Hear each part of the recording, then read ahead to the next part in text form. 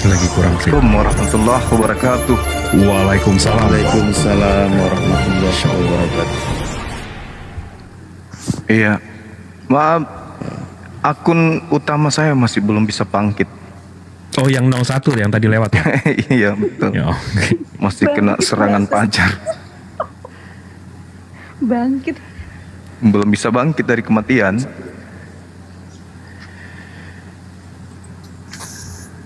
Gimana, Bang Zuma kabarnya? Alhamdulillah.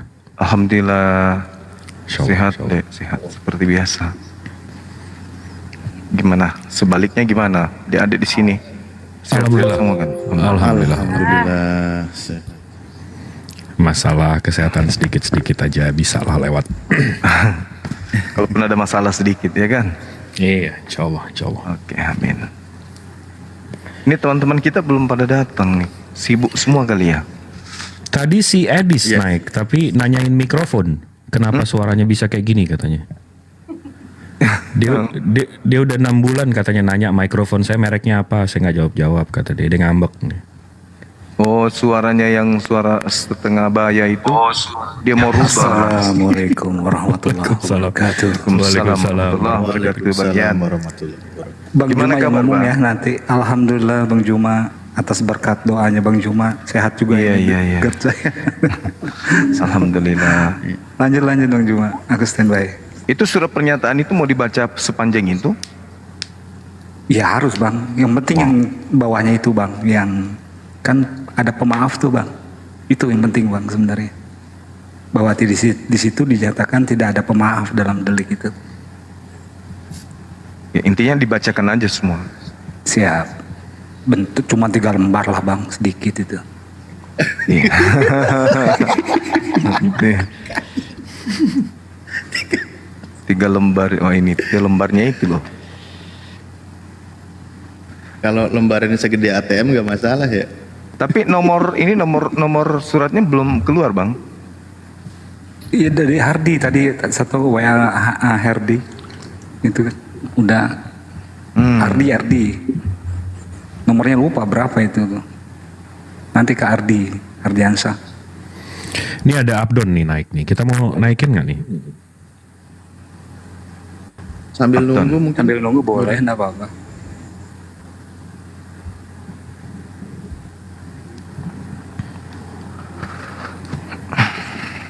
Malam semuanya. Selamat malam Bang Abdon. Gimana kabarnya Bang? Sehat Bang? Kabar sehat, kabar baik. Assalamualaikum warahmatullahi wabarakatuh. Waalaikumsalam. Assalamualaikum. Assalamualaikum warahmatullahi wabarakatuh. Waalaikumsalam Juma, warahmatullahi wabarakatuh. Bang Yas, Bang Alayubi, Ustadz Alif, Ustadz Apologit Islam Indonesia dan Ustazah Noni, Nona Cepi. Ya.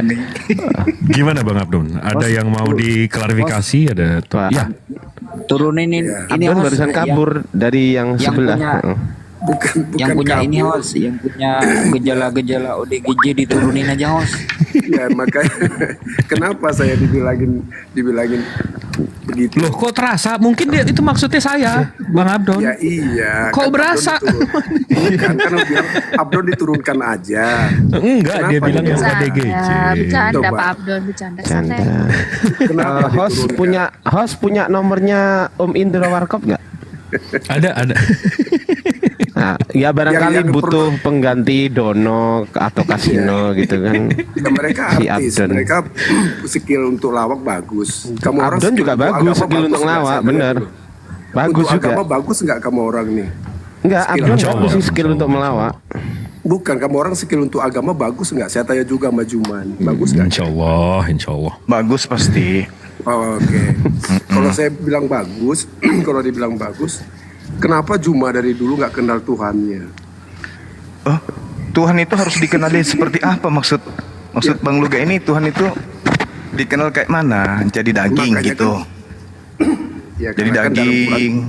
Gini, gitu. dalam Quran 733 Wish. diharamkan membicarakan Allah. Gajian. Dia nggak berani ditanya guru nggak? Kajiannya wah, luar Oh, biasa. dari dulu. Ya kalau si Juma dari dulu banyak nanya sama saya. Kajiannya luar biasa Gini. ini. Jadi diharamkan membicarakan Allah yang tidak diketahui. Itu kan pasti. Kenapa selalu membicarakan Allah padahal kamu nggak mengetahui? Begitu. Itu Quran loh yang ngomong. Oh, Oke. iya. Coba jawab dulu. Ya sudah, jangan kalau lele begitu aja. kita tidak usah bahas Allah kalau gitu. Karena kita Makanya nggak kamu supaya mengetahui. nggak. Iya, makanya kamu harus ikut Injil. Ya, Kan ya gitu. sudah, kita bahas Bible. Sekarang yang menciptakan tangannya Yesus siapa? Dan kakinya. Yesus itu apa? Bukan itu pertanyaan saya. Saya Bukan, tanya Yesus itu siapa? kan pertanyaanmu kuasa itu. Siapa Yesus yang itu apa? menciptakan kaki dan tangannya Yesus? Yesus itu siapa? Yesus Kamu itu aja nggak Tuhanmu. kenal. Tuhanmu. Ya, Yesus itu siapa? Itu Tuhan itu apa? dewamu, Tuhan itu dewa, apa? Kamu dewamu. Tuhan itu apa artinya? Itu kan mulai. Tuhan itu apa artinya? Coba lihat caranya berdiskusi. Makanya kamu diharamkan cuma. Kamu Ya nggak makanya kenal kita tidak Tuhan. bahas Allah, yang kita bahas Tuhanmu. Makanya kamu diharamkan. Kamu bicara Tuhan. Ya kita bahas Tuhanmu, sembahanmu, Apa? Dewa Yesus. Makanya Makanya saya jangan tanya, bicara Tuhan kalau kamu yang nggak kenal Tuhan. menciptakan Kamu haram. tangannya Yesus dan kakinya Kamu sudah siapa? haram. Kamu nggak kenal Nakal. Tuhan cuma. Memang nakal, kamu memang nakal. Kamu Ditanya apa, Quran jawabannya apa? 733. Loh, kenapa ini lari ke firman Al-Quran Allah. lagi? Karena kamu Katanya adalah menurut pengikutnya. pemahamanmu Allah tidak Gini. bisa ditanya. Nah sekarang saya tanya Quran Tuhanmu, 733. Dewa Yesus. Diharamkan membicarakan. Oke. Oke. Jangan dibicarakan berarti kita Diharamkan bicarakan Dewa membicarakan Yesus. Allah. Kamu diam. Kamu Dewa diam, saya ajarin. Yesus ditanya samamu, siapa yang menciptakan tangan dan kakinya Dewa Yesus? Gitu aja kok ribet. Gini, diharamkan bagimu membicarakan Ada. tentang Tuhan. Ya, siapa yang bicarakan Tuhan? Ini bicara Dewa, Kamu kan Dewa itu kan Tuhan Yesus. saya. Tuhan kamu tahu nggak? Itu Kamu Dewa nggak kenal Yesus Tuhan? yang kutanya, tangannya Kamu dan kenal kakinya Tuhan? siapa yang Kamu ciptakan? kenal Tuhan nggak? Ente, udah turunin aja deh. Nah, Apain kenal Tuhan orang kayak kan gini? haram Gak kau. nyambung. Gak Kau- nyambung. Mau sampai kapanpun orang kayak gini lebih baik bicara sama tikus. Gak nyambung. Dari dulu gitu-gitu aja kerjanya. Ditanya malah balik nanya dia. Ya, masalahnya dia nggak tahu mau jawab apa. Ketika ditanya tentang dewanya Yesus, bingung dia. Ini tangannya Yesus dan kakinya yang ciptakan siapa? Kalau ada yang menciptakan, berarti dia bukan dewa. Kalau dia menciptakan tangannya sendiri, bagaimana ceritanya tuh? Makanya bingung dia si Abdon. Abdon ke gereja aja deh seperti biasa, cari pendeta. Nah, ingat jarinya, ya.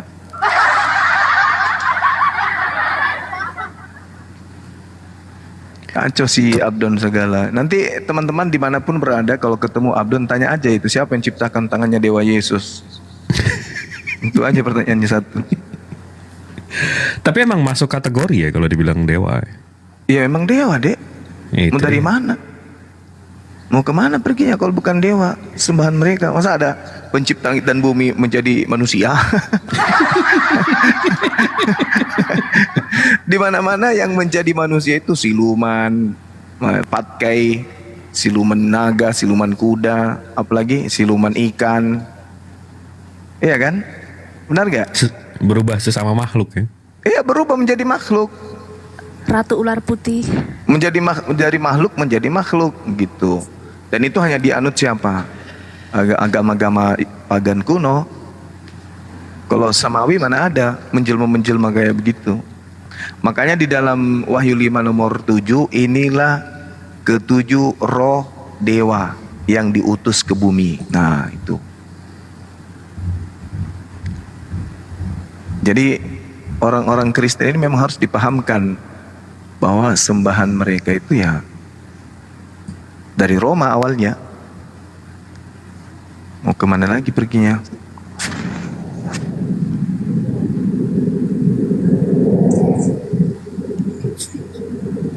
Tapi dia mungkin nggak baca itu Bang Al-Araf ayat 33 surat 7 ayat 33 itu mungkin dia nggak baca itu narasi dia sama ayat itu agak lain Nggak berbeda. usah ke situ Bang Jibril.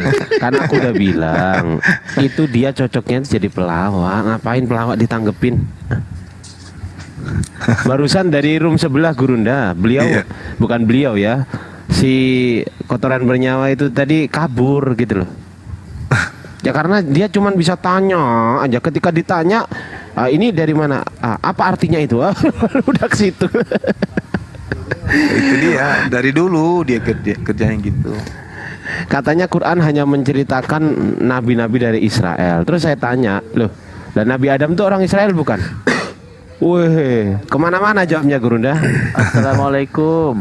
Waalaikumsalam. Waalaikumsalam. Lanjut. Izin bergabung. Siap. Ada yang mau disampaikan, Bang Wanruh? Silakan. Nyimak aja dulu. Ikut aja dulu. Waduh, kalau mau nyimak saya turunin di bawah aja Bang ya. Oh gitu. Heeh. Nanti Gua buka.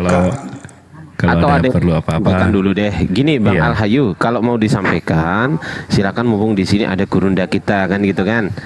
Nah, silakan mau disampaikan apa, setelah disampaikan kita izin menurunkan karena untuk memberikan slot kepada teman-teman yang lain gantian gitu maksudnya Bang Al-Hayu ya.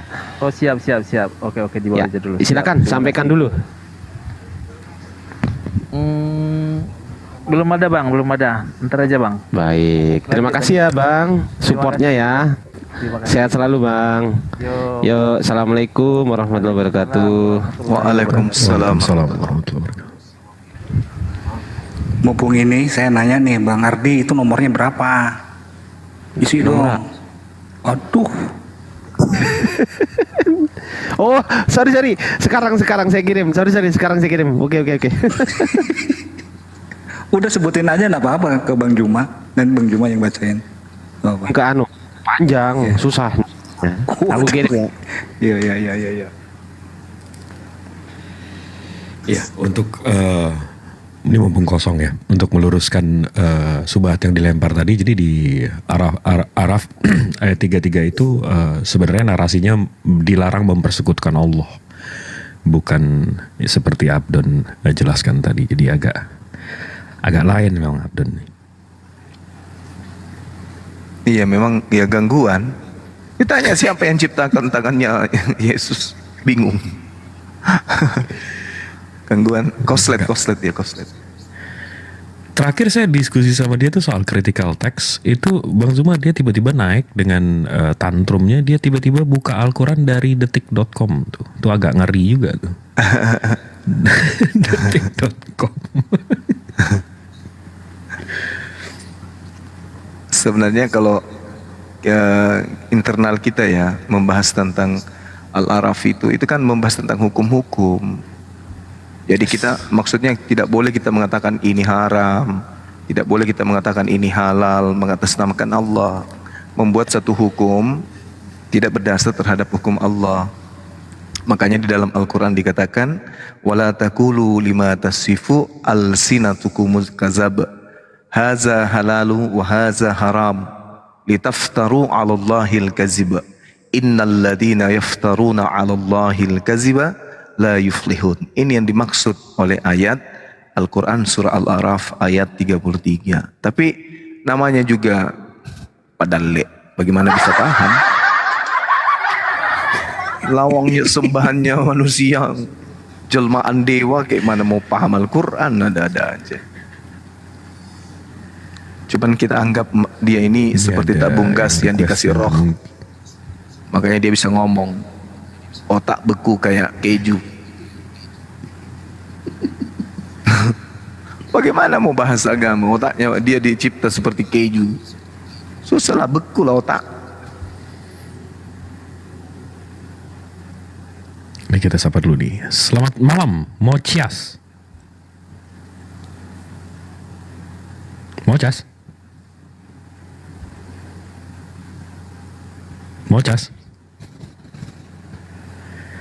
Oke, pengen jadi berhala rupanya.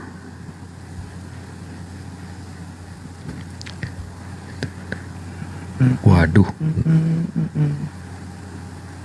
Ini kok namanya begini nih orang?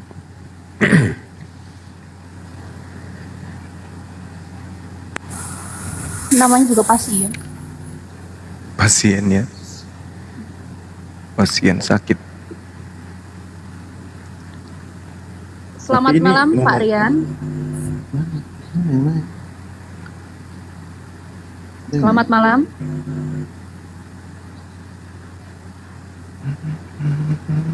Kenapa sih? Naik pada diem. Orangnya baru naik. Orangnya aja baru naik ya.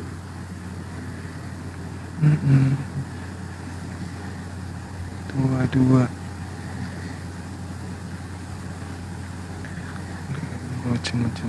Ngomong-ngomong, kalau pendeta Astaga. Gilbert diajak diskusi mau nggak ya? Nah itu dia sebenarnya kemarin, tujuannya itu dia kemarin. Tapi ternyata dia batalkan untuk datang ke Makassar. Oh dia batal datang ke Makassar. Iya batal. Andaikan tidak batal udah kejadian kemarin. Nggak datang, dia dibatalkan. Penolakan ormas banyak, penolakan. Tapi sekiranya kemarin tetap ngotot datang untuk melawan semua keinginan, kesepakatan ormas-ormas Islam, tetap aja datang, maka kita adakan debat dialog langsung di rumah jabatan wali kota. Tapi ternyata beliau batalin. Ya sudahlah. Berarti laporan kita kan tetap berlangsung. Iya. Laporan tidak pernah Juga nyalinya. tidak kita hentikan laporan. Teman-teman tadi MUI juga menyatakan sikap Sulsel itu tetap akan dilanjutkan laporannya, prosesnya.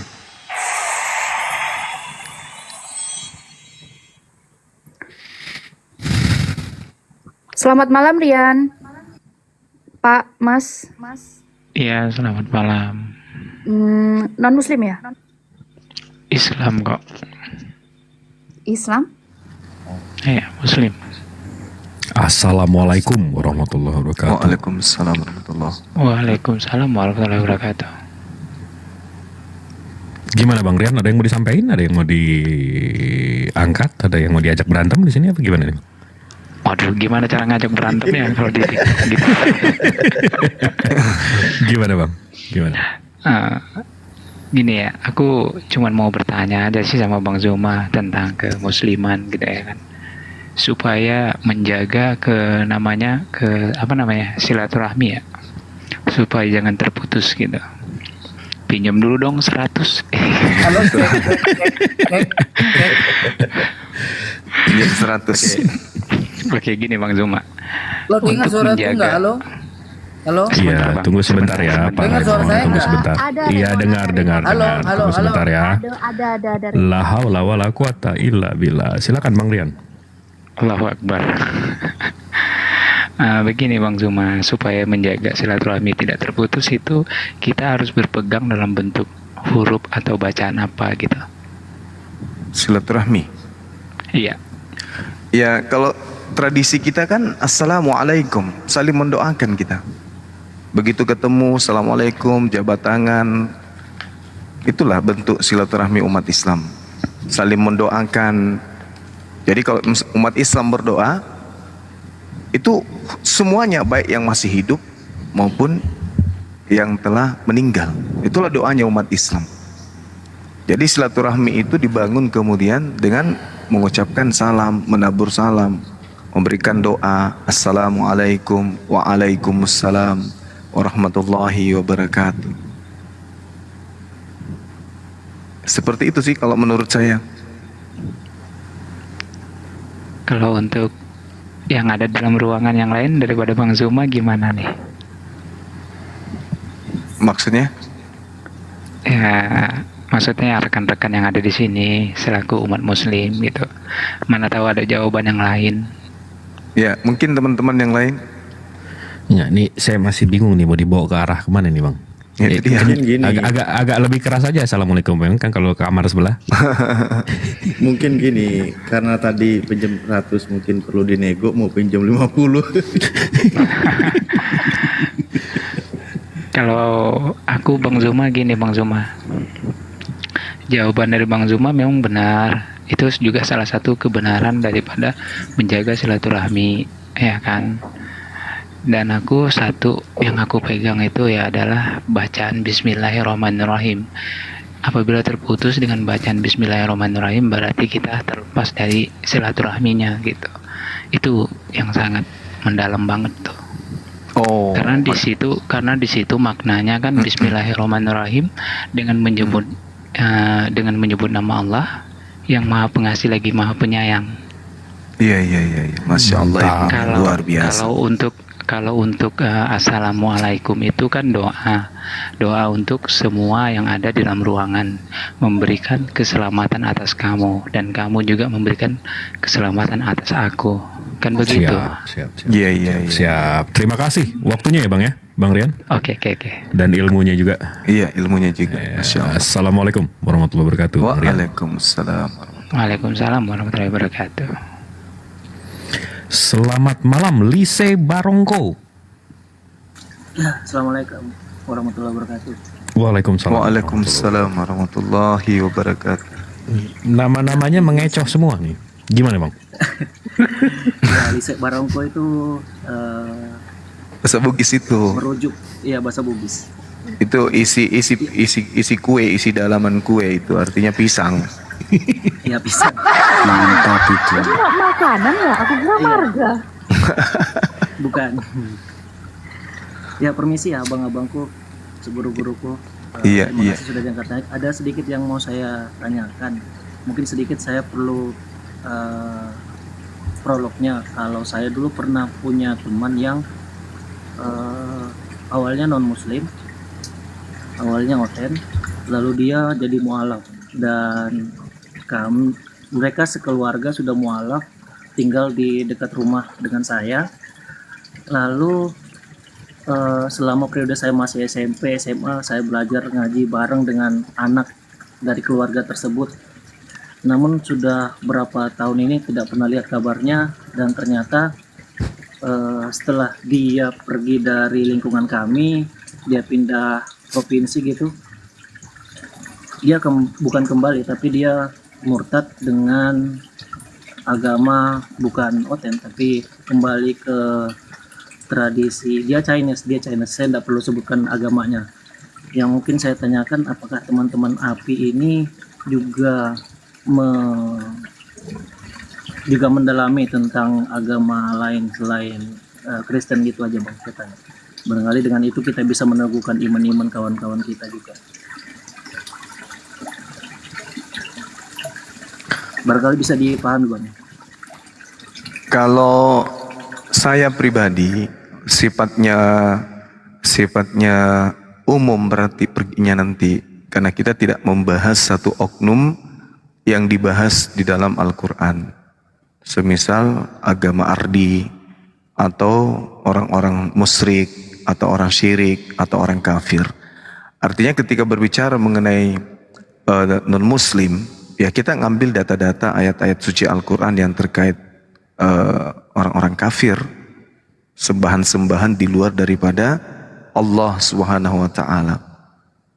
Itu ada sih seperti itu. Nah, kalau misalnya, karena saya juga pernah belajar tentang kitab Veda, kalau misalnya itu asalnya dari sana, ya bisa saja kita sharing. Tapi jelas agamanya apa, nanti kita kemudian menjabarkan kepada mereka berdasar terhadap apa yang ada di kitab mereka. Dan itu saya pun pernah berdiskusi beberapa tahun yang lalu dengan orang Hindu, ya bahkan orang Buddha. Ada oknum-oknum tertentu yang memang mereka sendiri mengakui bahwa ini ciri khasnya, indikasinya justru merujuk kepada sifat-sifat yang melekat pada diri baginda Rasulullah Muhammad SAW. Kenapa kemudian ini tidak terjabar begitu sama seperti Bible? Dikarenakan kitab mereka itu tidak masuk ke dalam zona Islam. Berbeda dengan Kristen, kitabnya itu memang betul-betul masuk ke Islam. Bahkan sampul kitab mereka itu sengaja mereka gunakan istilah Islam.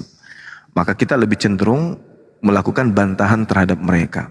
Dan memang Al-Quran lagi-lagi membahas tentang Nabi yang datang ke tengah-tengah Bani Israel.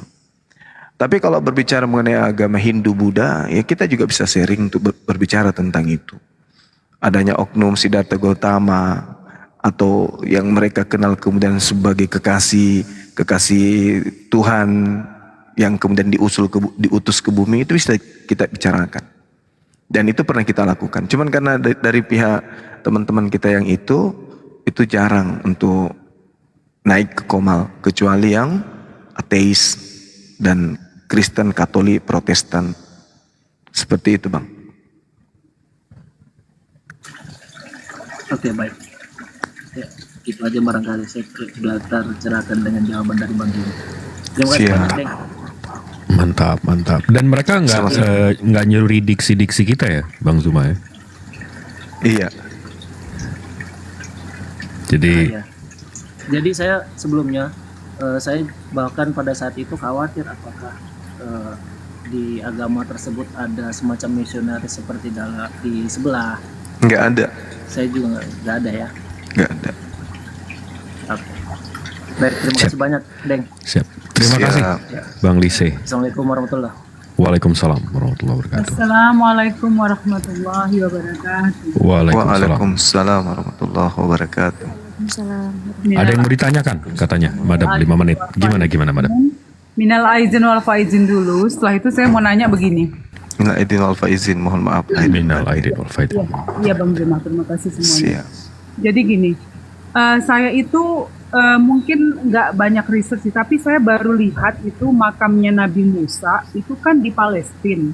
Pertanyaan saya, makam Nabi Musa itu kan bertuliskan Islam ya, jadi saya kepengen tahu bagaimana pendapat Kristen dan Yahudi tentang makam itu, apakah mereka mengakuinya? Makam apa ini? Sorry, nggak dengar tadi. Makam Nabi Musa yang ada di Palestina. Zuma. Kan maksudnya gini, kan ada makam Nabi Musa di Palestina ya, di Palestina. Nah, pertanyaan Madam adalah kan Nabi Musa itu juga ada di kitabnya Yahudi dan di Kristen. Nah, apakah mereka juga mengakui, karena kan di situ jelas itu belong to Islam ya, kepunyaan Islam kan Nabi Musa kan ada itu masjid gitu ya, kayak masjid. Jadi pertanyaan saya, apakah mereka juga mengklaim itu Nabi Musa yang mereka percaya? Penasaran saya gitu loh. Mungkin teman-teman bisa jawab. Kalau kita merujuk kepada catatan ulangan 34 nomor 6, kelihatannya mereka nggak percaya kalau itu makamnya Nabi Musa. Karena di ulangan 34 nomor 6 itu dikatakan Nabi Musa dikuburkan di suatu lembah di tanah Moab, di tentangan Berfor, dan tidak ada orang yang tahu kuburnya sampai hari ini. Di situ. Begitu juga Kristen ya Bang Juma? Kelihatannya iya. Karena mereka menggunakan kitab ulangan itu. Iya. Karena saya penasaran, karena kan Nabi Musa gitu ya. Terus kan kita ada kitabnya dan itu berbahasa. Maksudnya kita kan memang itu kepunyaan Islam gitu. Jadi saya penasaran, apa ya pendapat mereka ya tentang ini? Itu makanya saya tanya. Dan saya waktu cari-cari sedikit gitu kemarin kok nggak ketemu-ketemu ya. Oh, jadi mereka nggak percaya lah ya ceritanya. Iya. Mungkin saja. Kalau saya katakan, kalau berdasar terhadap Bible, dalam hal ini Perjanjian Lama Septuaginta yang diterjemahkan ke Indonesia, maka catatannya yang di sana dikatakan tidak ada yang tahu kubur Nabi Musa sampai hari ini.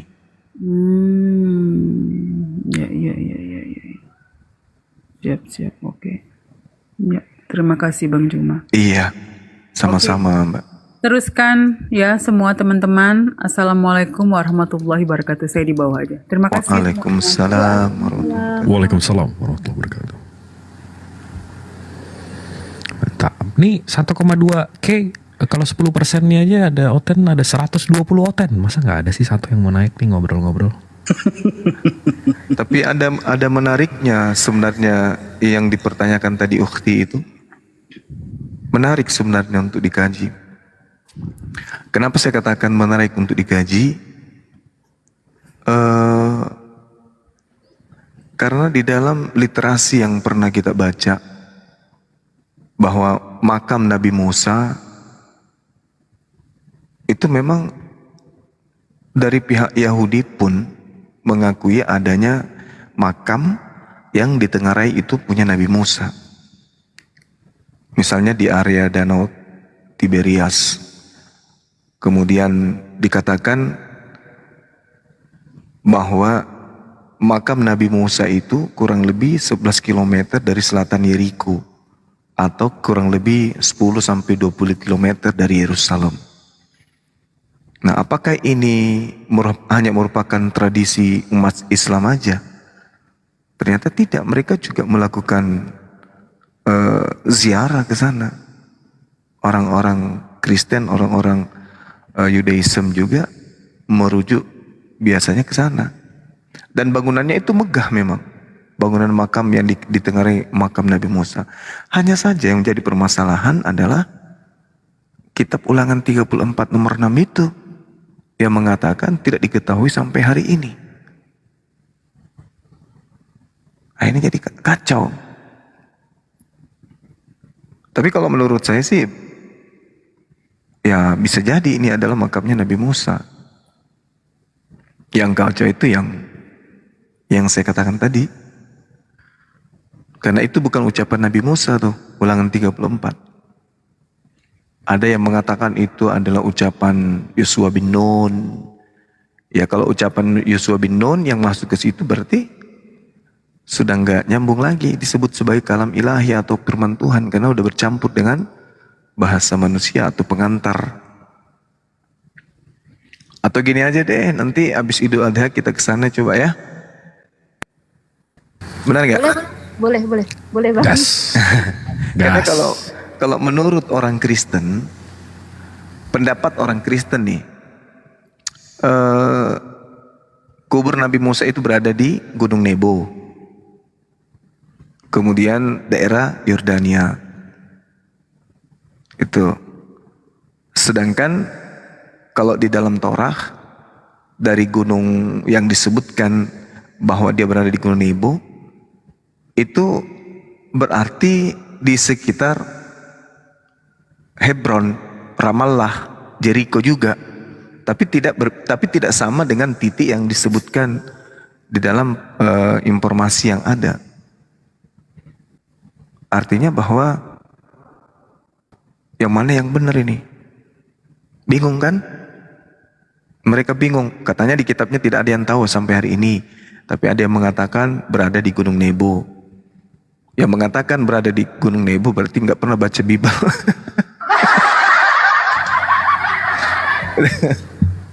Mengada-ngada berarti. Tadi itu di Keluaran 34 nomor 6 ya? 34 nomor 6 dek. Ulangan. Iya. Coba dicek di sana, benar nggak? Betul. It says Moses' burial place was unknown, jadi nggak diketahui. Ah, itu dia. Betul. Ini Bang Handi malah Bang Handi nggak kesini dia. Bang Belum Hadi ada. lagi sama Pendeta Henry Tan bahas itulah masih perpuluhan. Waduh. Tapi kalau saya lihat dari museum dari Islamic Art itu ada makam of Nabi Musa, itu 24 km dari Yerusalem dan 7 km dari Jericho. Tempatnya indah sih, tempatnya sepertinya menarik. Itu versi Muslim ya, yang di Jericho itu. Yes. Oh, versi Kristen kan di samping Aman kan di Gunung Nebo, 40 km dari Aman. Itu referensinya dari mana ya kira-kira? Bisa tahu di itu? Berdasarkan Alkitab atau prediksi ya? Kalau yang ini dari zaman Ottoman Empire, makam Nabi Musanya. Termasuk nomor 1 yang paling besar, struktur kompleks di Palestina. Kurang lebih 5.000 square meter. Waalaikumsalam. Waalaikumsalam. Ini dari 1.300 ini Pak Ferdinand nggak dibawa ya? Nyimak aja mungkin, nyimak. Lagi baca Lukas 1. Amos. Ya Tuhan, Pak Ferdinand. Naiklah kalau di bawah. Morales, wih namanya.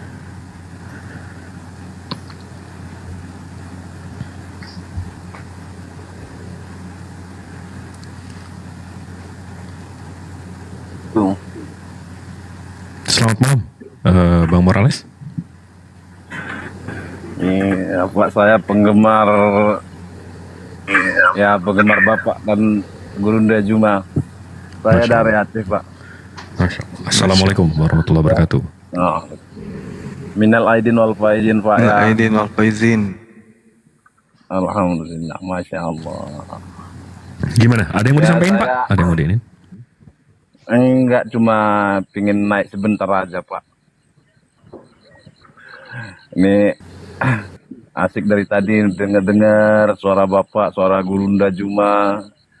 Ya, izin Pak ya, pokoknya ilmunya udah sedikit banyak, udah ada saya serap, Pak.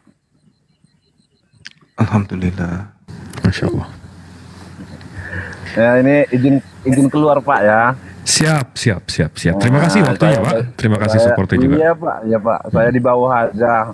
Siap. Sambil- Ya, terima kasih Pak. Assalamualaikum Pak. Waalaikumsalam. Waalaikumsalam warahmatullahi wabarakatuh. Assalamualaikum Bang Handi. Waalaikumsalam warahmatullahi wabarakatuh. Maaf pakai HP yang satu. Karena HP yang satu terlanjur live. Oh, Waduh. iya. Suaranya agak lain. Iya, makanya ini biasa lah. Ini bahas. Gimana Bang Andi, sehat? Alhamdulillah sehat Pak Yan. Alhamdulillah. Minal aidin wal faizin Bang Andi. Ya, catatan yang sama maaf lahir batin itu. Abang harusnya sungkem lah ke saya Bang. Yang lebih muda ke yang lebih tua Sudah diwakili oleh Sudilbat sungkem ke Pak JK udah diwakili. Siap. Lanjut Bang Andi. Jadi informasi terakhir ada 2 LP masuk di Polda Metro Jaya. Salah satunya itu LP-nya Farhat Abad sendiri yang LP kan. Beliau yang pelapornya di Polda Metro. Siapa yang melaporkan, Bang? Farhat Abbas.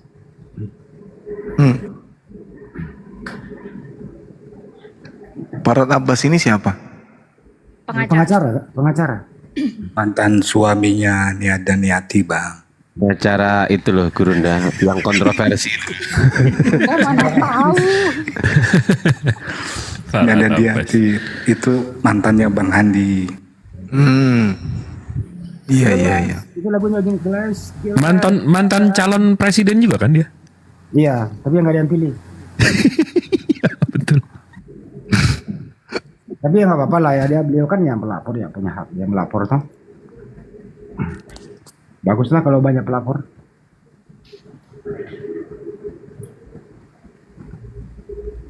Bang udah buka belum Bang Andi yang di WA tuh di grup? Belum. Aku baru nyampe dari Jakarta. Iya salah Bang, belum lah. Habis ngecor saya Bang, masih ini aja kotor, masih baju pakai penuh semen nih. Siap Bang. Ya supaya ini nanti Bang Juma lah. Itu nomornya udah tuh Bang Juma. Iya, siap. Apa sih di grup? Aku coba lihat. Selamat malam, Pak Seno. Selamat malam, Mas. Iya, Muslim, non-Muslim? Bang? Alhamdulillah Muslim. Masya Allah. Assalamualaikum warahmatullahi wabarakatuh. Ada ya. Waalaikumsalam warahmatullahi wabarakatuh. Ya, silakan Bang, kalau ada yang mau disampaikan. Minal aidin wal faizin. Saya boleh bertanya satu hal Minal Bang Zuma aidin ya? wal faizin. Iya, gimana Bang? Begini Bang Zuma, saya selama ini itu sudah mendengarkan apa namanya diskusi Bang Zuma dengan Oten, kira-kira mungkin udah hampir setahun ya. Saya itu terus itu setiap hari saya dengerin sambil saya kebetulan jadi driver online gitu. Berarti Jadi sudah pada bisa saat bilang potong- nenekmu kiper Bang, udah bisa? Oh bisa banget. Oh iya, bagus. Terus sampai saya hafal Matius 7 ayat 15 sampai 23 ya kan. Wes keren.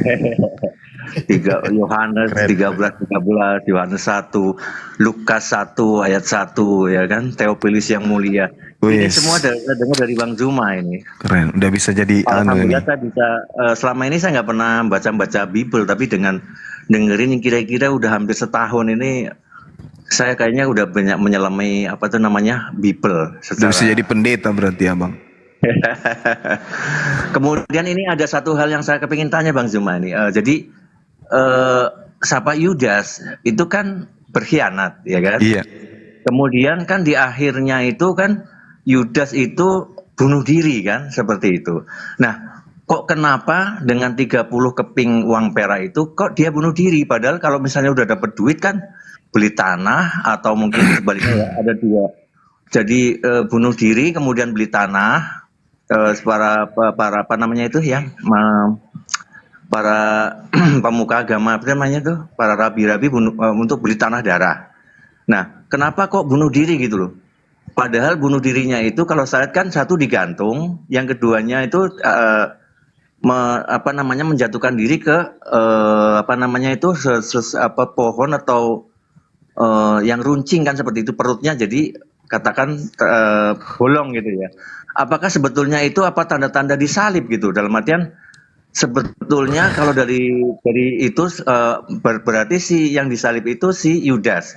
Satu, yang keduanya gini loh. Kenapa sudah dapat duit kok malah bunuh diri gitu? Kalau misalnya udah banyak duit kan itu mungkin nikah lagi atau apa gitu, kok malah bunuh diri gitu setelah berkhianat gitu, dapat uang kok malah bunuh diri gitu. Apa ada indikasi seperti itu Bang Zuma? Kalau kita lihat sederhana aja sih sebenarnya. Dengan ini kan cerita-cerita yang dibangun di dalam Bible ini kan cerita yang muncul belakangan. Benar nggak? Harusnya pola penakaran untuk mengukur penyaliban ini kebenaran atau kesesatan, maka yang harus jadi pola itu adalah kitab sebelumnya. Apa yang diceritakan kitab sebelumnya terkait dengan tragedi ini? Tragedi ini bercerita tentang apa? Penyaliban, pembunuhan, itu bercerita tentang apa? Di dalam apa yang sudah tertulis. Sebab setelah tragedi, siapapun bisa menulis dengan mengatakan ini penyalibannya dikarena harta warisan, ini disalibkan karena dosa warisan, ini disalibkan karena istri warisan, ini disalibkan karena ada rebutan harta dan sebagainya. Bisa, siapapun boleh bernarasi. Maka patokannya kemudian adalah catatan-catatan yang ada sebelum kejadian yang menentukan apa sih sebenarnya tragedi ini. Apakah memang sudah disinggung sebelum kejadian, sudah diceritakan atau gimana? Itu dulu poinnya. Kemudian kita jangan mengambil kesimpulan. Kita ambil apa yang menjadi literasi internal gereja yang mereka sengaja melupakan. Coba Dinda Jibri boleh nggak buka kamera? Kita buktikan bahwa yang disalib itu adalah Yudas. Jadi kita nggak perlu terlalu banyak bernarasi. Buka Matius 27 nomor 5, kitab Sabda, Alkitab Sabda paralel. Jelas di situ. Sambil menunggu beliau, kita lihat pula catatan yang ada. Apa yang disalib? Yudas, Sabar Mbak, sabar. Begitu juga cerita yang diinformasikan dua wartawan yang berbeda. Ajar kau. Dua wartawan yang berbeda ini menceritakan narasi yang berbeda dan sangat-sangat mencolok.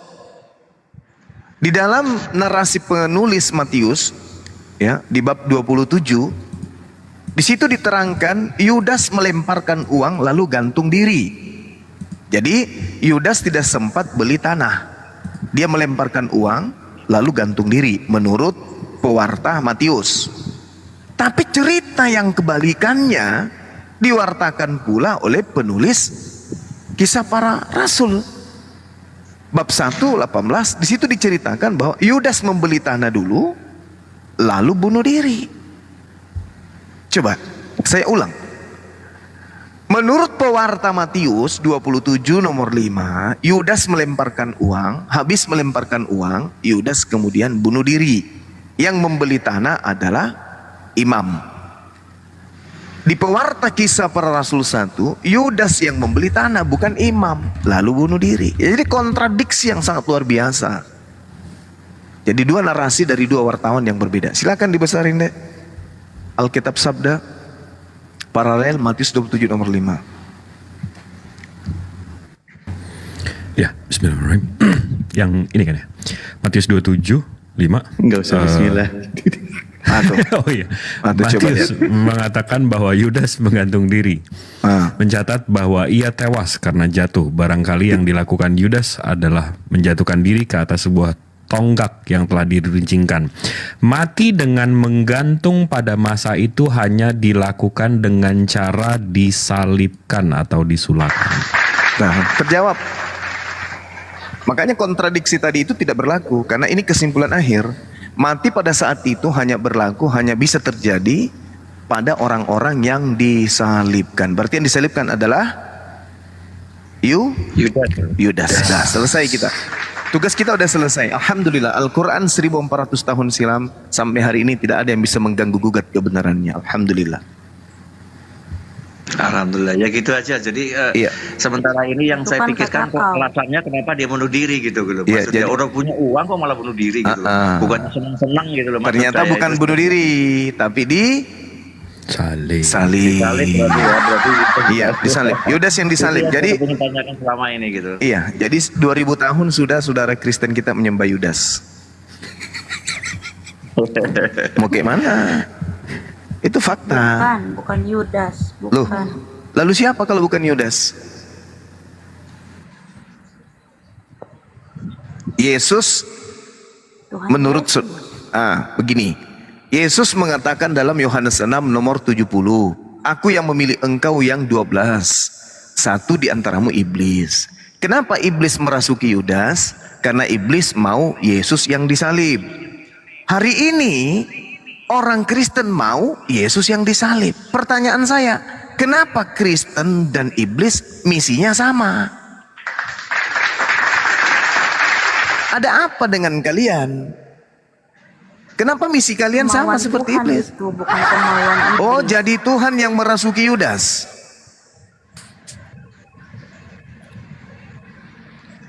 Jediar. Kalau saya jadi Kristen, saya malu. Bawa-bawa Yudas. Loh, Yudas itu kata Yesus, orang yang berkhianat kepadaku adalah lebih baik apabila ia tidak usah dilahirkan. Ayo. Kan Yesus mengatakan tuh, Yohanes 6:70. Jelas kan? Bukankah aku yang memilih engkau yang 12, tapi satu di antaramu adalah iblis. Iblis ini Yudas, sang pengkhianat. Nah, iblis mau Yesus disalibkan, Kristen mau agar Yesus disalibkan. Bedanya antara iblis dan Kristen apa?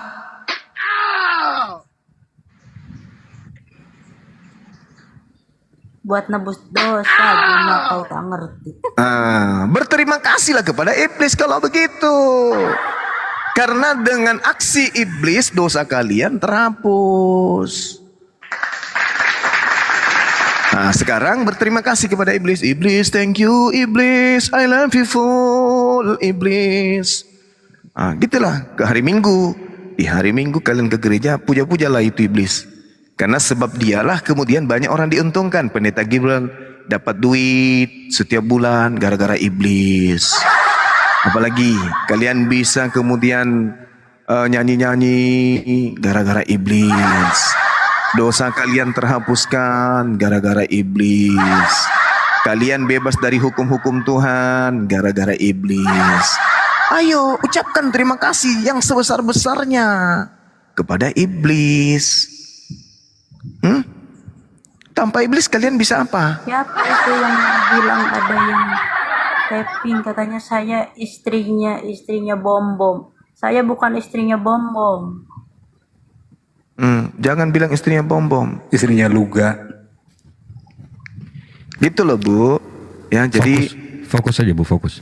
Iya, jadi Islam itu datang diutus kemudian Nabi Muhammad untuk menyadarkan kalian yang terjebak di dalam lingkaran ajaran setan. Itu yang ibu harus pahami. Maka ketika kemudian Nabi Isa alaihissalam datang, Kita tidak terjebak, tidak. jadi apa dan?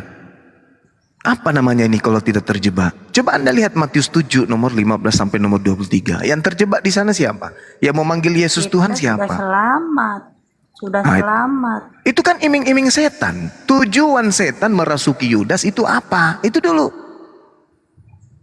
agar Yesus disalibkan, agar nanti muncul. Ngajar kau Jum. Loh, kok jadi saya kurang ajar? Justru saya banyak mengajar kok dibilang kurang ajar. 24 jam saya mengajar kok dibilang kurang ajar. Waktu saya udah habis untuk mengajar, kok dibilang kurang ajar sih? Yang kurang ajar itu pendeta, karena dia cuma mengajar di dalam gereja. Coba dia tampil kayak Bang Zuma, dia banyak ajar, dia kurang ajar. Yang banyak ajar itu Bang Zuma dan apologet. Kalau dia hanya mengajar hari Ahad, hari Minggu, pas perpuluhan aja. Makanya pendeta Gilbert itu kurang ajar. Maksudnya jam terbangnya kurang. Saya tuh udah banyak kali, Bu. Bayangkan dari tadi malam saya tidur habis sholat subuh. Bangun lagi sebelum sholat zuhur, beraktivitas. Habis sholat zuhur saya mengajar lagi. Saya kebanyakan ajar, bukan kurang ajar ini. Makanya banyak yang mu'allaf, alhamdulillah. Gitu loh Ibu. Jadi tujuan iblis merasuki Yudas itu apa rupanya? Mana yang mu'alaf mana? Coba, tujuan iblis merasuki Yudas apa? Yudas gak ada. Ibu, tujuan iblis merasuki Yudas apa? Agar Yesus disalib atau agar Yesus tidak disalib?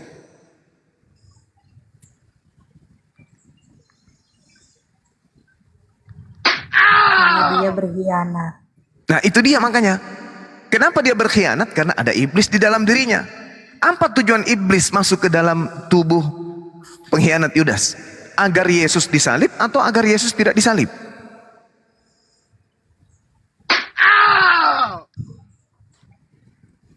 Bu? Agar disalib nebus dosa.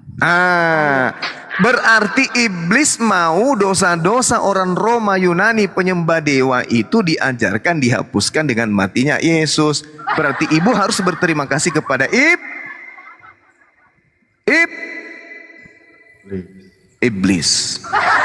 Makanya kitab suci Al-Quran mengatakan wa kanal kafiru ala rabbihi zahira, dan adalah orang-orang kafir penolong-penolong iblis di dalam durhaka kepada Tuhan pencipta langit dan bumi. Dah selesai kita.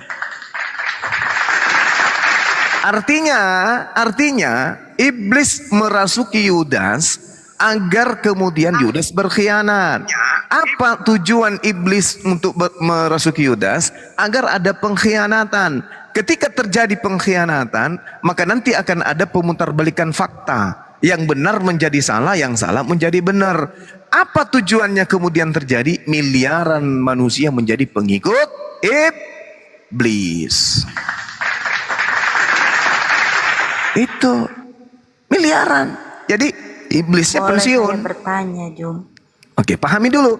Jadi tujuan daripada Yudas, iblis merasuki Yudas adalah agar Yesus disalibkan.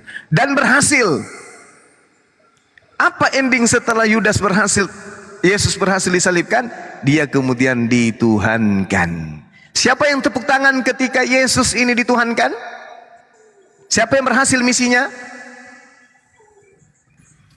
Kalau misi Tuhan kan jelas. Jangan kau membunuh orang yang tidak bersalah. Jangan kau membunuh orang yang benar. Keluaran 23 nomor 7. Itu misi Allah, itu misi Tuhan. Jangan kau membunuh. Jangan kau membunuh orang yang tidak bersalah. Jangan kau bunuh orang benar. Itu misi Allah kepada manusia. Manusia lalai. Justru manusia memenangkan kemudian misi iblis. Bunuhlah Yesus. Berhasil iblis. Nah, ketika kemudian Yesus berhasil disalibkan, siapa yang tepuk tangan? Bu? Ibu? Bu? Kita lah. Nah, ibu dan iblis tepuk tangan. Bagus. Makasih. Padahal pembunuhan terhadap Yesus dikunci mati oleh Allah di dalam Al-Quran. Dan juga Elaha di dalam Amsal 6 nomor 16. 6 perkara yang dibenci oleh Allah, oleh Tuhan, oleh Elohim. Yaitu bahkan 7 kekejian dalam hatinya, yaitu menumpahkan darah orang yang tidak bersalah. Berarti pembunuhan terhadap Yesus, orang yang tak bersalah, ini adalah kekejian, hal yang dibenci oleh Tuhan. Tapi itu adalah merupakan justru hal yang disenangi iblis. Nah, Kristen di mana posisinya? Ikut kepada Allah, Tuhan, atau ikut kepada iblis? Ternyata Kristennya ikut kepada iblis.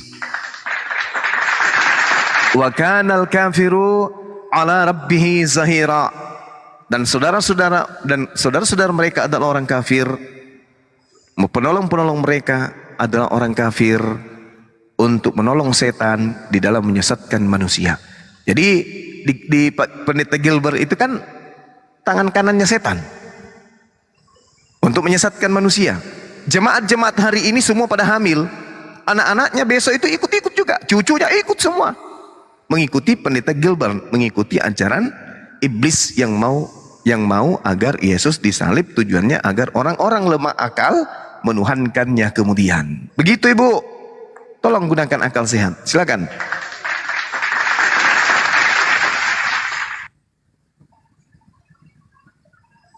Tanya ya, Jom, tanya ya. Iya, silakan.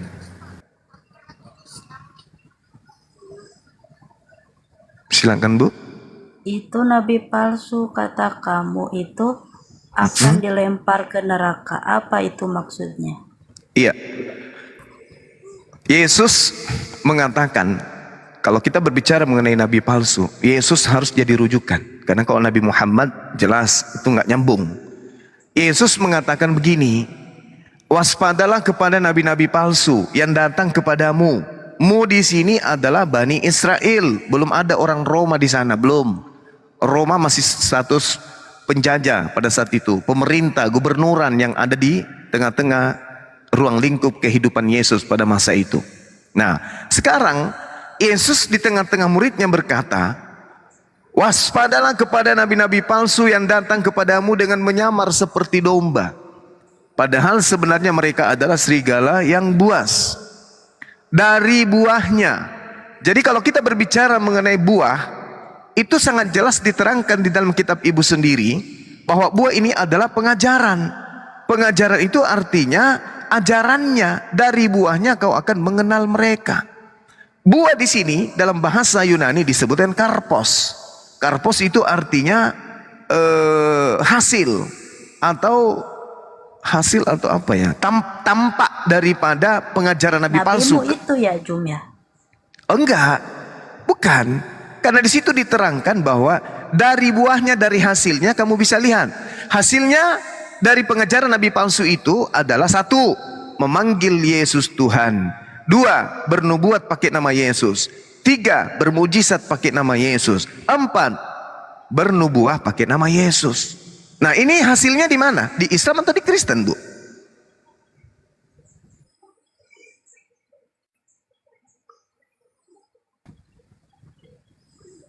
Kristen manggil Yesus Tuhan. Ah, berarti buah-buah nabi palsu di mana? Di Islam atau di Kristen?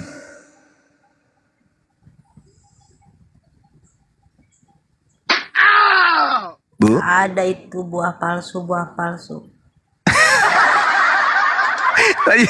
Baca Matius 7 nomor 15 sampai nomor 23. Waspadalah kepada nabi palsu, dari hasil ajarannya kamu bisa melihat dia. Dalam bahasa Yunaninya, hasil di sana diterangkan dengan kata karpos. Dari hasil dari nabi palsu itu, pengikutnya satu, memanggil aku Tuhan, mengusir setan pakai namaku, bernubuat pakai namaku, bermujizat pakai namaku. Itulah tanda hasil nabi palsu, dan itu hanya ada di Kristen yang diajarkan Pendeta Gilbert. Mau ke mana? Kita mau larikan ke Nabi Muhammad, tidak masuk. Kita mau memaksakan, tidak bisa. Karena kami umat Islam tidak pernah mengusir setan pakai nama Yesus, tidak pernah bermukjizat pakai nama Yesus, tidak pernah memanggil Yesus Tuhan. Pengajaran nabi palsu itu hanya ada di Kristen. Makanya tujuan iblis ini memang itu, untuk menyesatkan seluruh manusia. Makanya Yesus mengatakan, enyahlah daripadaku kalian semua pembuat kejahatan. Ketika orang Kristen seluruh dunia masuk ke dalam neraka, yang tepuk tangan siapa? Iblis. Karena memang iblis bersumpah untuk menyesatkan anak manusia. Berhasil iblisnya. Makanya dia merasuki Yudas supaya banyak manusia menuhankan oknum yang mati terkutuk di atas tiang salib ini. Datang Yesus membersihkan namanya. Enyahlah daripadaku, kalian semua adalah pembuat kejahatan.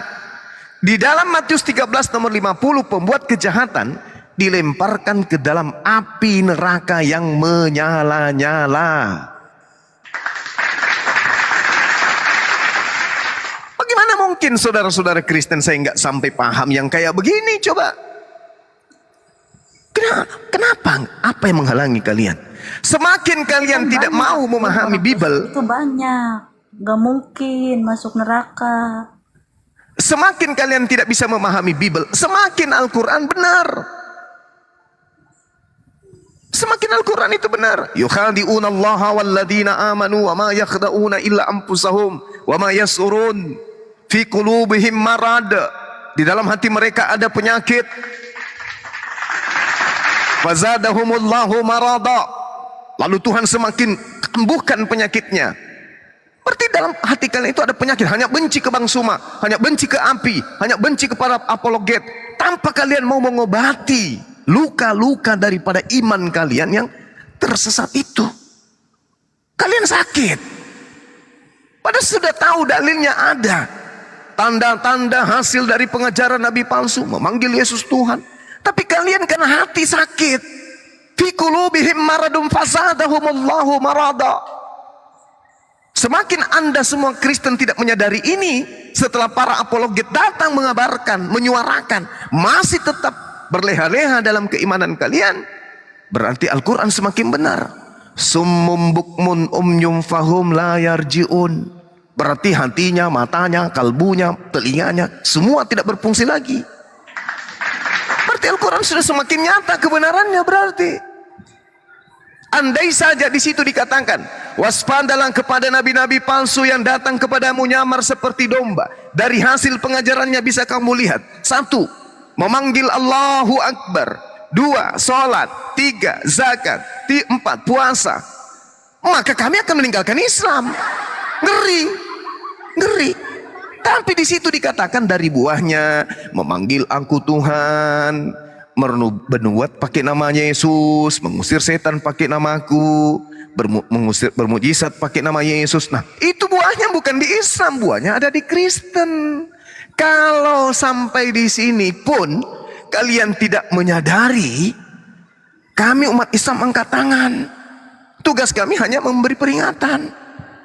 Jangan kami dibenci, tapi obati apa yang ada pada diri kalian. Sadari itu. Ini wujud rahmat. Wa ma arsalnaka illa rahmatan lil alamin. Islam datang sebagai rahmat. Bukti rahmatnya menyadarkan kalian. Kalau saya sih simple. Daripada ente bayar 10% tiap bulan, mending bayar 2,5% setahun. Sudah dijamin surga. Coba. Saya sederhana ibu. Daripada anda tiap bulan bayar perpuluhan, setahun berarti 120%. Tapi dijamin neraka. Mending di Islam. Setahun hanya 2,5%, tapi punya warisan surga Firdaus. Ayo, mana fungsinya otak sekarang? Di mana fungsinya logika sehat kita sekarang? Apa kedudukan dan perbedaan kita antara manusia dengan binatang sekarang? Kalau logika sehat kita sudah tidak berfungsi, berarti benarlah Al-Quran. Fi qulubihim marad, di hati kalian itu ada penyakit. Saya kira begitu, silakan.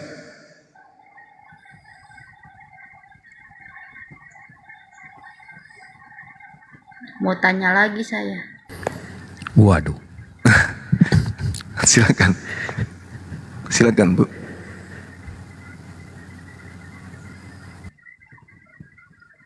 Bu. Kenapa itu Nabi Muhammad nikahnya sama anak kecil, Jum? Oke. Kenapa Nabi Muhammad nikahnya sama anak kecil? Apa yang salah kalau seorang menikah dengan anak kecil? Hukum apa yang dilanggar? Hukum negara? Hukum agama? Dalilnya mana? Hukum agama? Mana dalilnya? daripada seorang dewa masuk ke dalam rahim manusia yang perawan. Untuk sampai ke dunia dia harus merobek perawan manusia. Padahal kalau kita melihat ajaran-ajaran pagan yang lain tidak begitu amat. Coba, tidak begitu amat. Ini ada Tuhan, ada dewa iseng masuk ke dalam perut perawan. Habis itu dikoyak perawannya orang dari dalam. Untuk ngapain? Ngapain iseng kayak begitu?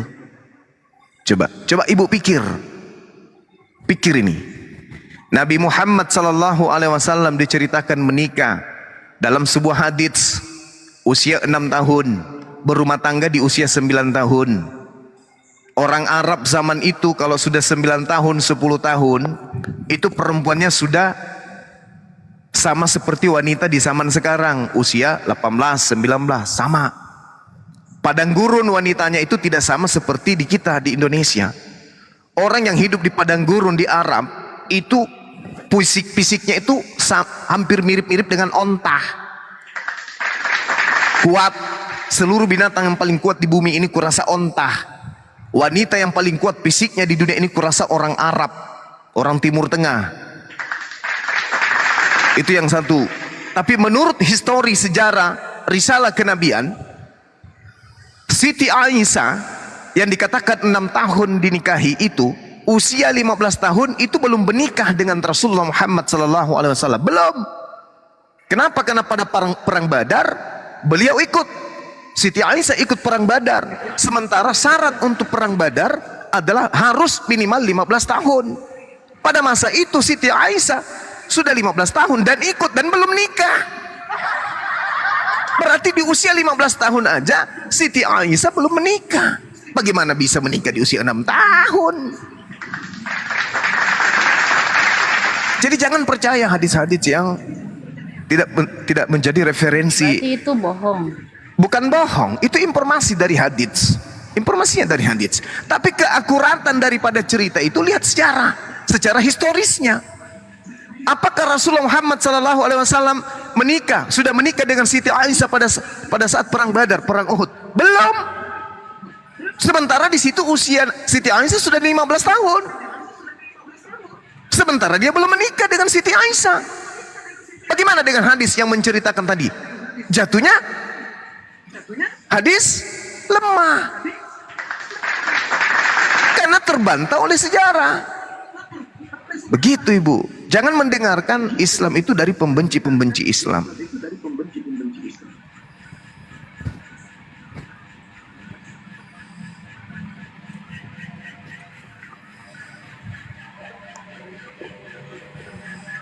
Katanya Ribka itu dinikahin 3 tahun. Gimana itu ceritanya? Nah, Kamu pasti tahu. Itu urusannya Katolik.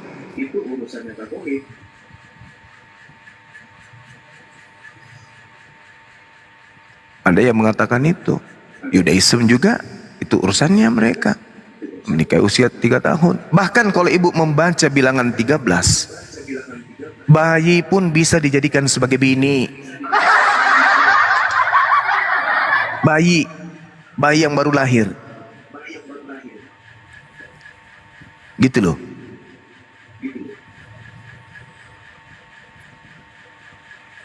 Gitu ya Bu ya. Bayi siapa? Siapapun bayinya. Siapapun bayi pada masa itu, kalau dia masih perawan, boleh dijadikan sebagai ayah.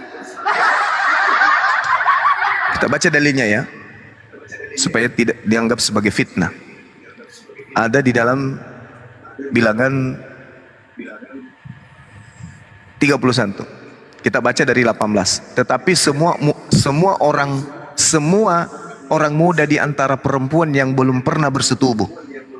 Nah, di data nomor 17 yang dikatakan, maka sekarang bunuhlah semua laki-laki di antara anak-anak mereka, dan juga semua perempuan yang pernah bersetubuh yang tidak perawan lagi, haruslah kau bunuh. Semua perempuan yang tidak perawan lagi harus kau bunuh. Tetapi semua gadis muda, anak muda, perempuan muda di antara perempuan yang belum pernah bersetubuh alias masih perawan, haruslah kamu biarkan hidup untukmu.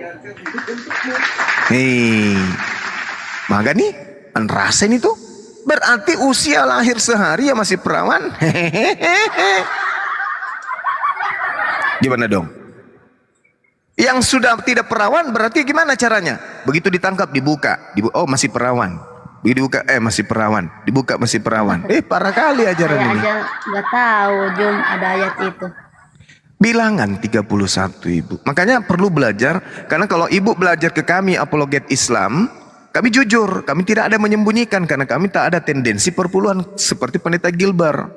Nah, dia sembunyikan semua data-data yang harusnya mereka buka, yang harusnya dia buka, dia sembunyikan. Karena kapan dia buka ini semua, maka lari jemaat. Kalau lari jemaat, mereka tidak bisa lagi sabu-sabu, minuman keras, main perempuan, tidak bisa lagi. Gilbert itu kan tersangkut kasus pencabulan adik ipar sendiri. Nggak dibahas Jum itu di gereja nggak membahas seperti itu Jum. Takut kalau dibahas jemaatnya pada kabur. Coba aja, berani nggak mereka bahas? Bagaimana kemudian orang ditemukan gereja di sekeliling halaman-halaman gereja di Eropa itu banyak bayi-bayi kemudian ditemukan, tulang-tulang bayi. Jangan-jangan mereka adalah korban semua? Barangkali. Barangkali. Kan tulang bayi banyak ditemukan. Gitu ibu. Masih ada bu? Sebelum kita menangis? Nanya lagi Jum. Ya boleh. Silakan bu. Kenapa itu Jum Nabi Muhammad harus menyuruh sedekah kepada yatim piatu sama miskin? Nah, harus. Itu juga ajaran di dalam kitabnya orang Yahudi. Karena bersedekah itu menghapuskan dosa. Bukan justru bunuh orang masuk dosa. Sedekah itu hapus dosa ibu. Ya, kita baca kemudian di dalam kitab Amsal, ya. Di Amsal 19 dikatakan begini. Siapa yang menaruh belas kasihan kepada orang miskin, itu sama halnya dia meminjamkan kepada Tuhan yang akan membalas perbuatan itu. Itu jelas itu. Jadi Al-Quran mengatakan barang siapa yang membelanjakan hartanya di jalan Allah alias bersedekah, maka Allah akan melipat gandakan kemudian pahalanya. Seperti yang diterangkan dalam Amsal 19 nomor 17. Begitu bu. Jadi harus membantu fakir miskin, orang-orang yang tidak punya. Makanya 2,5% itu diperuntukkan untuk diantaranya orang fakir, orang miskin, janda, mu'allaf, orang yang banyak utang, orang musafir. Tidak ada untuk imam. Berbeda dengan perpuluhan, itu hanya untuk imam Lewi. Karena di Indonesia tidak ada imam Lewi, maka semua yang 10% itu masuk ke kantongnya pendeta Gilbert. Makanya dia gendut. Gini nih Jum, dengerin ya. Ya, kenapa bu? Ya bagus bu, bagus. Terus? Katanya uang saya itu uang haram, soalnya saya kan rentenir Jum. Iya. Terus? Boleh nggak itu anak miskin, anak yatim itu dikasih uang saya?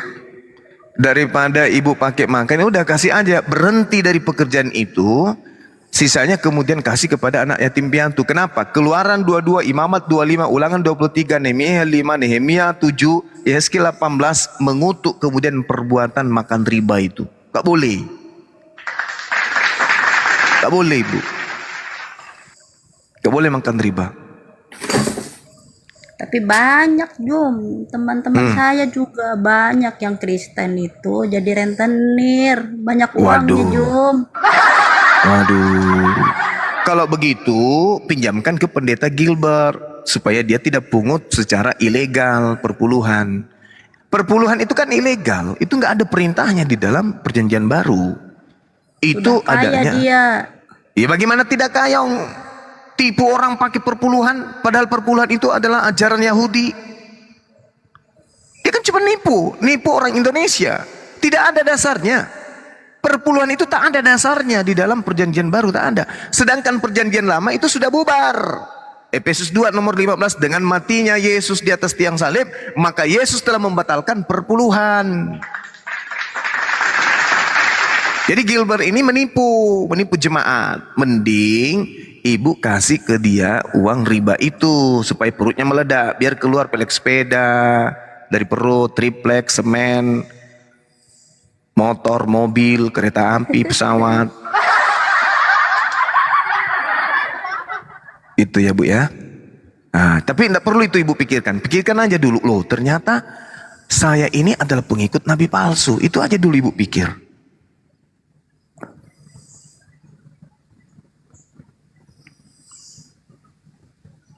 Jadi kalau misalnya ibu melihat ada kayak pendeta seperti Nanya lagi, Jum. Wih, bener asing gue tanya. Ya, apalagi Bu? Tanya sampai mualaf, Bu. Iya kalau mualaf, ya kalau masuk rumah sakit gimana?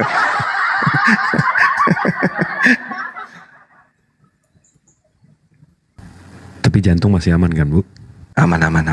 Tapi Ibu ini kayaknya dalam Udah nanti aja. lagi Saya ini nggak- Udah lagi tanya nantiannya. Gimana dong? berobat jalan kayaknya. Ibu dari sekte mana ibu kalau boleh tahu? Bu? Udah dijawab Bang Juma nggak ada Pak kan? Jum, Ya. Ibu dari sekte mana? Bu? Ibu dari Kristen apa, Bu? Ya, Kristen apa? Protestan. Prosetan? Cabang mana, Bu? Oh, Protestan atau apa tadi? Prosetan. Protestan. Maaf. Protestan ya Bu ya? Ibu? Ini siapa yang merukia ibunya diam-diam? Udah lah Jum, saya ngantuk nih.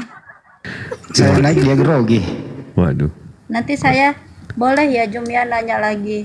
Boleh Bu, boleh. Maaf ya Bu ya kalau saya ada bercanda. Tapi intinya saya sayang sama ibu. Kami umat Islam menyayangi ibu semuanya. Ya Bu ya. Andaikan ibu ada di dekat saya nih, langsung ku peluk ibu, kurangkul ibu. Ya Jum, tapi jangan hina-hina Tuhan Yesus ya Jum ya. Lah, justru saya datang di sini untuk melepaskan hinaan Kristen terhadap Yesus. Ibu yang mengatakan tadi dia terkutuk, bukan aku loh. Jadi bukan saya menghina Yesus, Ibu. Nah, yang suka menghina Yesus itu yang di atasnya Ibu, namanya Bu Rasmi. Wah, paling jago dia tuh. Paling gigi tuh Bu Rasmi hina Yesus. Paling jago. Hina Yesus mana aku kau taruh? Nah, sekarang yang mati terkutuk siapa di atas tiang salib? Mau ngomong apa? Yang menghina Yesus itu kau Jum. Ya? Sekarang yang mati terkutuk di atas tiang salib siapa?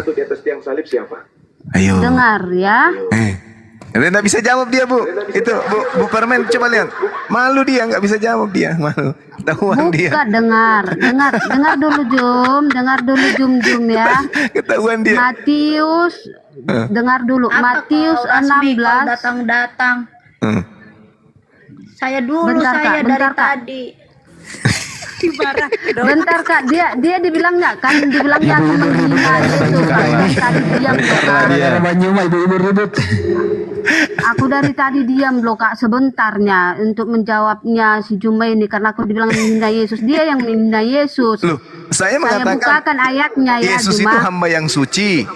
Jangan-jangan kamu suka ya sama si Juma Rasmi. Kamu suka ya? Kamu selalu ada di obrolnya si Juma ya. Waduh ribut ibu-ibu gara-gara baju mak nih. Kalau suka aku Mbak, udah syahadat aku Mbak. Tidak suka. Kami malah perang terus pun. Bang Juma duda ya Bang? Iya benar Bu, kok tahu? Iya duda, godain kakak Sakitnya. aja. Sakitnya itu pertanyaannya langsung di jantung. Mati meja. Bahasanya ibu saya suka. Kau ya Rasmi, kau diam dulu ya Rasmi. Ini kayak filmnya Roma Irama, Sundel Bolong. Kau ya Enggak Rasmi. tahu ya kakak, kami pertama kali aku debat sama dia maki-makian kak, anjing keparat gitu kak. udah cukup. Jadi aku takut dia dukanya kayak pendeta Gilbert kak, kurayu-rayu Nggak usah lah dia diulang. kak. Nggak usah diulang jadi juga. lembek dia. Jangan Rasmi, bakalan kau ada. itu jangan ngomong-ngomong kasar itu, tidak boleh Rasmi. Ya. Panas kak waktu itu kak, baru-baru masuk TikTok kan dengarnya gitu panas. Bukan gitu. panas waktu itu dia. Lama-lama saya pelajari. Ibu Permen. Oh, Waktu ini itu dia iblis nggak panas. kualat ini. Waktu itu dia masuk dia birahi. Waktu itu dia birahi, Bu. Coba aja tanya. Bu Resmi. Itu bang, pemberitahuan penderitaan Yesus ada itu 3 kali. Pemberitahuan pertama itu ada di Matius 16 ayat 21. Jadi ya di situ Yesus sudah memberitahukan kepada murid-muridnya dan kepada umat manusia yang mengikut dia pada saat itu, ya. Matius 16 ayat 21. Di situ dikatakan sejak waktu itu Yesus mulai menyatakan kepada murid-muridnya bahwa ia harus pergi ke Yerusalem dan menanggung banyak penderitaan dari Ini pihak sudah pernah tua-tua, dibahas. imam-imam kepala dan ahli-ahli Taurat, lalu dibunuh dan dibangkitkan pada hari ketiga. Rasmi, kamu Tritunggal ya Rasmi. Tritunggal Protestan kak, dua-duanya kak. Kok bisa begitu ya? Gini, aku dulu Katolik ya sama bapakku, aku Katolik, aku nikah Protestan. Aku bukan menjelek-jelekkan Protestan nih ya. Setelah aku jalani Protestan, walaupun aku masih Protestan sekarang, ya, aku masih Protestan sekarang ya, karena susah lagi balik ke Katolik tuh ya kan. Tapi kalau menurut aku Perpuluhannya mahal. pribadi, kayaknya lebih enak di Katolik gitu. Perpuluhannya mahal Jadi yang mungkin. Protestan jangan protes karena aku sudah masuk gitu kan. Yang protes siapa?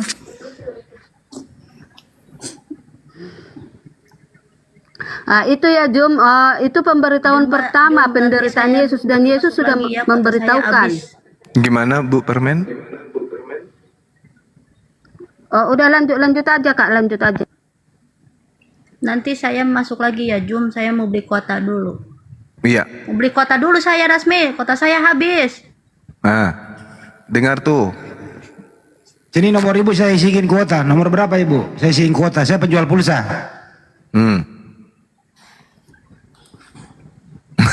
Saya isi paketan. Mau Tidak pakai usah, harian, Bang. mingguan, apa bulanan? Saya juga penjual kuota, tunggu saya lewat saya. Katanya Udah, tadi kakak aja lo, rentenir. kakak aja lo, aku turun aja kak. Aku turun aja kakak. Ibu katanya rentenir. Ngapain beli kota?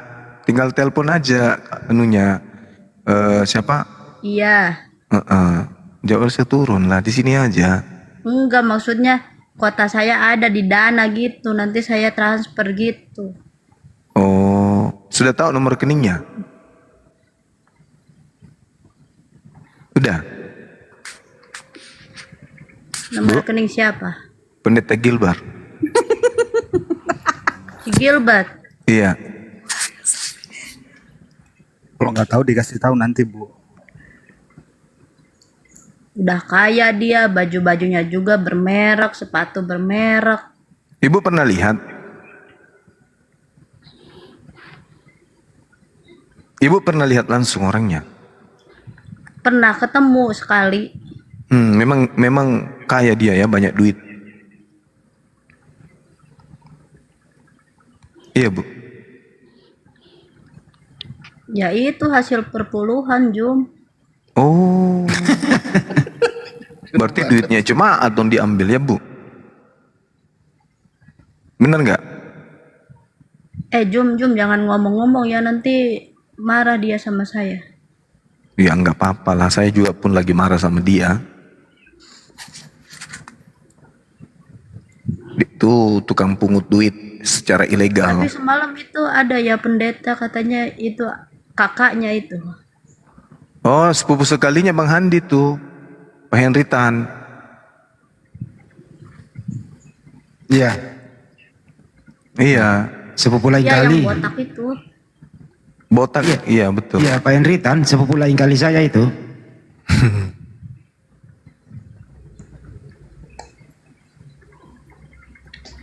Enggak botak sih, ada rambutnya sedikit ya, Jum. Kenapa itu dia ngomongin? Ibu ini lucu Nanti kali. nggak apa-apa, host. Jadi ibu jadi Mau turun nggak pernyataan ini? sikap dulu nanti. Bu, Iya. Siap. Jadi ngisi pulsanya, Bu? jadi turun apa enggak, Bu? Jangan, Turun, biarin aja. Nona, saya mau turun ya, saya. Jangan dulu sayang, jangan dulu Enggak sayang. kan mau ngikut ini, mau ngisi kuota dulu, nanti mau join lagi. Nanti kan nggak lucu waktu debat kuotanya habis. Nanti kalau habis baru ibu turun, kan masih ada. Tunggu habis saja dulu. Tadi sinyalnya sudah merah, kayaknya habis kuota saya. Nggak ada hubungannya signal sama kuota, Bu. Nggak ada.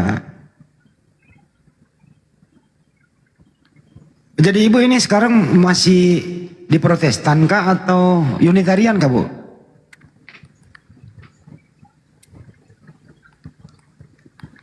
Lambat banget responnya. Ya itulah, Bang Handi. Oh, Unitarian.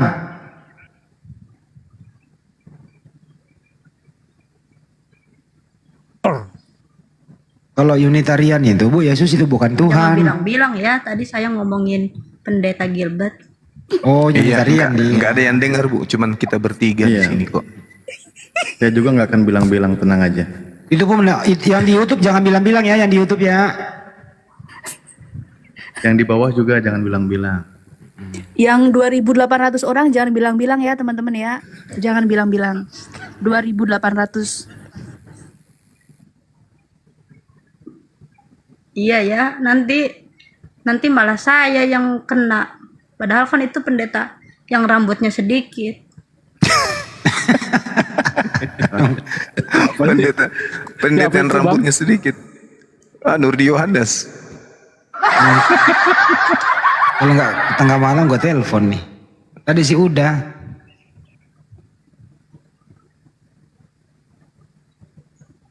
Ibu tinggal di mana, Ibu? Kota Jangan mana? dong, nanti saya malah Enggak, Ibu di kota. marahin. Enggak, aman dah itu. Ibu di kota mana?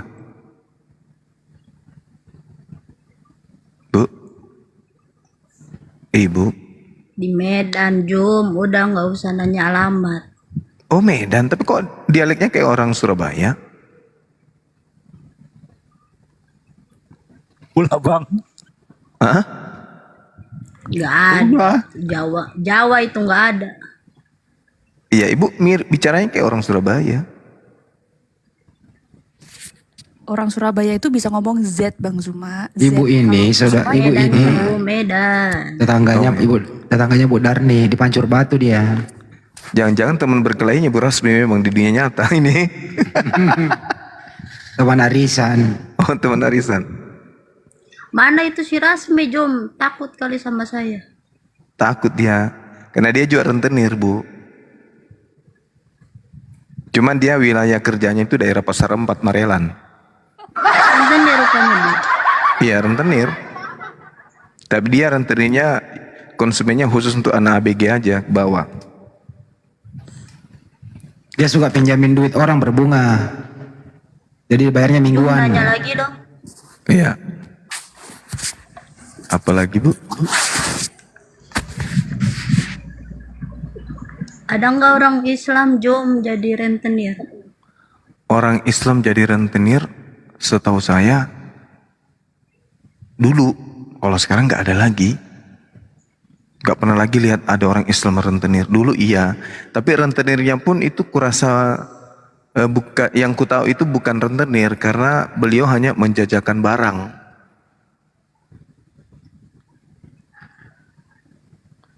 Menjajakan barang, misalnya barangnya dibeli dijualnya sama orang itu 300.000, nanti dicicilnya tiap hari. Kredit gitu ya, Jum? Iya, kredit. Gitu loh, Bu. Ibu kredit juga rentenir? Atau barang? Boleh nggak itu uangnya boleh nggak dibagi-bagi sama anak yatim piatu itu? Boleh, tapi berhenti jadi kerjaan itu, cari kerjaan lain. Gitu Bu. Memang Ibu modalnya udah besar? Pasti dong? Iya Bu? Udah Udah besar besar. saya, uang saya banyak Jum. Wis, udah berapa triliun nih Bu? Sambut dulu nih Mbak Jaslin ya. Oh iya iya. Assalamualaikum Mbak Jaslin. Waalaikumsalam warahmatullahi wabarakatuh. Waalaikumsalam warahmatullahi wabarakatuh. Kabar Mbak sehat? Sehat. Ukhti siapa namanya? Siapa Ukhti lagi nih perempuan? Jesslyn. Selamat Jesslyn. malam, Jesslyn. Assalamualaikum. Waalaikumsalam warahmatullahi wabarakatuh. Belum ada suaranya ya? Belum ada suara nih. Kalau beliau ini mu'alaf ini Bu, mu'alaf. Masuk suaranya agak kecil deh. Halo. JJ, maaf Ya, suaranya kecil. masih kecil. Agamanya apa dia dulu? Tes. Dulunya agamanya Kristen juga. Baru-baru aja ini mu'alaf. Ibu kapan?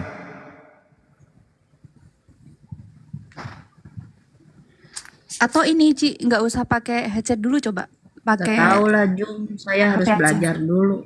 Iya harus belajar. Tapi kan tadi udah buah dari nabi palsu itu harus ibu tinggalkan. Masa mau masuk neraka ibu? Jangan mau, ih ngeri. Ngeri Bu.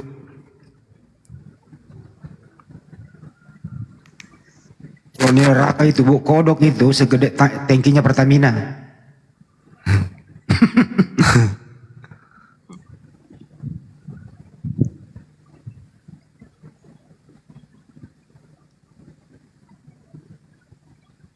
Mana Mbak Jess? Ci Jess, Coba Assalamualaikum. saya tanya ke yang mualaf. Salam. Ya coba tanya. Saya udah keluar suaranya. Numpang naik sebentar. Iya silakan Ukhti.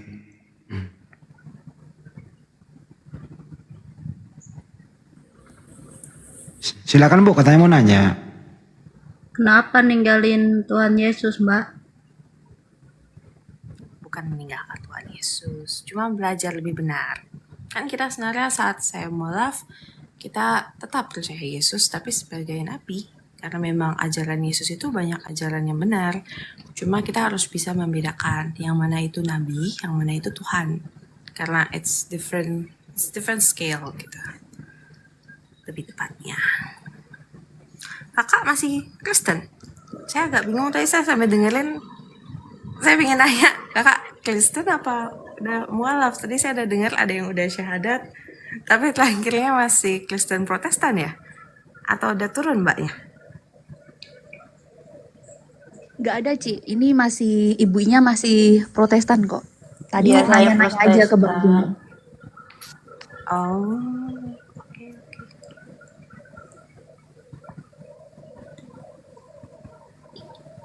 Oke Ibu, silakan tanya sama Ci Jesslyn. Monggo, mumpung beliau ada di sini. Jum, saya turun ya Jum ya. Kenapa turun? Saya mau makan ini, Neng. Saya mau makan dulu. Tadi paket, sekarang mau makan. Ibu minder ya, di sini ada mualaf ya. Di sini aja dulu Bu. Mana tahu saya bisa tambahin modal ibu untuk modal rentenirnya. Gimana Bu? Nggak usah Jum, uang saya udah banyak. Oh ya? Baguslah. Tapi dari hasil riba bagaimana dong?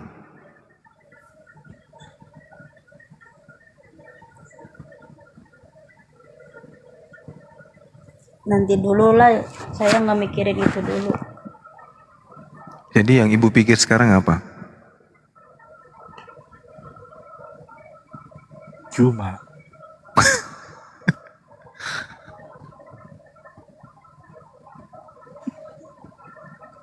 Bu? Bingung saya kalau ada yang mualaf itu. Ya makanya tanya aja langsung sama cecenya. Tanya langsung ke beliau. Kenapa mu'alaf? Apa sebabnya? Itu loh. Coba Bu.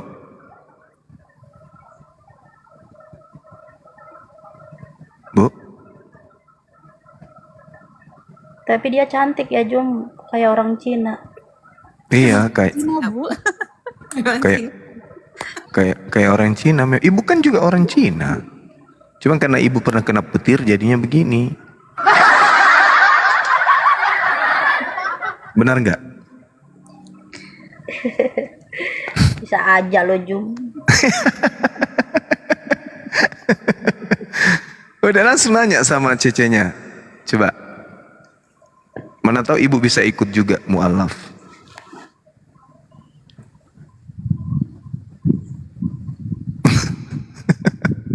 Ayolah Bu. Kenapa mu'alaf, Jesslyn? Karena saya sadar sih, lebih ke arah saya sadar dari ya bantuan debat-debat ya Bang Zuma dan teman-teman. Saya sadar, saya mulai belajar bahwa Islam is the right way. Bahwa selama ini saya tuh cuma modal ngotot. Dulu itu saya cuma modal ngotot. Masya Allah. Karena kalau kita gimana belajar agama dari literasi, dari benar-benar dididik dari literasi yang benar, membaca buku, ataupun melalui dasar-dasar keislaman yang benar, bisa terlihat memang Islam itu mengajarkan tauhid dan Islam itu jelas. Dan bukan hasil doktrin, hasil kata bapak gereja, atau bukan hasil kepercayaan. Itu ada bukti saya. Ada jalurnya sendiri yang mengatakan, menjelaskan bahwa kenapa Tuhan hanya bisa satu, tidak bisa namanya kuasa itu satu itu tidak. Secara logisly saat kita bilang aja tuh it's a little bit odd. Itu kenapa saya memilih, akhirnya saya menerima Islam memang jalan. Saya percaya kok Bu, dulu pas saya masih awal-awal saya baru dengar debat tapi saya masih Kristen dulunya kan nggak terlalu lama yang lalu. Saya juga ngotot Bu, salah pun saya ngotot Bu jujur dulu ya. Tapi kan itu cuma defense line sampai kapan akhirnya kita bisa sadar. Pada akhirnya kan kalau kita emang modalnya kita cuma kita percayain barang yang tidak ada pembuktian jelasnya dan barang yang memang abu-abu ya berada dalam gray area ya, seperti kan banyak dokter-dokter kita dulu di Kristen itu tuh cukup berbeda. Semua hal tuh ada perbedaan, semua dokter itu berbeda-beda kan. Kalau kita berada di gray line seperti itu, terus modalnya kita cuma diimanin, tapi bahkan di Kristen kita juga dulu ada diajarkan ya, kalau iman tanpa perbuatan tuh hampa. Nah, itulah realisasi yang terjadi nyatanya saat saya dulu di Kristen. Jadi akhirnya saya menerima memang Islam kebenaran dan saya mualaf. Life gets easier and bearable saat kita sudah menerima, saat kita bisa percaya dengan satu Tuhan. Tapi kan Tuhan Yesus jalan kebenaran, Dek. Tuhan Yesus, Ibu, dari katanya aja, Tuhan Yesus. Apakah Yesus tidak menyembah kepada Tuhan lagi, Bu? Yesus itu masih menyembah kepada Allah Bapa, Ibu. Nah, jadi yang jalan kebenaran itu Allah Bapa atau Tuhan Yesus. Begitu, Bu. Bapa dan Yesus itu satu, Dek, satu. Kalau satu Yesus nggak perlu, Yesus tidak perlu berbicara kepada Bapa dong Bu, kalau emang pribadinya satu. Kayak saya Bu, contoh saya kan Jesslyn. Terus kalau misalnya saya bilang ada satu lagi yang mungkin namanya Jessie. Kalau tiba-tiba dibilang pribadi Jesslyn dan Jessie itu satu, berarti tidak mungkin saya menanyakan Jessie dong Bu. Kan pribadinya satu, kenapa perlu ditanya? Nah, Tuhan Yesus perlu kita baca. Tinggal dibaca aja Bu sebenarnya Alkitab itu Bu. Kita bisa ngaca, kita bisa melihat dengan jelas. Jadi itu bukan karena perkataan saya. Coba dibaca aja Alkitab, berkali-kali Yesus itu berdoa kepada Allah Bapa. Kalau berdoa kepada Allah Bapa Bu, berarti orangnya berbeda Ibu, pribadinya berbeda. Karena jika pribadinya sama, dia tidak perlu berbicara atau dengan lantangnya mengucapkan doa atau menyembah. Begitu Ibu. Karena satu kepribadian dia pasti udah tahu dong Bu, kenapa mesti diucapkan lagi. Kayak tadi saya bilang, ada Jesslyn, ada Jessie. Nah, saya kalau emang saya satu pribadi, saya Jesslyn dan Jessie satu pribadi, saya nggak perlu tanya Jessie dong Bu. Kan berarti saya udah tahu apa ini pemikiran Jessie Bu, karena pribadinya satu. Istilahnya otaknya tuh satu link Bu. Nah, kalau nggak satu link, itulah yang perlu ditanya. Dan itu juga yang dimana Yesus dan Tuhan tuh tidak bisa disatukan. Yesus memang nabi, Yesus memang benar. Yesus memang mengajarkan banyak ajaran-ajaran yang benar.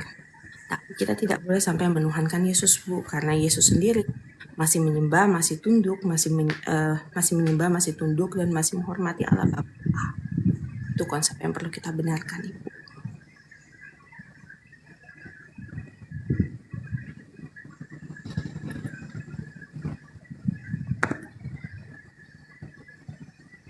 Puyeng saya Jum, udahlah Jum, saya mau turun aja mau makan. Ngobrolnya sama Ceci, kenapa pamitnya sama saya? Sama Bang. Ya Bang Zuma kan lebih gurunda. Masih pamit dengan Abang. Pertanyaannya baru satu, kasih cukup dua lah. Kenapa Ya pungalap? puyeng juga sih. Puyeng juga Yesus Ibu ini emang gimana berdoa, emang ngobrol berdoa. sama sesama perempuan puyeng, tadi sama Bang Zuma adem-adem aja. Ini nih ibu ini bicara sama Bang Zuma pakai hati atau pakai apa? Kok beda gitu loh. Ayo loh.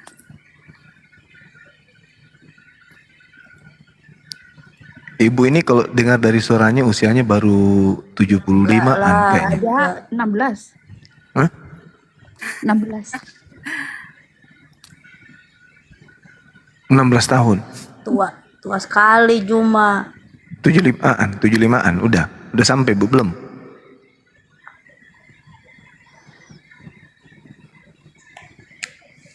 Belum. Oh belum. Kamu berapa Jum? Saya 77 bulan 8 ini.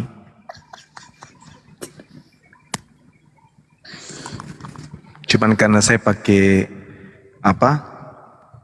Tapi kok ganteng ya? Itu pakai ini, Masih muda.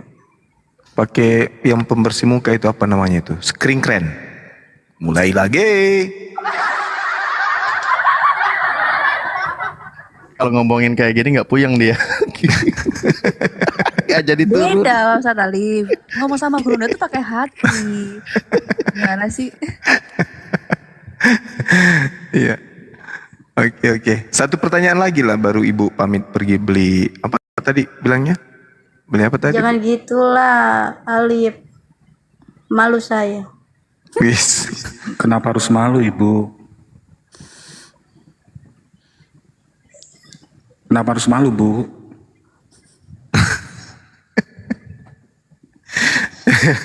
Bang Andi aja nggak malu Bu. Udahlah saya turun aja Jum, saya mau makan. Bang Handi mulai nyaman Bu. Bang Oke Handi lah. mulai nyaman. Ibu jangan turun. Ya udah mungkin kita juga segera dimulai aja nanti ya pernyataan sikap dari secara resmi dari API ya. Mungkin gitu Gurunda ya. Siap. Ini juga ada yang mau ini juga. Mau dibacakan kan? Benar nggak? Betul. Langsung nanti oleh Dip hukumnya biar Gantian lah itu ini dia. Kristen yang lain gantian. Ya Iya, Jum ya. siap. Bu. Dadah, Jum. Besok join lagi ya Bu ya. Dadah. Besok ya. Ke Bang Juma terus ini curiga sih. Dada nggak Bisa tuh? dimulai aja. Dadah nih ya.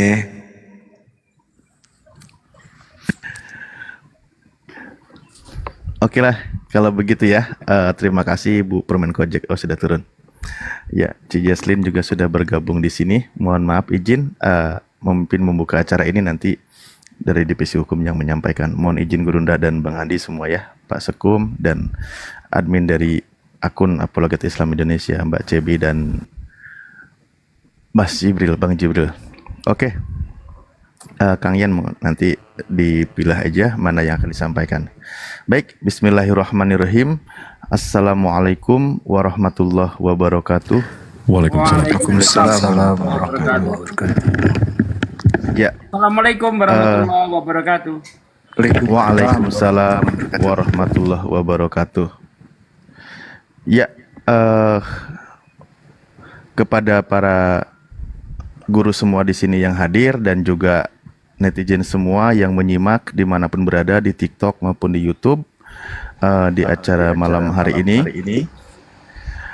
Kita dari pihak Yayasan Apologet Fade feedback ya maaf dari Apologet Islam Indonesia akan menyatakan sikap ya menyatakan sikap secara resmi dari salah satu oknum ya dari pendeta di sebelah yang Pak Pendeta GL beliau di mana cukup meresahkan ya terutama yang berkaitan dengan umat Islam karena dia di forumnya sendiri, di kajiannya sendiri dan itu tersiar di media sosial sekarang dan itu cukup membuat umat Islam merasa tidak nyaman bahkan sampai merasa marah dan sebagainya karena itu suatu pelecehan.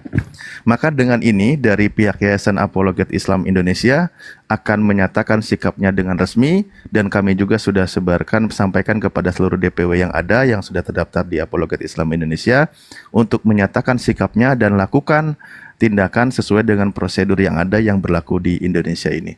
Nah, mengenai pernyataan sikap ini, kebetulan di sini sudah diwakili, sudah ada dari Divisi Hukum dari Apologet Islam Indonesia, yaitu ada namanya Kang Yans, Pak Yans Api, beliau yang akan menyampaikan sikap resminya.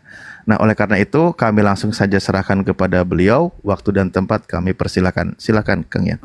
Terima kasih. Terima kasih Pak Ketum, Pak Ketua Pembina, dan seluruhnya, dan termasuk anggota-anggota API seluruh Indonesia. Yang pertama, saya ucapkan terima kasih. Saya ucapkan Bismillahirrahmanirrahim. Surat pernyataan sikap Apologet Islam Indonesia nomor 005-DPP-YAPII-4 menyikapi perkembangan terkini yang dilakukan oleh Pendeta Gilbert Lumoyondong diduga telah melakukan penodaan terhadap agama tertentu yaitu Islam, yaitu dengan membanding-bandingkan acara beribadah agama Kristen dengan cara ibadah umat Islam, yaitu membandingkan persepuluhan dan zakat, dan dengan menyebutkan ibadah Kristen lebih mudah dilakukan hanya seminggu sekali dan tidak perlu bersih anggota tubuh ataupun gerakan-gerakan yang membuat capek. Dan perkataannya kita akan membayar 10%, makanya kebaktian kita tenang saja, paling berdiri, nyanyi, tepuk tangan, santai. Tidak seperti dengan umat Islam yang memiliki kewajiban membayar zakat 2,5% dan sholat dengan mencontohkan gerakan dalam kurung serta harus melipat kaki dan seterusnya. Dengan mendengarkan video yang tersebar di media sosial, ya kan, di media sosial, Pendeta Gilbert Lumoyondong diduga telah melakukan perbuatan penodaan agama, di mana perbuatan tersebut bisa terjerat dengan pasal 156A, ini baru satu ya, pasalnya KUHP, dengan isinya, barang siapa di muka umum menyatakan perasaan permusuhan terhadap suatu atau beberapa golongan rakyat Indonesia diancam dengan pidana penjara paling lama 4 tahun atau pidana denda paling banyak Rp4.000. Walau di kemudian hari Pendeta Gilbert Lumoyondong meminta maaf kepada umat Islam melalui Bapak Yusuf Kalla dan menghadap kepada MUI Pusat, namun demikian Apologet Islam Indonesia melalui Divisi Hukum Apologet Islam Indonesia berpendapat ada 2 hukum pidana mengenal alasan dapat menghapus tuntutan pidana kepada seseorang, yaitu alasan pemaaf dan alasan pembenar. Alasan pemaaf yaitu alasan yang menghapus kesalahan pelaku perbuatan yang dilakukan oleh pelaku tindak pidana tetap bersifat melawan hukum. Di dalam pasal 44 KUHP memuat ketentuan bahwa tidak dapat dipidana seseorang yang melakukan perbuatan, ini tolong dengarkan yang ini ya, pasal 44-nya ya. Pasal 44 KUHP membuat ketentuan bahwa tidak dapat dipidana seseorang yang melakukan perbuatan yang tidak dapat dipertanggungjawabkan kepadanya karena kurang sempurna akal atau jiwanya atau terganggu karena sakit. Kita lengkapi lagi ya. Kemudian pembelaan terpaksa. Pembelaan terpaksa dibagi dua, yaitu northward dan northward access, yaitu pembelaan darurat yang melalui batas. Dan di kedua, di sini jadi ada keterpaksaan. Kalau perbuatan pidana ada keterpaksaan, boleh. Misalkan contoh, kita dirampok, kalau kita nggak melawan, satu contoh ya, itu contohnya. Nah, apa-apa akibat begitu kita lihat dari pemaparan di atas, kita bisa simpulkan, yaitu alasan pemaaf dan alasan pembenar tidak bisa diterapkan pada pendeta Gilbert Lumoindong karena yang bersangkutan sehat jasmani dan rohani atau waras, serta tidak dalam keadaan pembelaan terpaksa norwed. Jadi bisa dipidana. Dengan ini kami, Apologet Islam Indonesia, menyatakan sikap bahwa pendeta Gilbert Lumoindong diduga telah melakukan perbuatan penodaan agama di mana tercantum di dalam pasal 156A KUHP. Barang siapa di muka umum menyatakan perasaan permusuhan terhadap suatu atau beberapa golongan rakyat Indonesia diancam dengan pidana penjara paling lama 4 tahun atau pidana denda paling banyak Rp4.000.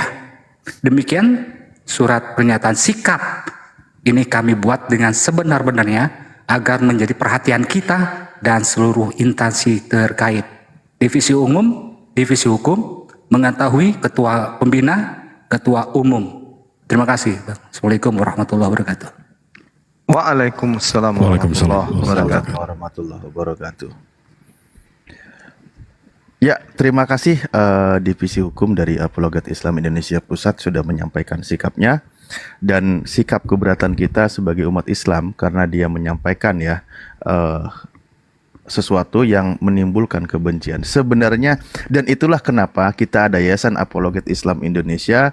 Di sini ada guru-guru kami yang hadir. Kalau memang ingin menyinggung, kalau memang ingin membandingkan, kalau memang ingin membahas tentang agama, ya sudah kita diskusi aja kan gitu.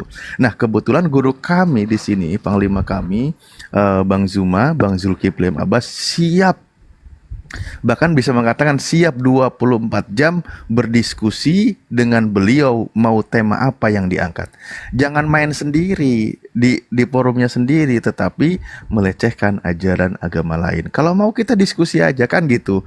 Betul ya Gurunda, siap Ya, untuk siap berdiskusi dengan beliau. Mantap. Silakan Gurunda. Iya, jadi juga saya menginstruksikan kemudian bahwa dengan adanya pernyataan sikap ini itu harus dibarengi dengan laporan polisi.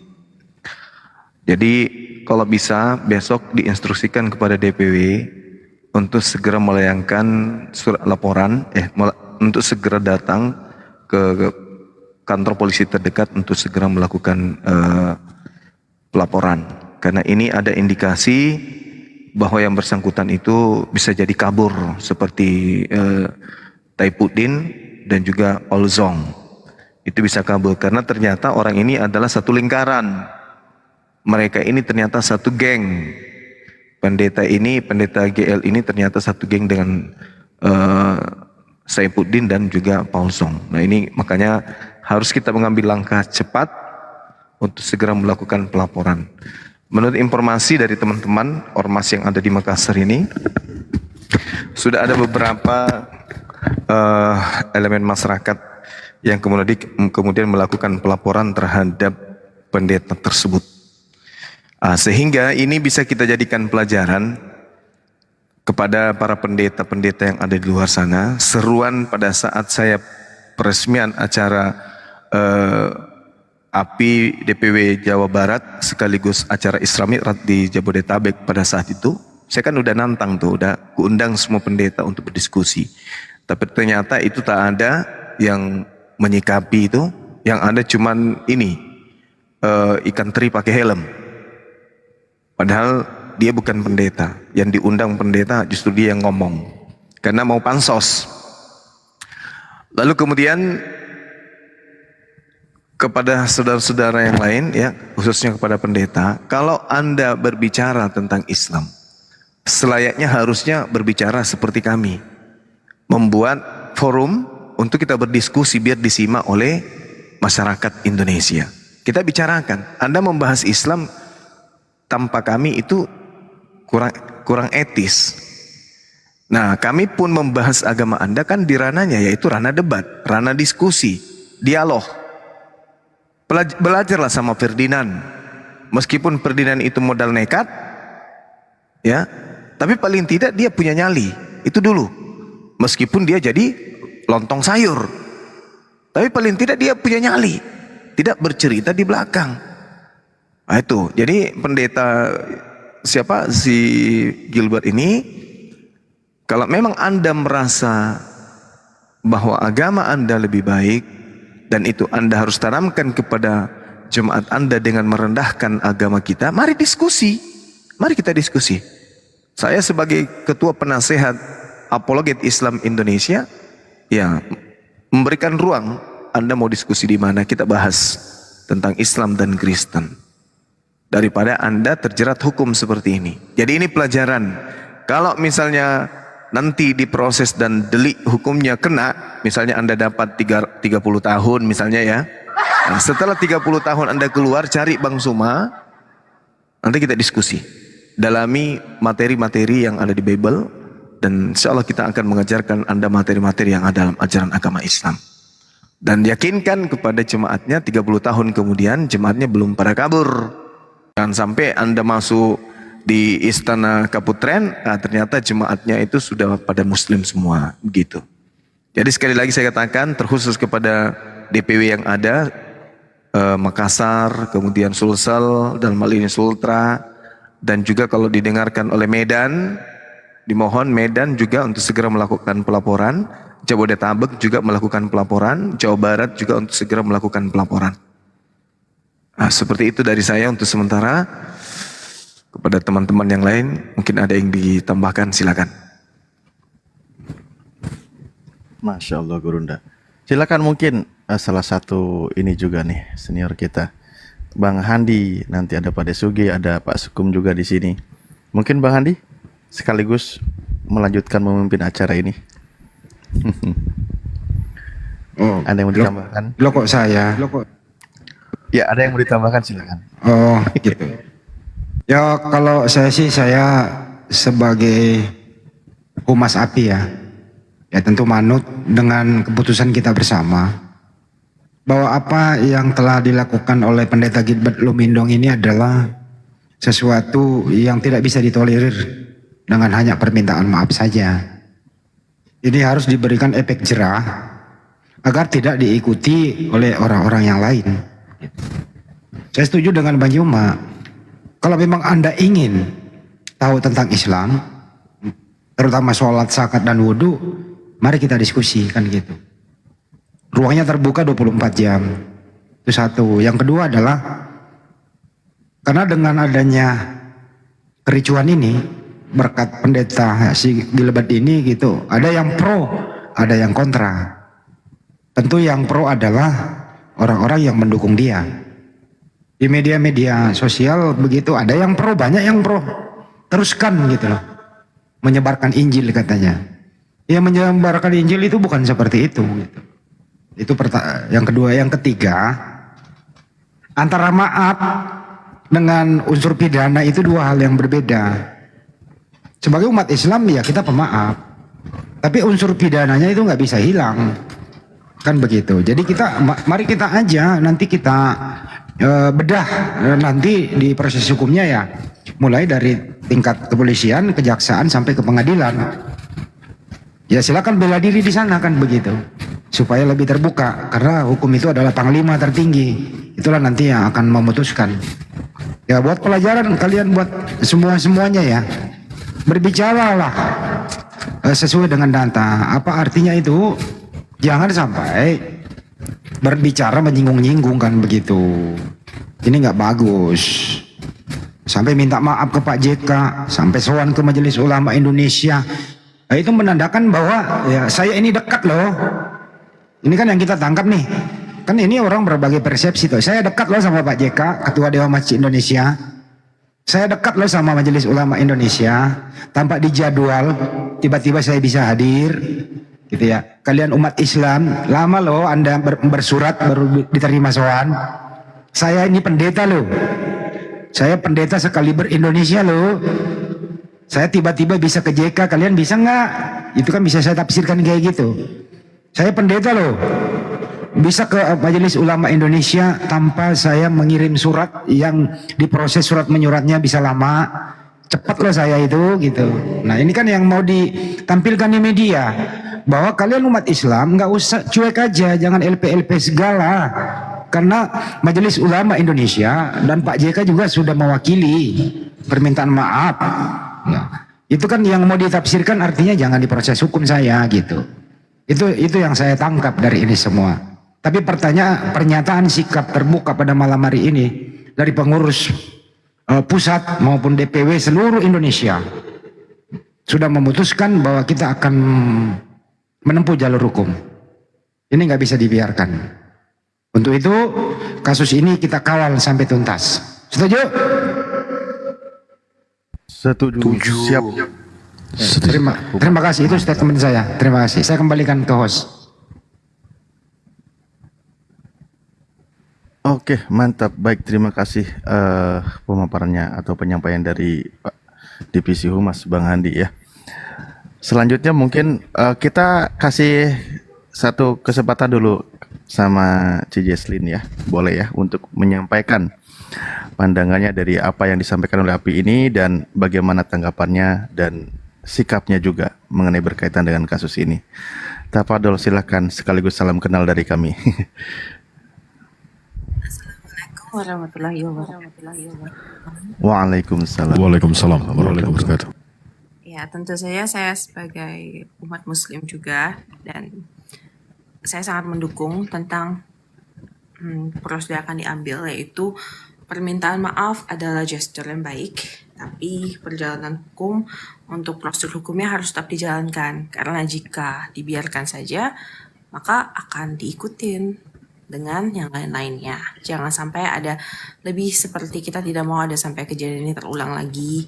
Jangan sampai ada hal-hal yang mengandung tentang kegiatan peribadahan kita dijadikan bahan olok-olokan kembali, dan jangan sampai ada yang namanya grace throat ya bagi para pendeta-pendeta luar situ bisa menistakan agama dan minta maaf dan selesai.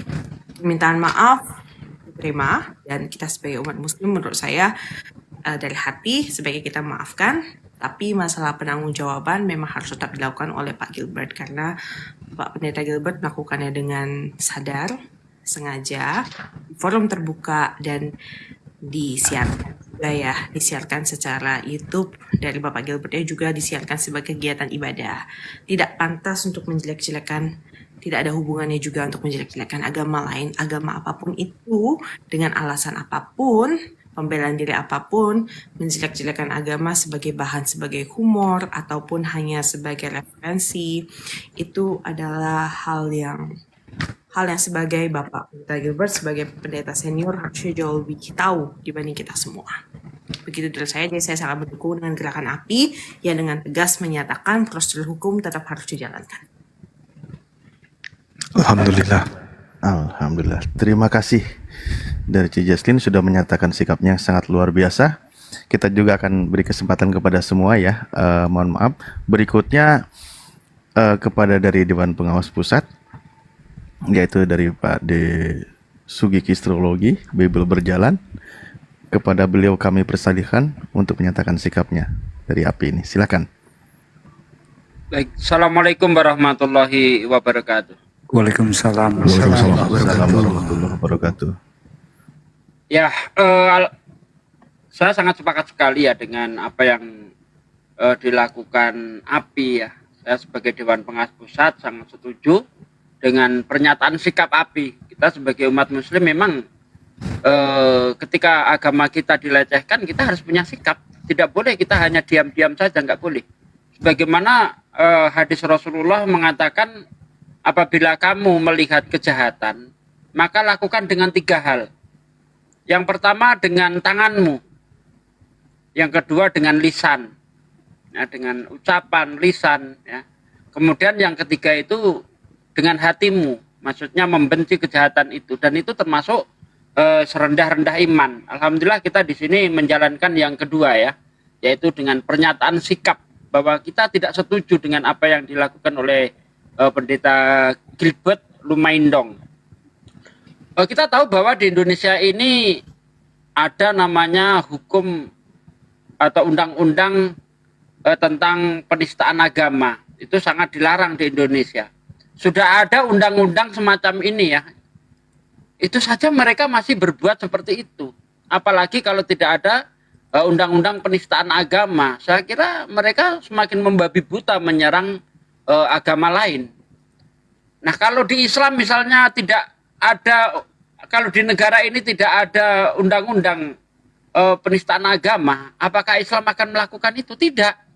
Karena Al-Quran sendiri itu sudah 1400 tahun yang lalu sudah memperingatkan kepada kita untuk tidak menista agama orang lain. Ya, di dalam Al-Quran contohnya ada ayat yang mengatakan kita dilarang untuk menghina Tuhan orang lain. Di surah Al-Kafirun juga di situ dikatakan lakum dinukum waliyadin, bagimu agamamu, bagiku agamaku. Nah, kenapa orang-orang Kristen ini sangat mudah menista agama lain? Karena di dalam agama mereka nggak ada yang namanya ayat toleransi, nggak ada. Saya sudah seringkali mendiskusikan dengan mereka, tunjukkan kepada saya di Bible ada ayat toleransi, nggak ada.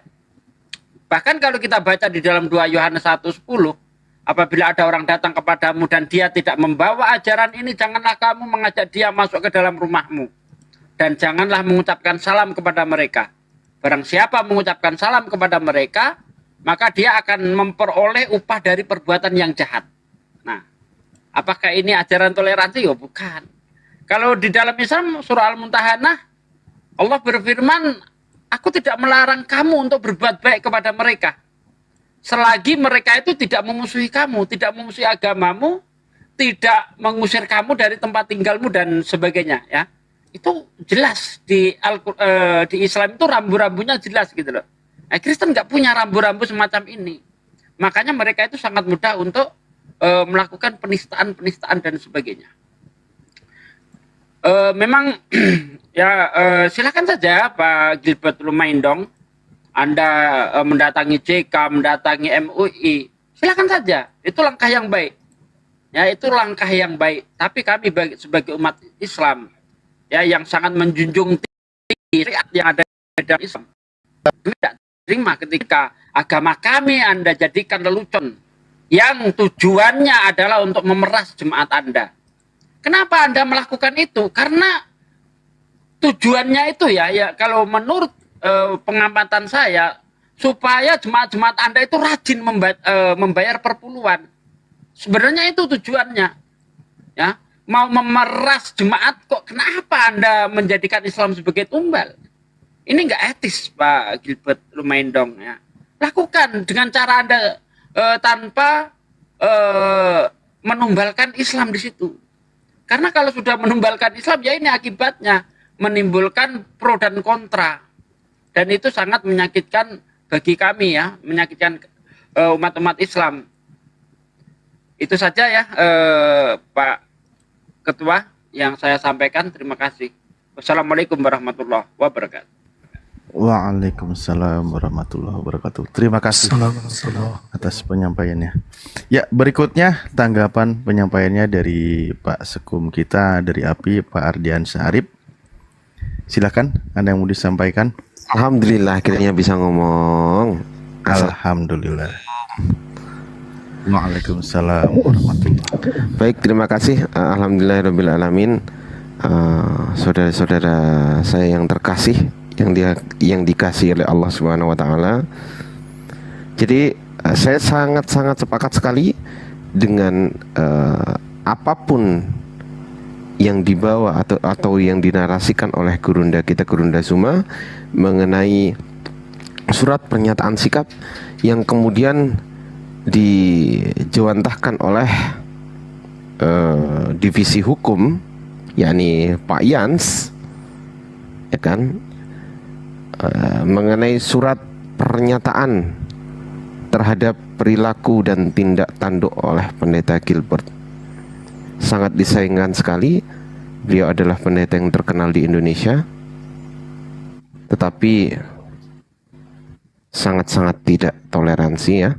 Di sini kita sangat bisa membuka mata kita, siapakah agama yang paling toleran di Indonesia? Kita tahu jawabannya. Dan saya pikir narasi dari Pak Pendeta Gilbert sangat-sangat menyakiti hati kami umat Islam, sangat tidak bisa dibuat contoh, baik itu dari perilakunya, ucapannya, maupun dari perutnya, sangat tidak bisa dijadikan contoh sama sekali. Dan jika memang Pak Pendeta Gilbert mendengar di bawah, atau mungkin anak buahnya Pak Pendeta Gilbert mendengar di bawah,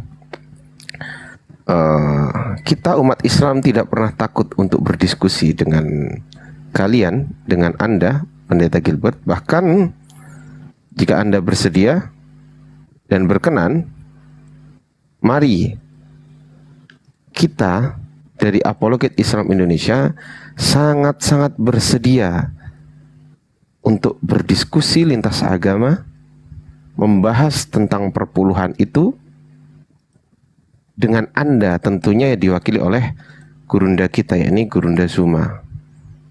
Jadi begitu tanggapan dari saya. Semoga tidak dijadikan contoh lagi ya sikap dan perilaku Pendeta Gilbert itu, teman-teman Kristen di bawah yang menyimak ya. Tinggalkan sesuatu yang buruk dari sikap dan tindak tanduk pendeta kalian, ya ini Pendeta Gilbert. Kurang lebihnya begitu, Ustadz Alif, ketua kita. Saya tidak bisa banyak kata menyampaikan itu. Yang jelas, jangan pernah menyenggol lagi umat Islam. Begitu. Terima kasih. Wassalamualaikum warahmatullahi wabarakatuh. Waalaikumsalam warahmatullahi wabarakatuh. Mantap. Terima kasih Pak Sekum.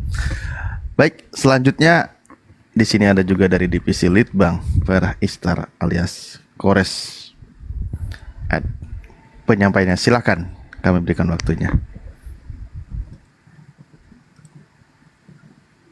Pusreng. Jauh dari belakang. Kelvin. Hai Kores monitor. Oke, sepertinya beliau jauh dari perangkat. Alhamdulillah. Penyampaian sikap dari Apologet Islam Indonesia atau API ini sudah disampaikan secara resmi pada malam hari ini di akun resmi Apologet Islam Indonesia dan sudah disaksikan oleh perwakilan dari pengurus pusat dan semuanya. Dan pernyataan sikap ini mungkin sudah selesai sampai di sini ya, para guru semua. Selanjutnya kita kucing berantem. Iya ini. Gimana ini? Tali, saya mau percepat ngomongnya ini. Mungkin kucingnya mau menyatakan sikap juga. Coba Ustadz Alif deketin. Itu kucing kawin apa? Mau percepat. Saya mau percepat ngomongnya ini biar cepat tutup mic ini. Oke lah, lanjutkan sama yang lain. Saya tutup mic. Sebentar, ini kan tadi ada yang ngejar kenapa dendanya cuma Rp4.000. Itu denda, sebenarnya bayar pengadilan nantinya itu ya. Dendanya cuma 4.000. Bukan berarti delik pidananya dihapuskan atau di situ. Bukan berarti pilih dua itu, bukan. Jadinya itu. Terus kita begini Bang, sebentar supaya masyarakat kita tahu semua. Tadi saya udah bacakan beberapa pasal tentang pasal 44 KUHP, terus tentang pasal 48, 49 ayat 1, pasal 50 itu yang mencegah untuk pemaaf dan pembenaran. Jadi kalau misalkan satu contoh tadi 44 kalau sehat itu enggak kena ya, karena Pak Gilbert enggak gila gitu, waras. Terus yang 44-nya, 49-nya, 48-nya keadaan darurat, kan tidak, kecuali dia sendiri. Terus yang pasal 50 melaksanakan peraturan perundang-undangan, di situ nggak ada di situ kan. Nah, terus satu lagi, ada 3, satu mens rea, yang kedua perbuatan, yang ketiga tujuan. Satu mens rea-nya apa? Itu niatnya. Ada niat kan? Satu. Yang kedua perbuatan dilakukan. Salah satu contohnya menggunakan zakat 2,5% untuk membandingkan dengan perpuluhan. Begitu ya. Dan tujuannya untuk apa? Memperkaya dia sendiri sebagai, atau perpuluhannya ini supaya masuk pada pendeta ini. Itu tujuannya. Itu aja Bang Juma, mungkin yang lain monggo standby.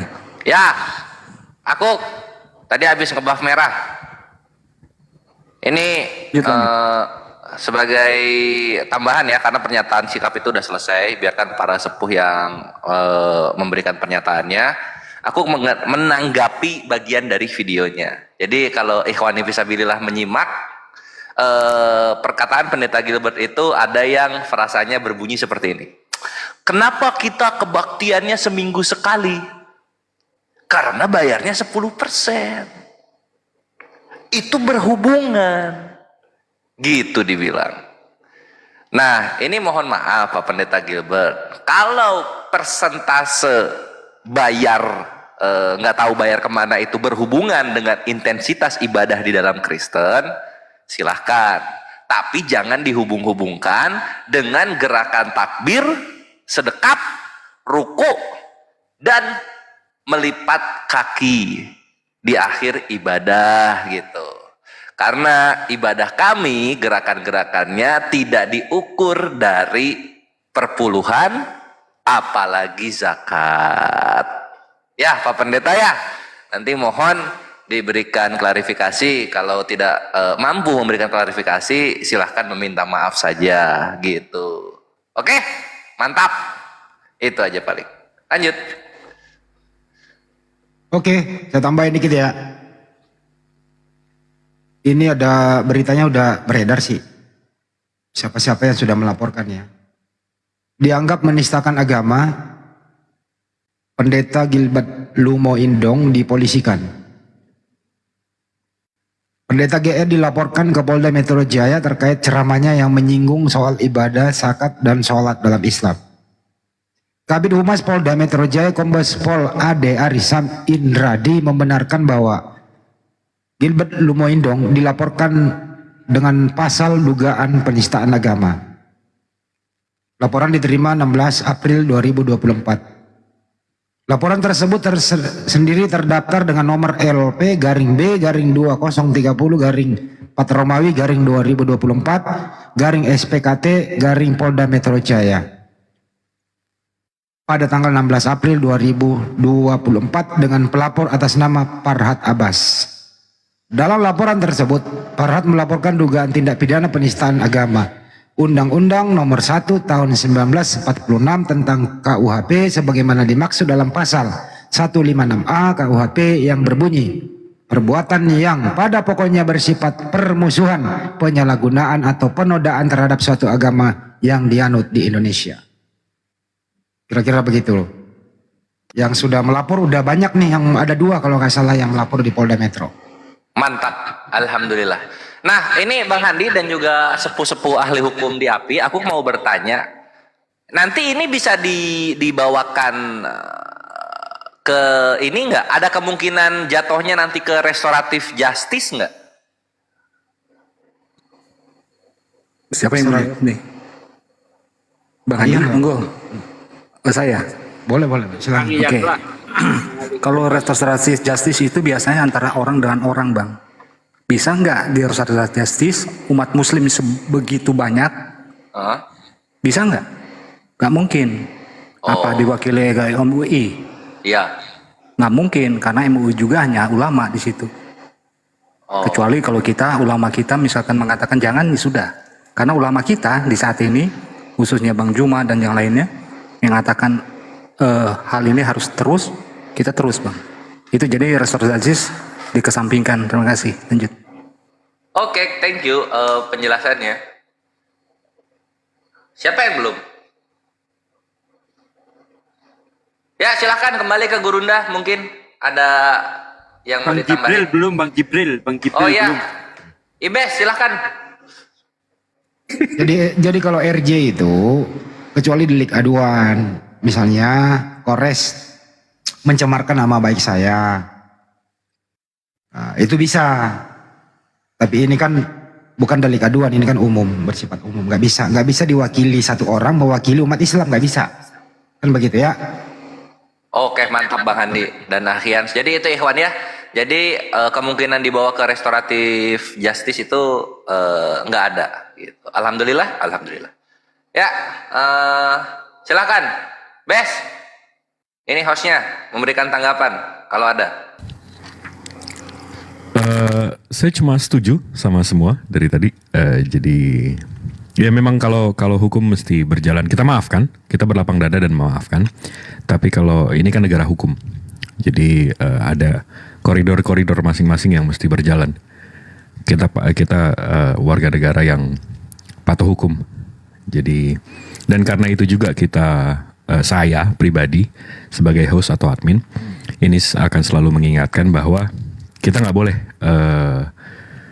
monolog, narasi sendiri, nggak ada lawan bicara, dan mudah-mudahan ini juga akan menjadi tekanan kembali untuk dari pihak seberang yang selalu menistakan Nabi Muhammad SAW dan kitab kami, karena ini bukan yang pertama kalinya, mungkin di tahun ini aja udah 2-3 yang menistakan agama kita. Jadi mudah-mudahan akan jadi dorongan tambahan gitu. Itu aja sih Bang Kores. Ada satu lagi nih saya mau tanya semua yang ada di sini begitu. Ini juga ada pernyataan yang sangat blunder nih. Mungkin Mbak Nyuma nanti Pak Desugi atau siapapun di sini bisa memberikan artis begitu ya. Ini sangat-sangat perlu diluruskan. Ada pernyataan Pendeta Gilbert Lumindong berkata begini. Islam itu saudara sepupu kita. Apakah benar sih Kristen itu saudara sepupu Islam? Ini juga perlu diluruskan nih. Waduh. Dari mana kira-kira Kristen dengan Islam itu saudara sepupu? Apakah dari Ishak sama Ismail? Apakah Ishak itu bisa ajarannya atau apa yang dia ajarannya itu bisa sampai ke Kristen gitu? Nyambung nggak kira-kira? Kalau Ismail sampai Islam lah gitu ya. Nah ini harus diluruskan nih. Apa benar tuh Islam sama Kristen itu saudara sepupu begitu? Ini harus juga dilurus. Kira-kira begitu. Ada yang mau menanggapi silakan. Bang Juma.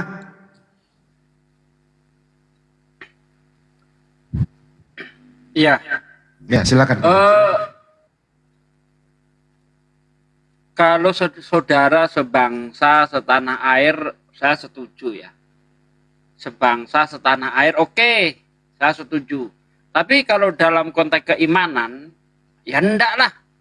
Dari mana ke mana bisa saudara sepupu?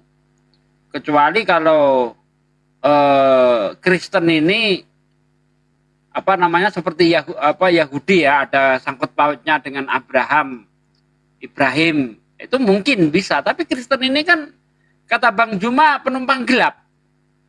Jadi sepupu dari mana? Nggak bisa Bang Andi. Kristen bukan termasuk agama samawi. Kristen itu tergolong agama ardi ya, agama bumi. Agama yang diciptakan berdasarkan olah pikir manusia. Tidak beda seperti Hindu dan Buddha.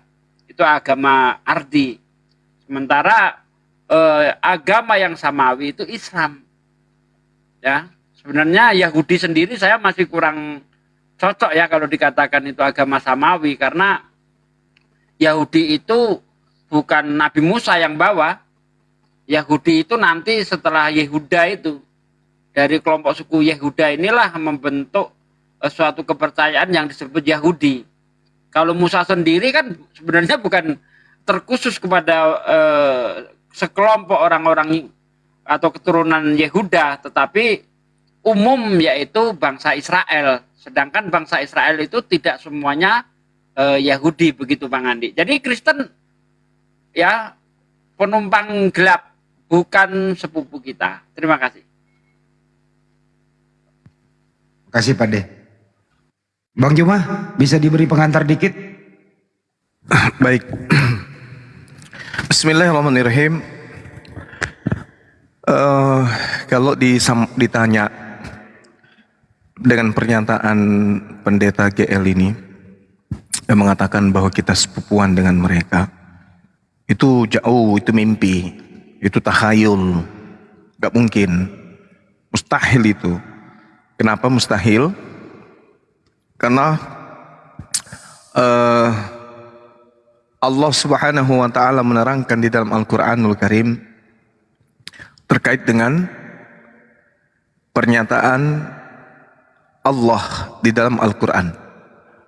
Di sana dikatakan wa may yarghabu an millati Ibrahim illa man safiha nafsah.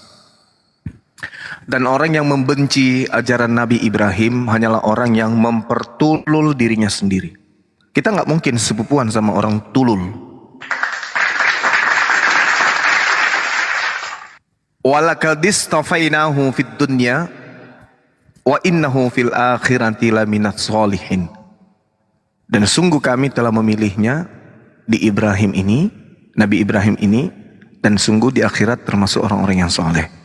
Masa kan ada keturunan dari Nabi Ibrahim ajarannya tidak sunat? Apa bisa masuk? Gak bisa. Gak bisa masuk.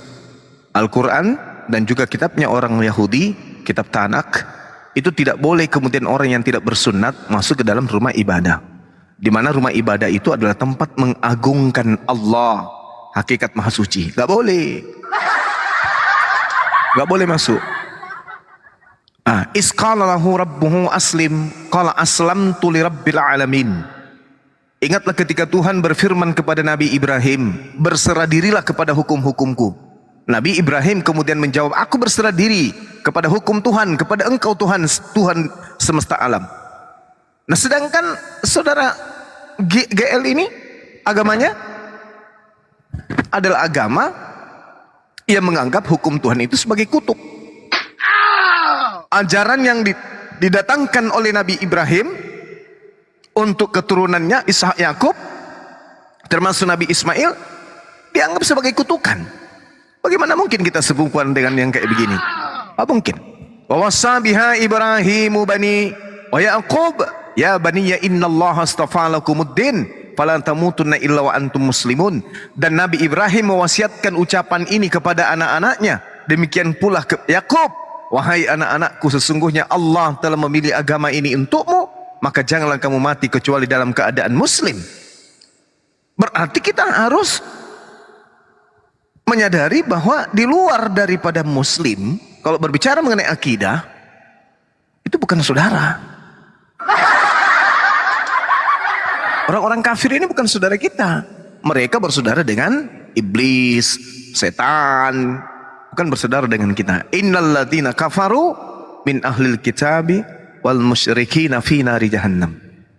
Jadi ucapan beliau itu hanya untuk menghibur diri.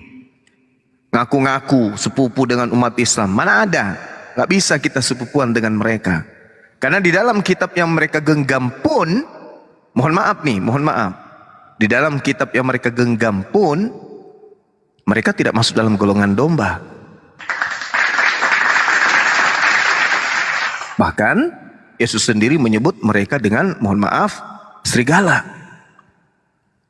Bagaimana mungkin kita sepupuan dengan serigala? Oh enggak. Cukuplah penderitaan kita bertetangga dengan mereka. Jangan lagi dianggap lagi kita ini sepupuan. Saya kira begitu Bang Andi. Demikian, sebentar silakan.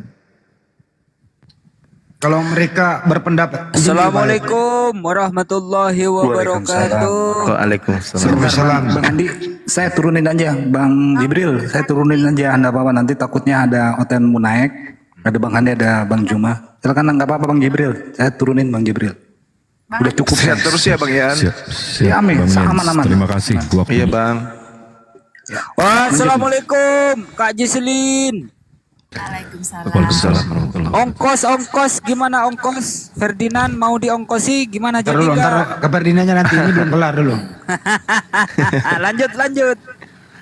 Nah, Pak Juma, kalau mereka ya, iya, Jesslyn silakan. Saya pamit.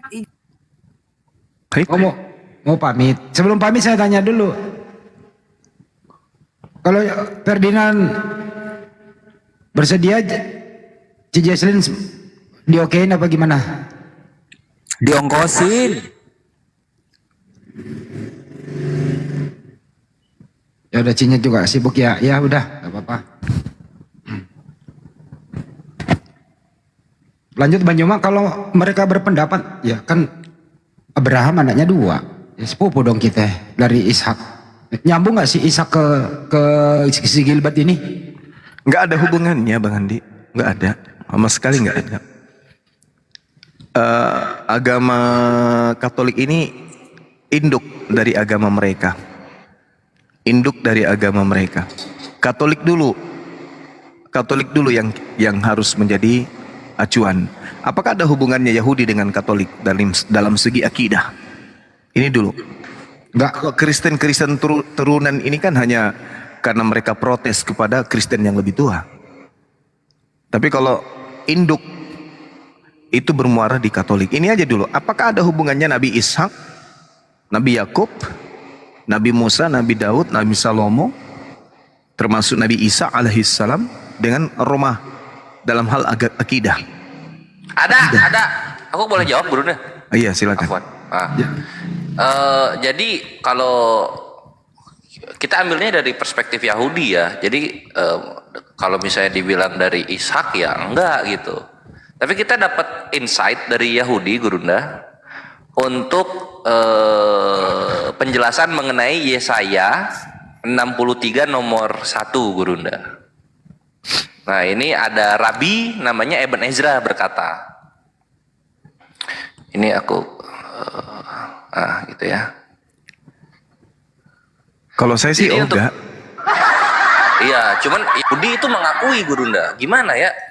Coba kita lihat dulu ya apa yang mungkin sebagai dikatakan penggenapan. Coba. Tunggu. Tapi ini kawan-kawan muslim jangan terguncang ya, karena kita harus mengakui ada hubungannya. Ya, mungkin terkait dengan nubuat. Saya juga sudah siapkan data untuk itu. Nah, ini Gurunda, Ibnu Ezra untuk Yesaya 63 nomor 1 ya. Jadi di Yesaya 63 nomor 1 itu tertulis begini, Gurunda. Siapa ini yang datang, titik. Nah, ada yang menyebut ini sebagai Mesias, ada pula yang merujuk pada malaikat Mikael. Tetapi lebih tepat mungkin merujuk pada Tuhan. Nubuatan ini memuat ketetapan yang dibuat terhadap Edom, yaitu terhadap Kekaisaran Roma dan Konstantinopel yang disebut orang Edom karena mereka menganut agama Edom, yaitu agama ini Kristen. Agama Kristen yang pertama kali didirikan di kalangan orang Edom. Edom siapa sih Edom? Nah, kita lihat di Kejadian 36 nomor 1. Inilah keturunan Esau, yaitu Edom. Jadi saudara sepupu dari Ismail ke Esau, Gurunda, bukan ke Isa. Dan selamat datang di kebenaran, itu jawaban aku. Lanjut. Jadi itu malah namanya lo ngeprank. Jadi kalau ini itu makanya aku bilang tadi, kalau misalnya pun mereka mengaku sepupu, pasti ada penggenapan, ada nubuah yang kemudian harus ada yang menjadi penggenap dari itu. Sama seperti Yesaya 66. Ya, harus ada yang menggenapi, nggak bisa tidak. Nah, ini Yesaya 66 ini nggak mungkin larinya ke Bani Yakub, nggak mungkin, kecuali mereka masuk ke dalam lingkaran dari angkatan tidak setia. Ini itu yang perlu saya sampaikan, karena kalau berbicara mengenai sepupuan dari kita dalam hal akidah itu mustahil. Sebab sesungguhnya Tuhan akan datang dengan nyala api dan kereta-keretanya yang seperti puting beliung untuk melampiaskan murkanya dengan kepanasan dan hardiknya dengan nyala api. Sebab Tuhan akan menghukum segala yang hidup dengan api, dan padanya orang-orang yang mati terbunuh oleh Tuhan akan sangat banyak jumlahnya. Mereka yang mengkuduskan dan mentahirkan dirinya untuk taman-taman dewa dengan mengikuti seseorang yang ada di tengah-tengahnya dan memakan daging babi. Yang memakan daging babi dan makanan yang jijik serta tikus. Mereka semuanya akan lenyap sekaligus, demikianlah firman Tuhan. Nah, ini yang dimaksud ini. Harus ada yang menggenapi di tengah-tengah Bani Israel, yang kemudian Tuhan datang untuk menghanguskan orang-orang pemakan babi. Oh, gitu. Jadi pemakan babi ini saudara sepupu gitu, Gurunda? Mungkin sepupuan dengan babi? Nggak mungkin lah. Oh, nggak mungkin ya. Enggak, saya menanggapi yang tadi itu, yang Yesaya 63 itu, bahwa ada memang yang harus menjadi bahan bakar apinya Tuhan ketika datang, yaitu yang pemakan babi itu. Nah, sekarang permasalahannya sederhana aja sih sebenarnya. Makan babi siapa sih? Nah, itulah nanti yang dibakar. Kan gitu. Benar nggak? Iya. Ya kan, sederhananya di situ. Nggak bisa lolos. Makanya dibutuhkan pemikiran yang sehat supaya orang-orang ini bisa terselamatkan. Karena pemakan babi ternyata jadi incaran. Tapi menurut Bang Juma semua di sini, apa maksud pendeta GL ini mengatakan Kristen dan Islam itu sepupu? Apa di balik ini semua? Apa dia kurang belajar atau ada yang ingin dicapai di sana? Tujuannya ingin menyatakan bahwa beliau agamanya itu adalah agama dari Timur Tengah juga. Mereka itu tujuannya itu di situ. Karena kan tidak ada pengakuan dari Yahudi, nggak ngakui. Mungkin minta pengakuan dari Islam, tapi nggak mungkin. Ya, mungkin. Kalau begitu kita buka undangan terbuka kepada siapapun. Bang Handi. Mohon izin, bentar dulu. Bang Handi tega banget. Aku naik nih untuk apa ya? Untuk menyuarakan pendapat saya terkait GL ini. Aduh, tega bang. Silakan Bang, silakan Bang. Masa aku dicuekin? Gini loh.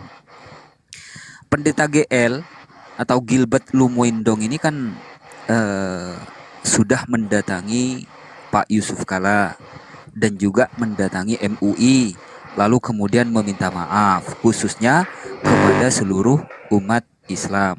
Oke, maafmu dimaafkan. Berhubung negara Republik Indonesia ini adalah negara hukum, tentunya kalau ada pihak-pihak yang melaporkan, ya tentunya harus melewati proses hukum sesuai undang-undang yang berlaku di negara kita tercinta ini. Seperti itu Bang Handi. Mantap. Kasih Pak Yobi. Jadi kalau gitu kita buka aja ya undangan ya.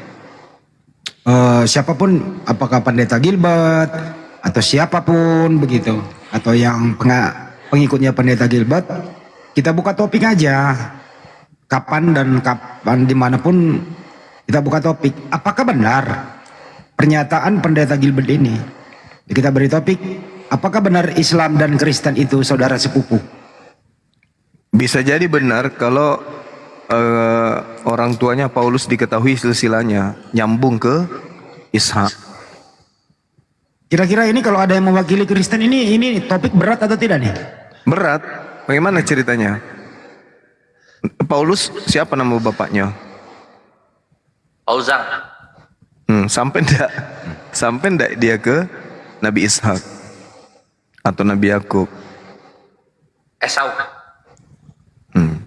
Itu mungkin maksud pendeta tersebut tuh Esau, Gurunda. Karena Yahudi tuh, Kristen itu dari Esau, dari Edom, gitu dibilang. Tapi kalau menurut saya sih pendeta Gilbert ini asal ngecoplak. Dia nggak, mungkin ilmunya belum nyampe ke sana. Artinya argumentasi statement dia ini sulit nanti dipertanggungjawabkan apabila diminta bukti begitu. Dari mana Anda mengatakan Islam dan Kristen saudara sepupu begitu? Kalau saya pribadi mengatakan begini. Gilbert dan semuanya yang beragama Kristen itu bukan lagi saudara sepupu. tapi saudara sebangsa dan setanah air. Nah, itu pas. Betul ya? Lebih bagus itu ya? Iya. Itu lebih pas. Kalau saudara sepupu kayak bohong gitu loh. Iya nggak? Bohong. Banget. Bohong Karena banget. di ID kita itu berlogo Garuda Pancasila.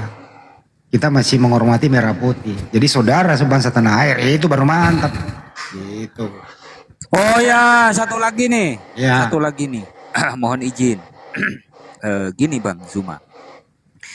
Bang Ayub ini kenapa sekarang jarang ngumpul dengan Bang Kores, Bang Handi, Bang Sugi, Bang Ardian, Bang Zuma dan lain sebagainya? Apakah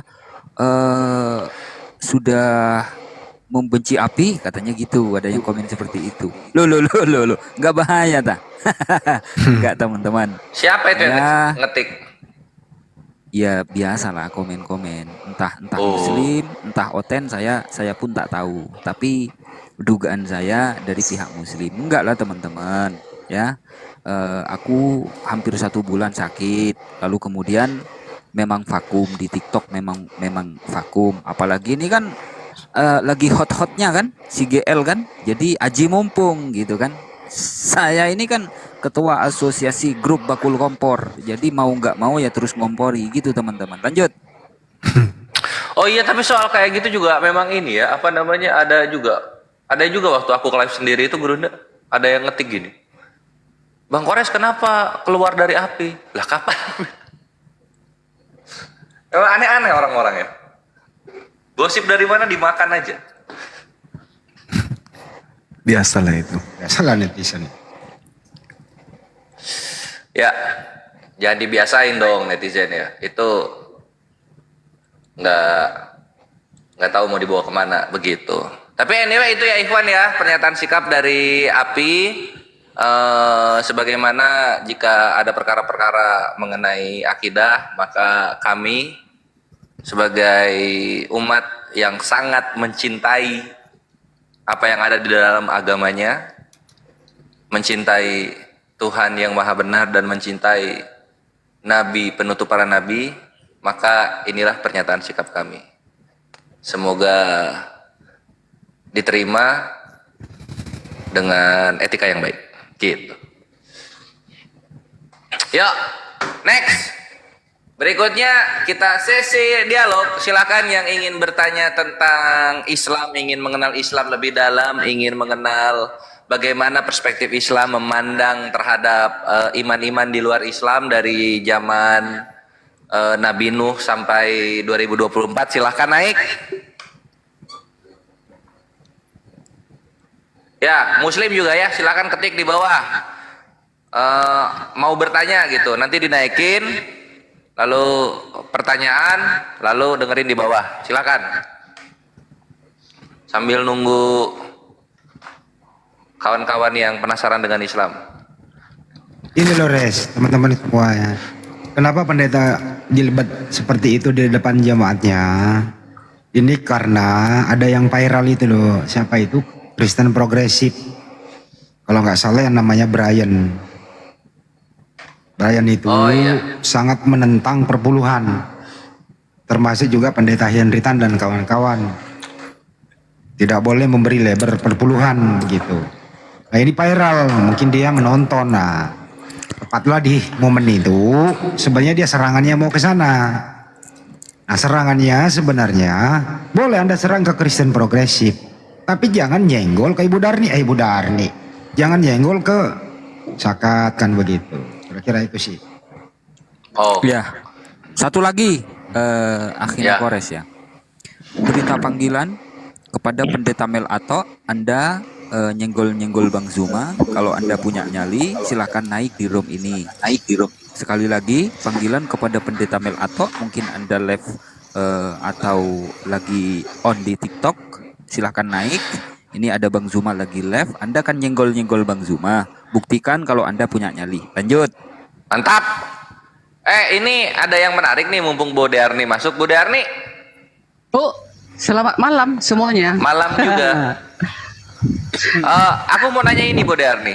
Apa itu tuh? Papa Kere Jangan tanya manuskrip ya. Jangan tanya manuskrip. Iya enggak belum kesana kita belum kesana. Aku ada yang mau aku validasi dulu. Ada Papa Kere masuk Advent. Papa Kere siapa Papa Kere? PPJ. Oh bukan, begininya itu.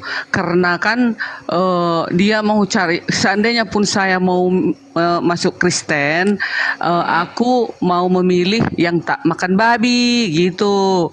Terus selama ibu-ibu hadir di situ kan Ibu Darni nggak makan babi nih. Terus datang Ibu Yuni, cocok dong. Ibu Darni kan nggak makan babi. Ah gitu. Oh iya, aku pasti milih Advent lah. Bagusan aku memilih yang tak makan babi. Kalaupun aku memang mau disuruh pilih Kristen, gitu. Oh gitu. Belum berarti ya? Enggak. Belum. Ya? Oh iya. Oke lanjut. Res, masuk ke Bu Darni perpuluhan. Bu Darni, Advent itu perpuluhan atau tidak? Iya, yes. Oh perpuluhan juga. Iya dong. Dasarnya zaman bangsa Israel dulu kan orang-orang Lewi itu kan mengembalikan 1/10 dari penghasilannya. Contoh dulu kan tanam-tanaman, buah-buahan, ternak-ternak yang paling bagus dari 10 hewan itu yang paling cantik itulah diserahkan. Nah, contoh, aku kadang heran melihat pendeta-pendeta itu siapa itu? Pendeta HT itu, HT-nya, HT. Yang mengatakan perpuluhan itu sesat. Oh. Saya contoh, ini dari hati yang saya yang paling dalam ya. Memang iya, kita memang memerlukan uang ya kan. Tetapi contoh Bu Darni nih, penghasilan Ibu Darni contoh 10 juta 1 bulan. Untungnya kan gitu. Untung Bu Darni ini 10 juta. 10% dari 10 juta ini kan berapa? 1 juta ya kan? 1 juta. Nah, alangkah baiknya aku mengembalikan ini ke perbendaraan ibadah Tuhan. Maksudnya perbendaraan itu untuk kemajuan ibadah itu. Kalau tidak ada keuangan ini, potong leher, pasti tak akan berjalan semua rencana-rencana itu, iya kan? Nah, kalau saya berikan itu, Ibu Darni sudah umur 50 tahun, saya tidak pernah miskin setelah saya mengembalikan persepuluhan, malah adanya berkat diberikan ya kan. Nah, apalagi orang yang bermiliar-miliar uangnya, masa mau ditumpuk-tumpuk uangnya di lemari atau di bank atau pergi keliling Eropa boleh, atau mobilnya ganti-ganti boleh, atau HP-nya harga-harga puluhan juta, atau ganti-ganti istrinya 5 boleh. Masa mau memberikan perpuluhan untuk pekerjaan Tuhan harus dikritik? Ah, itu Oke, cukup dulu ditanggapi Bu Darni ya. Jadi landasannya Bu Darni Bang Juma itu untuk karena ada jalan suku Lewi itu. Itu dasarnya. Silakan Bang Juma bisa ditanggapi. Iya. Jadi sebenarnya kalau berbicara mengenai perpuluhan itu kan hukum dalam rangkai hukum yang diajarkan kemudian oleh Tuhan kepada bangsa Lewi, Bani Israel dalam hal ini. Nah, sedangkan kalau kita berbicara mengenai hal tersebut, itu sudah dibatalkan semua dan memang tidak ada hubungannya dengan Kristen, apapun sektenya.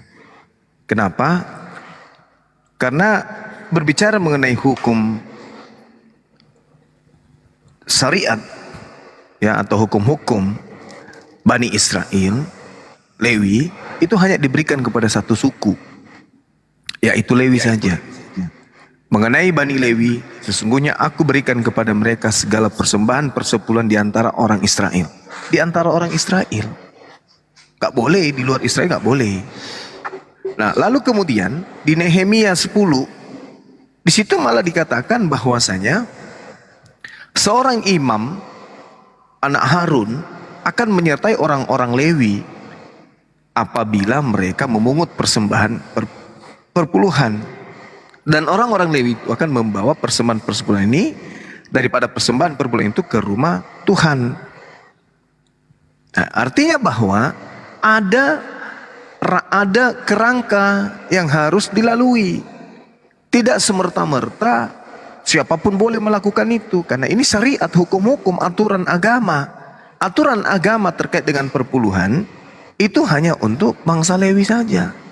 Dan selain hanya untuk bangsa Lewi, yang kedua adalah ajaran Paulus, ya, pendiri agama Kristen ini, itu jelas mengatakan bahwa hukum Taurat itu semuanya batal dengan matinya Yesus di atas tiang salib.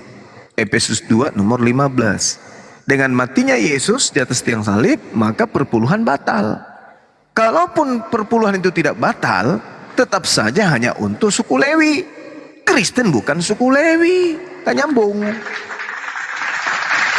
Ini gak nyambung. Kalau mau dipaksakan, orang Kristen mau memiliki aturan persembahan, ya mungkin cocok 2 Korintus 11 atau 2 Korintus 9. Kalau 2 Korintus 11, jemaat-jemaat lain telah kurampok dengan menerima tunjangan dari mereka supaya aku dapat melayani kamu. Nah, itu mungkin cocok.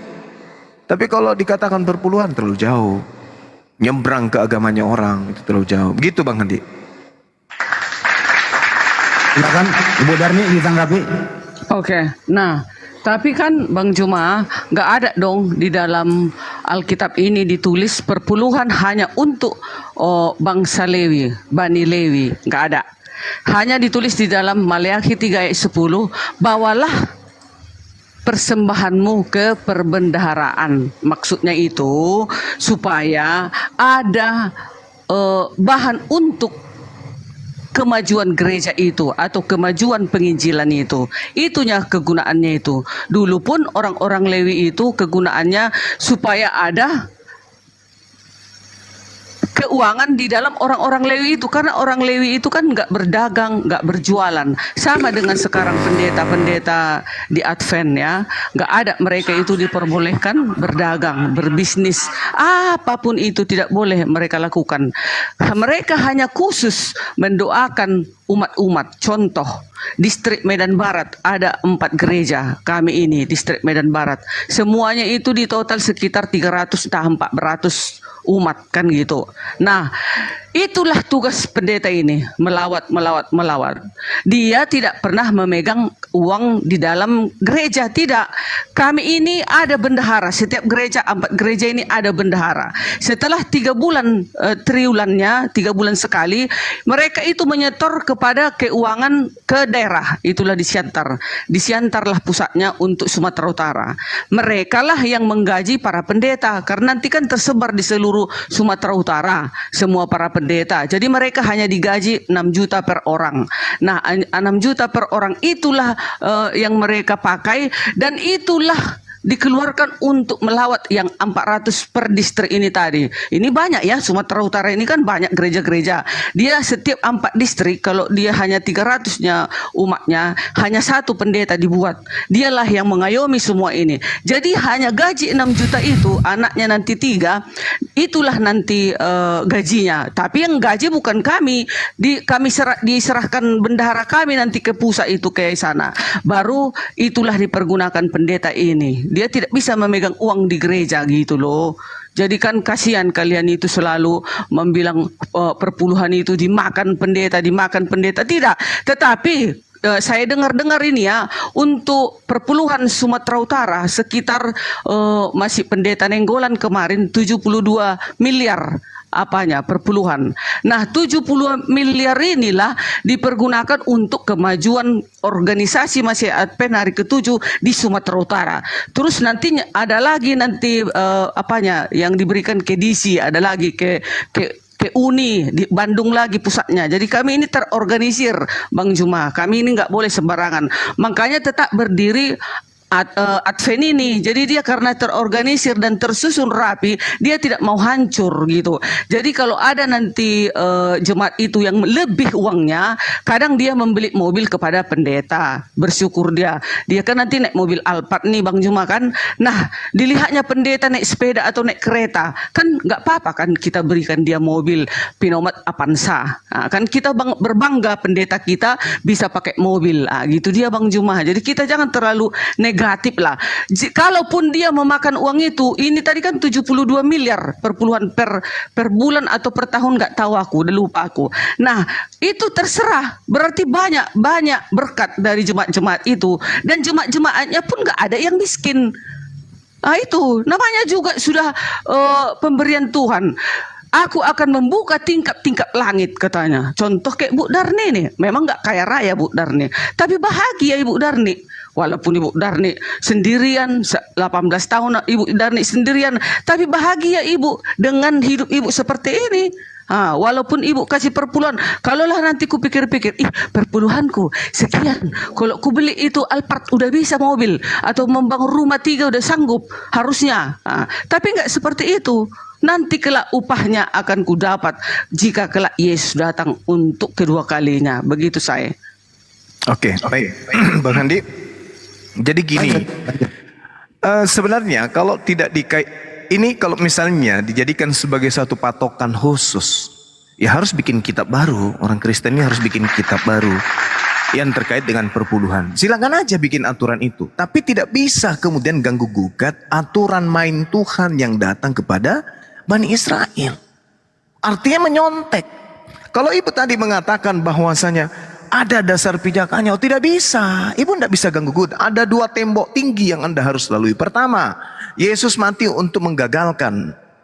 Yang kedua kemudian adalah, coba kita lihat di dalam Bilangan 18 nomor 24. Apa yang dikatakan di sana? Jelas di sana ada kata trauma, persembahan yang khusus. Persembahan khusus kepada siapa? Kepada Bani Lewi. Sebagai apa? Sebagai milik pusakanya. Nakala artinya bahwa persembahan khusus itu adalah milik pusaka, hanya untuk Bani Lewi saja. Gak boleh diganggu gugat sama bangsa lain, gak boleh. Perpuluhan itu adalah hak milik kepunyaan suku Lewi sebagai persembahan khusus yang menjadi milik pusaka mereka. Nah, Kristen ini bukan suku Lewi. Kristen tidak memiliki pusaka tentang perpuluhan, tapi Kristen juga mau bikin yang kayak gitu. Ya udah, silakan aja bikin kitab baru, tapi jangan jadikan kitabnya orang Yahudi sebagai dasar pijakan. Kenapa? Ditertawakan kita. Itu sistem yang Tuhan atur untuk Bani Lewi sebagai warisan pusaka. Sementara di Medan mana ada suku Lewi lagi di sana? Ada suku Lewi di sana. Silakan Anda menyontek, tapi jangan jadikan bahwa kita ini adalah suku Lewi, kita mempersembahkan kepada itu. Mana aturan mainnya? Tak ada aturan mainnya. Orang Kristen, orang Batak, mohon maaf ini, orang Toraja perpuluhan mengikuti cara-cara Yahudi. Dari mana konsepnya? Apa dasar pijakannya? Terkait dengan apa yang tertuang di dalam kitab Bilangan 18, itu hanya milik pusaka Bani Lewi saja. Milik pusaka Bani Lewi, tidak boleh diganggu gugat. Pusakanya orang kok diambil-ambil. Itu namanya pelukan, pencuri. Nah, kalau kita melihat lagi di data Bilangan 18 nomor 26 atau Bilangan 18 nomor 28, jelas sekali. Dengan demikian kamu harus pun tahu bahwa persembahan untuk persembahan ini adalah persembahan khusus kepada Tuhan sebagian dari persembahan persepuluh orang Israel. Persembahan yang khusus kemudian harus kamu serahkan kepada Imam Harun. Sejak kapan si Gilbert ini jadi Imam Harun? Sejak kapan? Jadi kita tidak ngada-ngada. Itu firman, itu kaidah. Sebab persembahan perpuluhan yang dipersembahkan orang Israel. Nah, apakah Kristen ini orang Israel? Kan bukan. Serba membodoh-bodohi diri sendiri, serta serba menipu diri sendiri.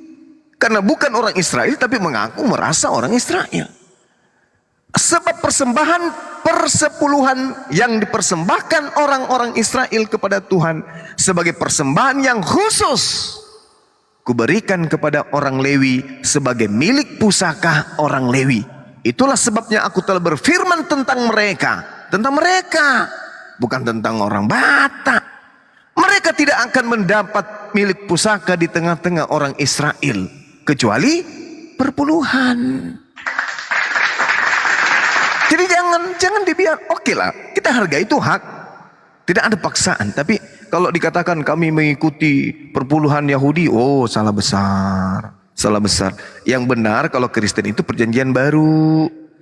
2 Korintus 11 nomor 8. Jemaat-jemaat lain telah kurampok, dalam bahasa Yunani sulao, kurampok, dengan menerima tunjangan dari mereka supaya aku dapat melayani kamu. Nah, itu baru betul. Rampok semua jemaat, dirampok sebesar 10% dari jemaat-jemaat, dikumpulkan sampai bermiliar-miliar. Itu baru hasilnya demikian. Jadi salah, bukan perpuluhan namanya.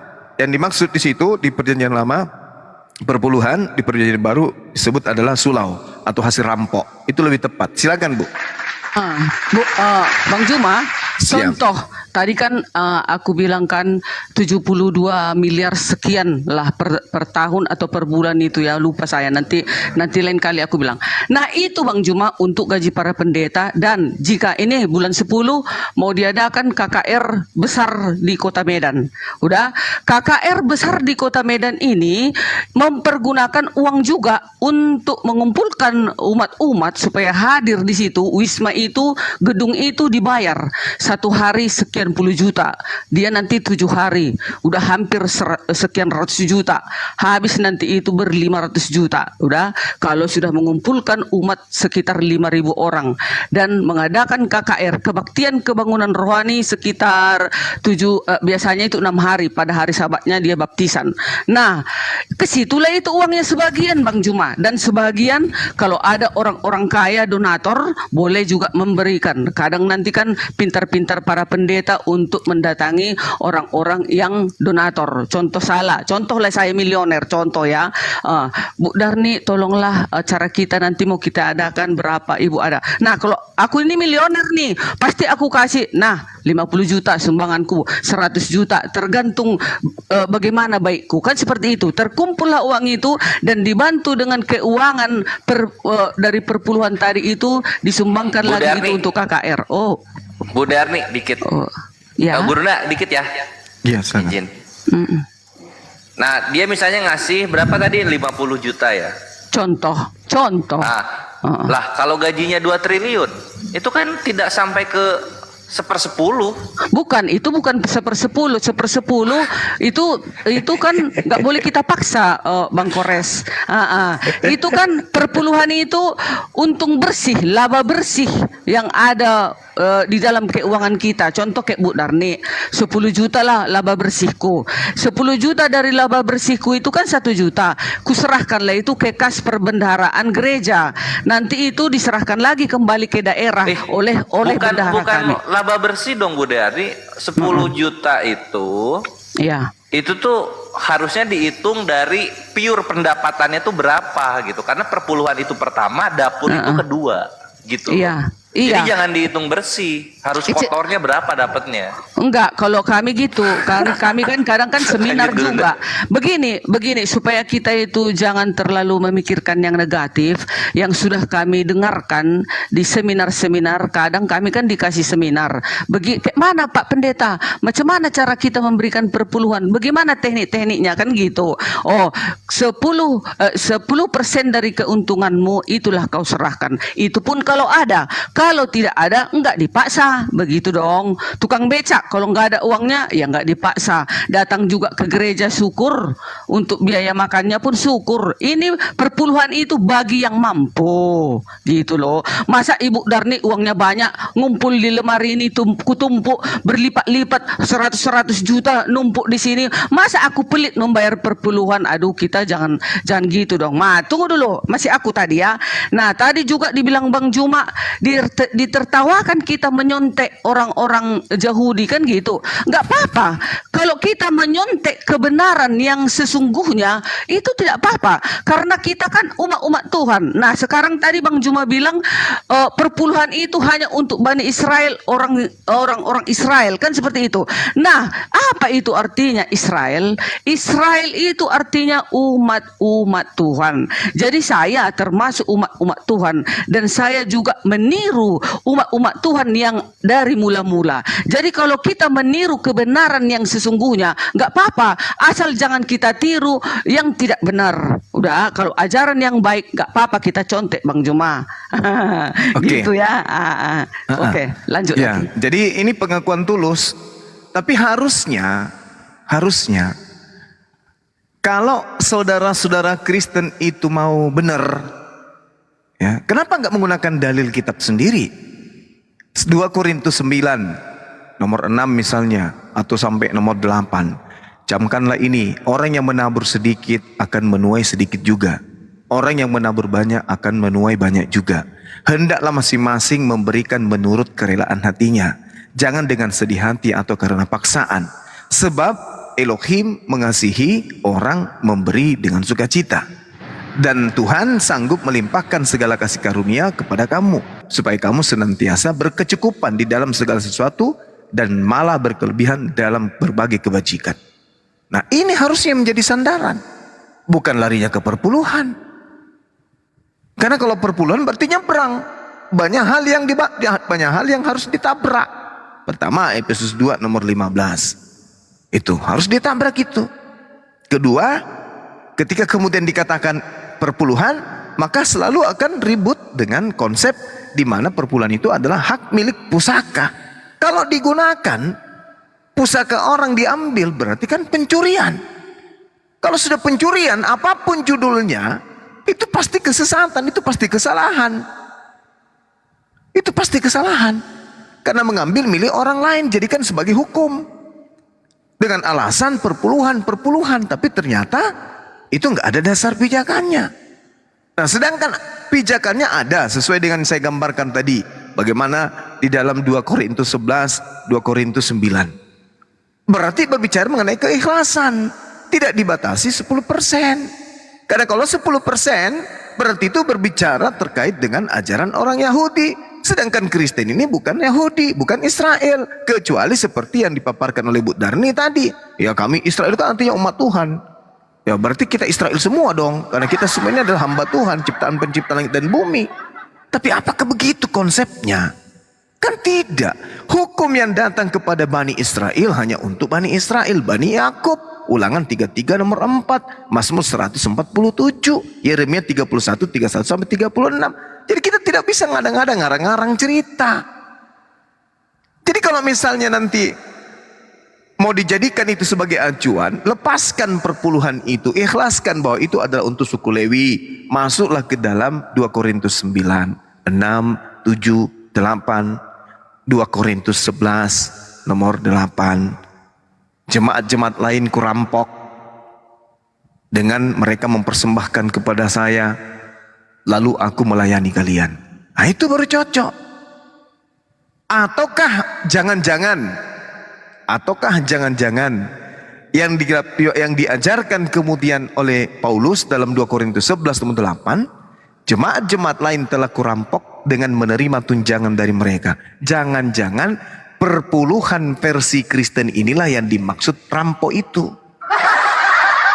Merampok dengan judul perpuluhan. Supaya rampokannya itu terlihat legal, maka masih mengambil olesan dari perjanjian lama.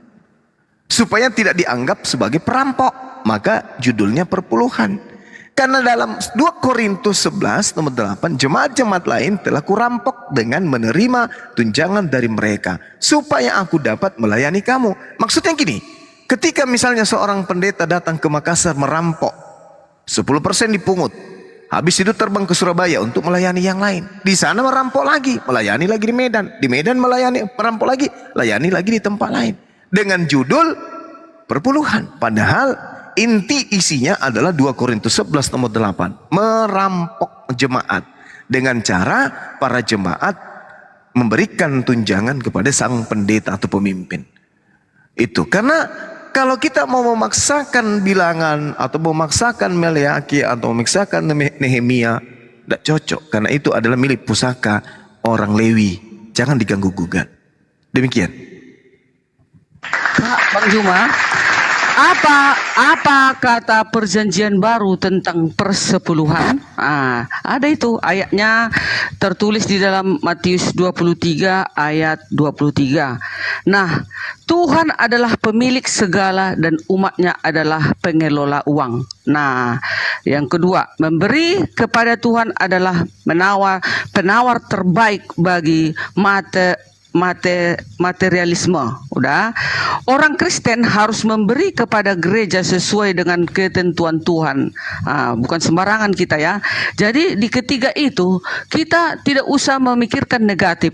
Kalau pemimpin kita, organisasi kita sudah menyusun sedemikian rupa untuk bagaimana kelancaran sesuatu organisasi itu. Jangankan di organisasi, di dalam rumah saja kalau tidak disusun rencana untuk melakukan yang terbaik, tidak mungkin keluarga itu bisa berjalan dengan baik, dengan berbahagia bersama keluarganya. Begitu juga dengan organisasi. Tuhan sudah memberikan pemimpin-pemimpin kepada organisasi Masehi Advent hari ke-7. Udah.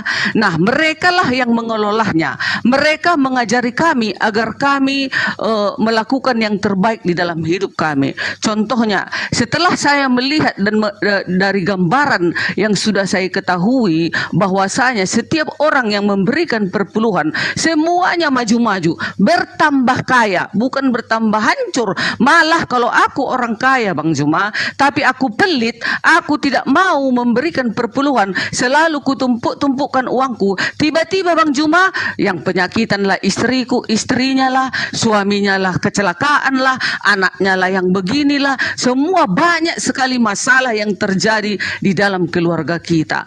Itu ada hukumnya, itu ada hukumannya bagi orang yang pelit. Nah, jadi semenjak saya melihatnya Bang Zuma, tidak ada negatif yang saya perhatikan di dalam memberikan persepuluhan. Malah kita terberkati. Contoh, gak usah kulihat orang lain. Aku sendiri sebagai seorang janda sudah 18 tahun. Saya tetap membayar perpuluhan. Tetapi Tuhan memberkati aku. Tuhan memberikan jalan yang terbaik di dalam hidupku dan keluargaku. Begitu Bang Zuma. Jadi kita nggak usah bilang meniru-niru, walaupun kita bilang meniru-niru, tak apa-apa, kita meniru kebaikan, asal jangan kita meniru kejahatan gitu. Silakan. Iya, baik. Nah, kalau Ibu justru mengambil data di dalam kitab yang Ibu sebutkan tadi, misalnya dalam Matius 23. Matius 23 kemudian Ibu bawa nomor 23. Celakalah kamu, hai ahli-ahli Taurat dan orang Farisi. Itu jelas tuh. Disebut kok di situ. Ahli Taurat, orang Farisi, hai kamu orang munafik, sebab persembahan dari selasi, adas manis dan jintan kamu bayar. Tetapi yang terpenting dalam hukum Taurat, nah itu kan hukum Taurat, kalian abaikan, yaitu keadilan dan belas kasihan dan setia. Yang satu harus dilakukan dan yang lain jangan diabaikan. Berarti semuanya. Semuanya berarti. Jangan ada ilah lain, berarti nggak boleh. Yesus harus diturunkan jadi Tuhan. Karena dia bukan ilah. Harus jangan diganti ilahnya Bani Israel berarti kalau begitu. Nah, sedangkan kalau Ibu mengatakan meniru yang baik dan seterusnya, lalu kemudian Ibu tidak ada yang merasa negatif, semuanya baik-baik. Al-Quran memang sudah mengatakan bahwasanya di Al-Quran nih, ya, di Al-Quran iblis itu berkata, Rabbi bima aqwaitani la uzayyanna lahum fil ardi wa ughwiyannahum ajma'in. Tuhanku, oleh karena engkau telah memutuskan bahwa aku ini sesat, aku pasti akan menjadikan kejahatan terasa indah bagi mereka di bumi. Ini kata iblis. Dan aku akan menyesatkan mereka semua. Nah, kembali kepada tema kita terkait dengan perpuluhan. Sekali lagi saya mengatakan, jalan solusinya itu ada. 2 Korintus 9 atau 2 Korintus 11. Saya bukan mengajari, bukan. Tapi memang harus kayak begitu. Mau dilarikan kemana perpuluhan ini? Disebabkan karena tak ada lagi kemudian data-data yang ada di perjanjian lama yang berlaku setelah Yesus mati di atas tiang salib. Tak ada lagi. Makanya muncul Advent. Advent ini adalah sekte baru yang kemudian baru berusia kurang lebih 200 tahun. Di antara nenek moyang mereka yang sudah kurang lebih 2000 tahun. Advent kemudian lahir melihat bahwa pola gaya yang dianut oleh nenek moyang mereka ini ada yang keliru. Sehingga mereka membentuk diri sendiri. Lahirlah Advent. Dan mengambil bagian kemudian dari perjanjian lama kitabnya orang Yahudi. Sehingga antara Advent dengan agama nenek moyangnya berbeda. Berbeda. Cuman masalahnya sekarang, pohon yang tidak baik pasti akan melahirkan buah yang baik, tidak baik. Itu kata Yesus. Makanya saya katakan, kalau ibu ingin perpuluhan seperti pola yang ada sekarang, tidak usah diganggu. Silakan Anda lanjutkan dengan pola itu, tapi jangan digunakan istilah perpuluhan, tapi gunakan aja persembahan atau penaburan rezeki dan seterusnya. Menabur rezeki atau menabur harta kepada pendeta dan seterusnya. Jangan perpuluhan, karena itu adalah ajaran yang sudah dibatalkan Paulus dengan mengatakan Yesus mati. Efesus 2 nomor 15. Yang kedua, orang yang belajar akan menertawakan kita. Karena kenapa? Semua yang disebut perpuluhan di dalam agama Yahudi atau di dalam kitab Tanakh itu adalah pusaka milik Bani Lewi. Itu tidak main-main. Itu bukan dibuat-buat, itu betul-betul pusaka milik Bani Lewi. Dan bahkan mereka didampingi oleh anak-anak Harun. Jadi tidak boleh dianggap main-main itu. Silakan menggunakan istilah menabur atau bersedekah atau apalah yang sesuai dengan persembahan atau penabur atau apa di situ. Tapi jangan kemudian dikatakan perpuluhan. Kenapa? Ini efeknya pendeta GL ini. Kena dia. Kenapa? Karena ketika dia membawa data tentang perpuluhan, mau berdialog dengan kita selesai. Selesai. Bisa gulung itu perpuluhan. Kecuali mengatakan bahwa ya kita nggak pakai perpuluhan, yang kita pakai ini dan ini. Artinya sementara ini kita punya kesimpulan bahwa pendeta GL ini ya merampok. Karena tidak ada dasar perpuluhan di dalam perjanjian baru. Merampok yang ada. Kalau ditetapkan sepersepuluh berarti merampok. Karena kalau kita lihat dalam 2 Korintus itu tak ada penetapan. Hanya dikatakan orang yang menabur sedikit menuai sedikit, orang yang menabur banyak akan menuai banyak. Itu baru tepat. Tapi kalau perpuluhan, mana ada perpuluhan lagi di dalam perjanjian baru terkait dengan orang-orang Kristen. Itu hanya bercerita orang Farisi, ahli Taurat. Berarti masih bersentuhan dengan perjanjian lama. Seperti itu Bu Tarni, silakan. Pusaka milik Bani Lewi, kan itu tadi Bang Juma bilang. Yes, awalnya memang itu diberikan pusaka milik Bani Lewi. Yes, tetapi tidak mungkin Allah itu hanya milik orang-orang Bani Israel. Tidak kan? Tidak mungkin ajaran dan kebenaran itu hanya milik orang-orang Israel. Tidak mungkin. Saya, Dearni Simatupang, orang Batak yang ada tinggal di Medan. Termasuk saya ini adalah Bani Israel rohani.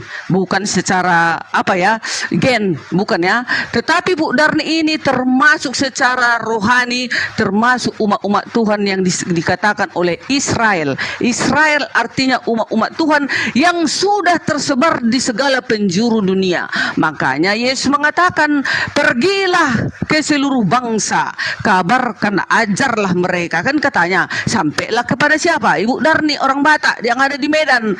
Jadi awalnya memang kebenaran itu datang di Bani Israel dan kemudian disebarkan ke seluruh penjuru dunia. Sampailah ke Pancuru Batu. Itulah orang Batak, Dearni Simatupang, dan tetap mengajarkan kebenaran terdahulu dan sampai sekarang di perjanjian baru tetap diikuti ajaran-ajaran yang benar itu. Nah, kalau Bang Juma atau teman-teman yang lain mengatakan itu, malulah kita meniru-niru orang Bani Israel. Ngapain malu kita meniru orang yang benar? Kecuali kita meniru orang yang bejat. Kalau orang yang benar kita tiru, Tuhan akan bergembira, malaikat di sorga akan bertepuk tangan. Jadi kami Masehi Advent hari ke-7 masih tetap mengadakan perpuluhan. Kalaupun ada umat yang mengatakan tidak baik itu perpuluhan, itu dimakan pendeta, itu suka hatinya. Mau apapun dia bilang, terserah dia. Yang penting di dalam pengajaran tentang perpuluhan ini adalah untuk kemajuan pekerjaan Tuhan di dalam organisasi tertentu, contohnya seperti kami umat Masih Advent hari ke-7. Itulah kegunaan perpuluhan itu adalah untuk kemajuan pengembangan organisasi itu dan untuk membantu cara kehidupan para imam-imam itu, para pendeta yang menginjili kami, yang mengajari kami bagaimana hukum-hukum Tuhan yang harus kami terapkan. Jadi kalau Bang Juma mengatakan itu seperti itu, ya terserah Anda. Yang jelas saya sebagai umat biasa sampai hari ini saya masih tetap melakukannya, dan begitu saya melakukannya saya tetap terberkati. Itu Bang Juma. Oke, baik. Jadi gini Bu Darni, sudah ada dua kecerobohan yang terjadi. Yang pertama, kalau begitu kami meniru yang baik. Yang kedua, Israel rohani. Nah sekarang lagi ini masuk lagi ke yang ketiga. Anda mengatakan bahwa Anda juga itu adalah umat Tuhan, umat Tuhan, kemudian yang sekarang hukum Tuhan untuk semua manusia. Padahal dalilnya sudah sangat jelas. Hukum Tuhan itu hanya datang kepada Bani Israel.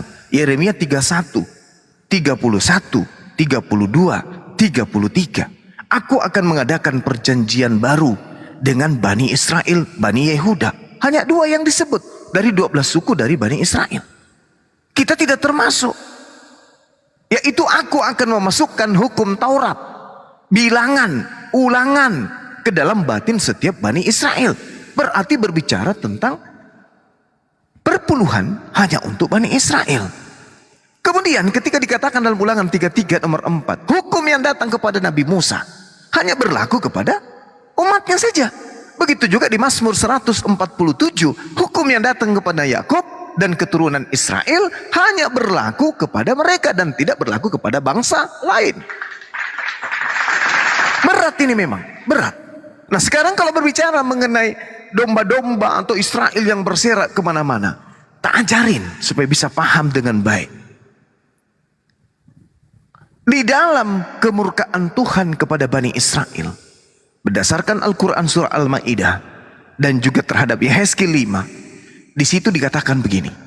Sebab itu beginilah firman Tuhan Elohim, oleh karena engkau lebih jahat dari bangsa-bangsa yang ada di sekitarmu, dan kelakuanmu tidak selaras dengan ketetapan-ketetapanku, dan engkau tidak melakukan peraturan-peraturanku, bahkan engkau melakukan peraturan-peraturan bangsa-bangsa di sekitarmu. Sebab itu beginilah firman Tuhan Elohim, lihat aku, ya aku sendiri yang akan melawanmu wahai Israel.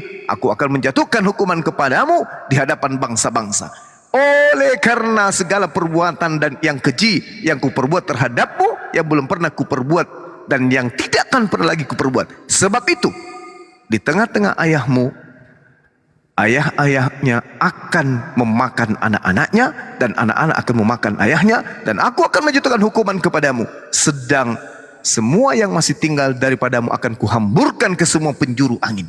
Ini yang dihamburkan ini bukan orang Batak.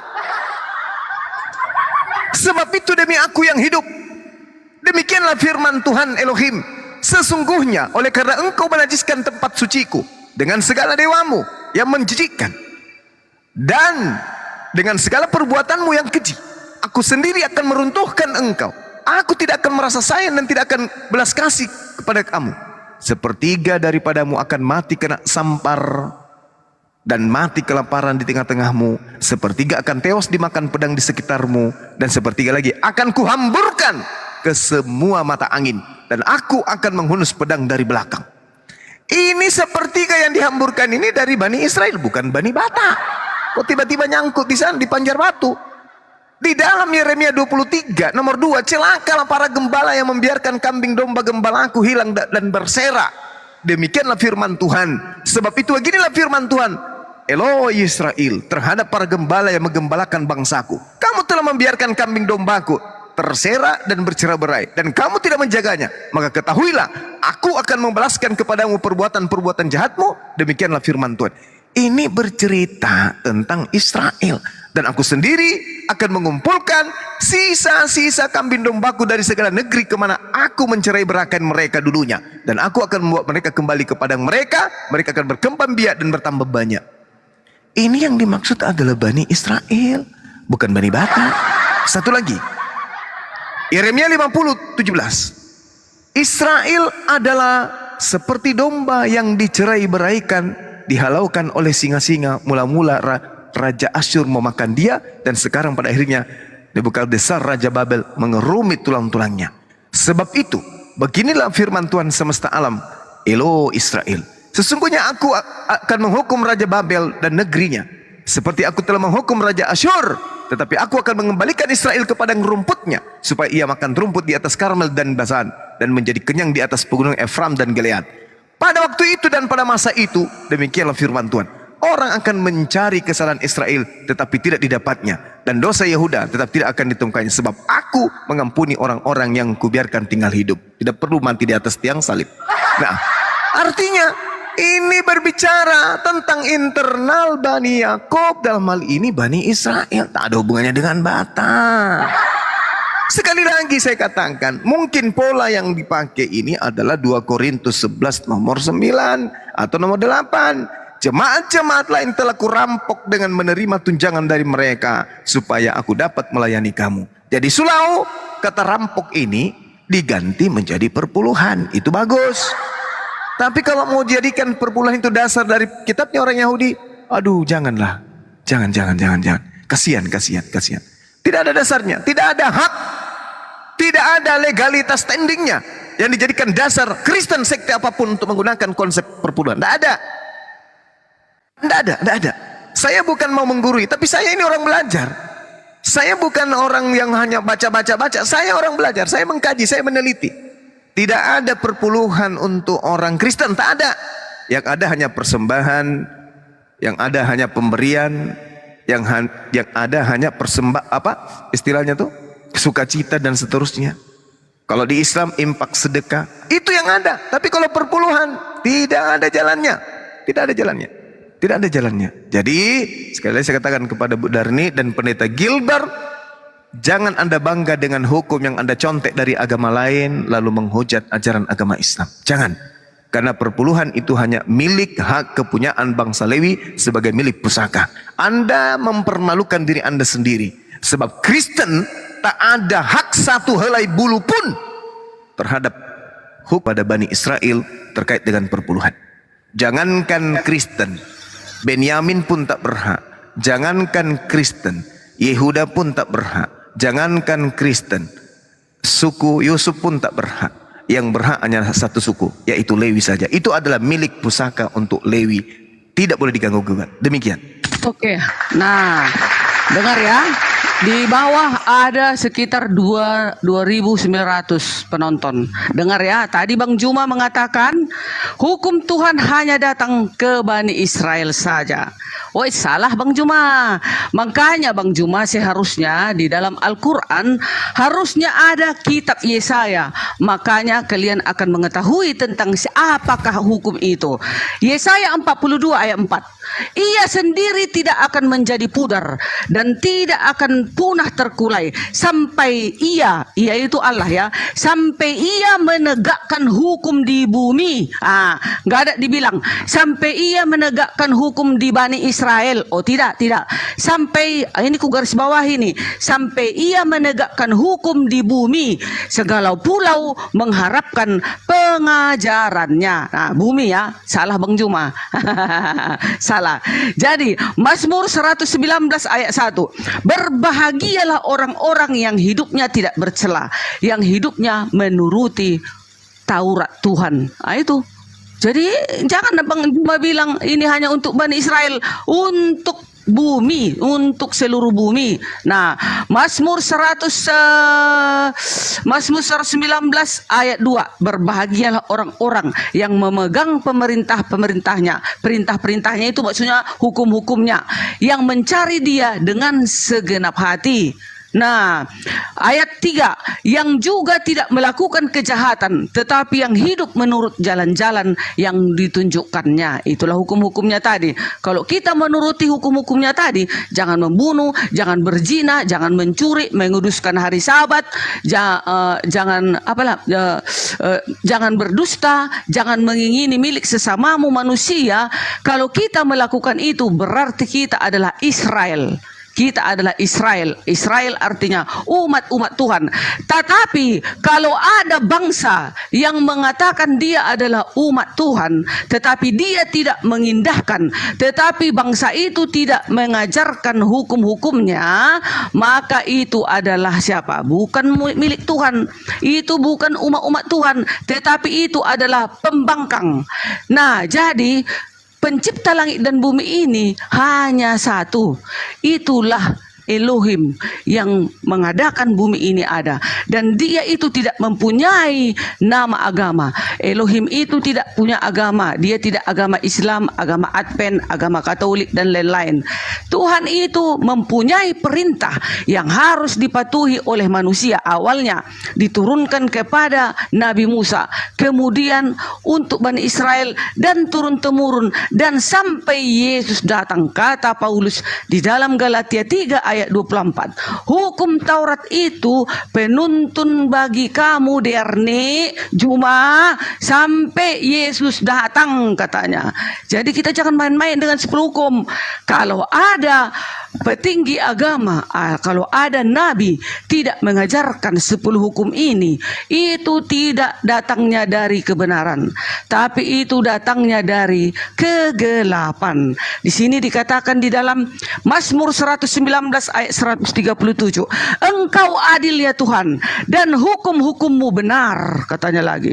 Mazmur 119 ayat 144, peringatan-peringatanmu adil untuk selama-lamanya. Udah. Mazmur 158 ayat berapa ini? 119. Melihat pengkhianat-pengkhianat itu merasa jemu karena mereka tidak berpegang pada janjimu. Janjimu itu maksudnya hukum-hukum Tuhan. Di dalam Wahyu, Bang Juma, Wahyu 11 ayat 19, sewaktu penglihatan Yohanes di Pulau Patmos, maka terbukalah bait suci yang di surga, dan kelihatanlah tabut perjanjiannya. Tahu Bang Juma tabut perjanjian? Itu adalah 10 hukum dan isi-isi tongkat Musa dan apa itu semua itu. Nah, itu termasuk tabut perjanjian di dalam bait suci itu, dan terjadilah kilat deru gebu dan gempa bumi dan hujan es. Dan Yohanes waktu mimpi dia di Pulau Patmos, dia melihat hukum Taurat itu, hukum 10 itu ada sekarang di bait suci. Jadi jangan main-main kita dengan 10 hukum. Jangan kita bilang itu karena dibilang di dalam Galatia sudah sudah dibatalkan, bukan dihilangkan, tetapi dipersatukan di dalam Yesus hukum Taurat itu. Kalau kedatangan Yesus menggenapi, jadi hukum Taurat itu dipersatukan oleh Yesus. Dan siapa sudah pengikut Yesus, sudah harus barang tentu dia tidak membunuh, mencuri, merampok, berzina, menyembah berhala, tidak mengingini milik sesama manusia. Sudah barang tentu dia mengikuti perintah-perintahnya itu tadi. Itu Bang Cuma, alangkah indahnya peraturan itu. Kok mesti kita ributi lagi? Kok mesti kita teror-teror lagi? Sementara Tuhan sudah indah menuliskan itu di 2 loh batu melalui Musa awalnya. Kemudian menjadi penuntun bagi kamu sampai Yesus datang, kata Paulus. Silakan Bang Cuma. Oke, baik. Jadi kalau hanya sekedar mengklaim memiliki hak orang itu memang enak, tanpa mau memahami delik yang ada di dalam hukum tersebut. Yang pertama, Nabi Musa hanya untuk Bani Israel. Yang kedua, Yesus hanya untuk Bani Israel. Pengakuan dari 2 oknum ini dari mulutnya sendiri. Kisah Para Rasul 23, dia adalah juru selamat untuk Bani Israel, yaitu Yesus. 1. Kemudian, kalau berbicara mengenai hukum Tuhan itu untuk Bani Israel. Yesus datang hukum-hukumnya untuk Bani Israel. Yesus mengatakan dalam Matius 23, orang-orang Yahudi, ahli Taurat, orang Farisi menduduki kursi Musa. Tetapi jangan kau ikuti mereka. Karena mereka berkata tapi mereka tidak melakukan hukum Taurat. Sama dengan Kristen. Masalahnya sekarang adalah hukum ini tidak berlaku kepada bangsa lain. Hukum itu hanya untuk Bani Israel. Tak boleh. Kalau Anda non Yahudi yang masuk ke dalam, berarti dia nyamar. Seakan-akan dia ini adalah Bani Israel. Untuk dipaksakan Israel rohani. Harus. Karena gimana caranya mau nyamar? Secara nasab bukan Bani Israel. Jadi terpaksa untuk supaya nyamar menggunakan istilah rohani. Nah sekarang mari kita lihat. Apakah hukum Tuhan yang datang ke tengah-tengah Bani Israel itu masih berlaku? Setelah Tuhan kemudian murka kepada mereka. Kita baca Amos 2. Beginilah firman Tuhan. Karena 3 perbuatan jahat Moab, bahkan 4, aku tidak akan menarik kembali keputusanku. Oleh karena itu ia telah membakar tulang-tulang Raja Edom menjadi kapur. Yang ketiga, beginilah firman Tuhan. Karena 3 perbuatan jahat Yehuda, bahkan 4, aku tidak akan menarik kembali keputusanku. Oleh karena mereka telah menolak hukum Tuhan dan tidak berpegang pada ketetapan-ketetapannya, tetapi disesatkan oleh dewa-dewa kebohongan. Yang ketiga, beginilah firman Tuhan. Karena 3 perbuatan jahat Israel, bahkan 4, aku tidak akan menarik kembali keputusanku. Oleh karena mereka menjual orang benar karena uang, dan orang miskin karena sepasang kasut. Yesus dijual ke Roma. Tuhan tidak akan menarik lagi sumpahnya kepada Bani Israel. Ini katanya firman Tuhan. Oleh karena itulah kemudian Tuhan mendatangkan hukum yang baru. Al-yauma akmaltu. Itu jelas itu. Al-yauma akmaltu lakum dinakum wa atmamtu alaikum ni'mati wa raditu lakumul Islam madina. Pada hari ini telah kusempurnakan ajaranmu. Karena ajaran Islam itu memang sudah diajarkan dari sejak Nabi Adam. Sempurna pada zamannya di mana nabi-nabi itu diutus kepada kaum yang di mana mereka diutus. Tapi ketika nabi umat Islam sebagai penutup para nabi, maka kesempurnaan syariat-syariat itu kemudian batal, dan yang berlaku kemudian adalah hukum baru. Tidak bisa kita menggunakan hukum-hukum yang sudah dikutuk sendiri, dirampok sendiri, dirubah sendiri, dipermainkan sendiri. Maka Tuhan kemudian mendatangkan hukum baru. Tuhan itu satu, betul. Kepada Nabi Adam Tuhannya satu, Allah. Pada Nabi Abraham Tuhannya satu, Allah. Pada Nabi Musa Allah, Isa Allah, semuanya Allah, tidak ada yang lain. Dialah yang kemudian memberikan hukum-hukum kepada para nabi-nabi. Maka ketika Islam itu datang, apa kata Allah? Ya ahlal kitab, qad ja'akum rasuluna yubayyinu lakum katsiran mimma kuntum tukhfuna minal kitab wa ya'funa an katsir. Qad ja'akum minallahi wa nur wa kitabum mubin. Wahai ahli kitab, orang Yahudi yang pernah diberi Torah, orang Nasrani yang pernah dikasih Injil, telah datang kepada kalian Rasul kami dengan menjelaskan kepadamu banyak hal dari isi kitab yang kalian sembunyikan. Sungguh telah datang kepadamu cahaya dari Allah, yaitu Islam, dan kitab yang menjelaskan, yaitu Al-Quran. Yahdi bihillah manittaba ridwan subulan salam wa yukhrijuhum minaz zulumati ilan nur biizni wa yahdihim ila siratim mustaqim. Dengan Al-Quran itulah kalian, Allah memberi petunjuk kepada orang-orang yang mengikuti keridaannya kepada jalan keselamatan. Dan dengan Al-Quran itu pula Allah mengeluarkan orang-orang dari gelap gulita menuju kepada cahaya dengan petunjuknya dan menunjukkan kepada jalan yang lurus. Ini yang dikatakan oleh Al-Quran. Sehingga Allah meneguhkan alladzina yattabi'una ar-rasulan nabiyyal ummiyal ladzi yajidunahu maktuban indahum fit Taurah wal Injil ya'muruhum bil ma'ruf wa yanhahum 'anil munkar.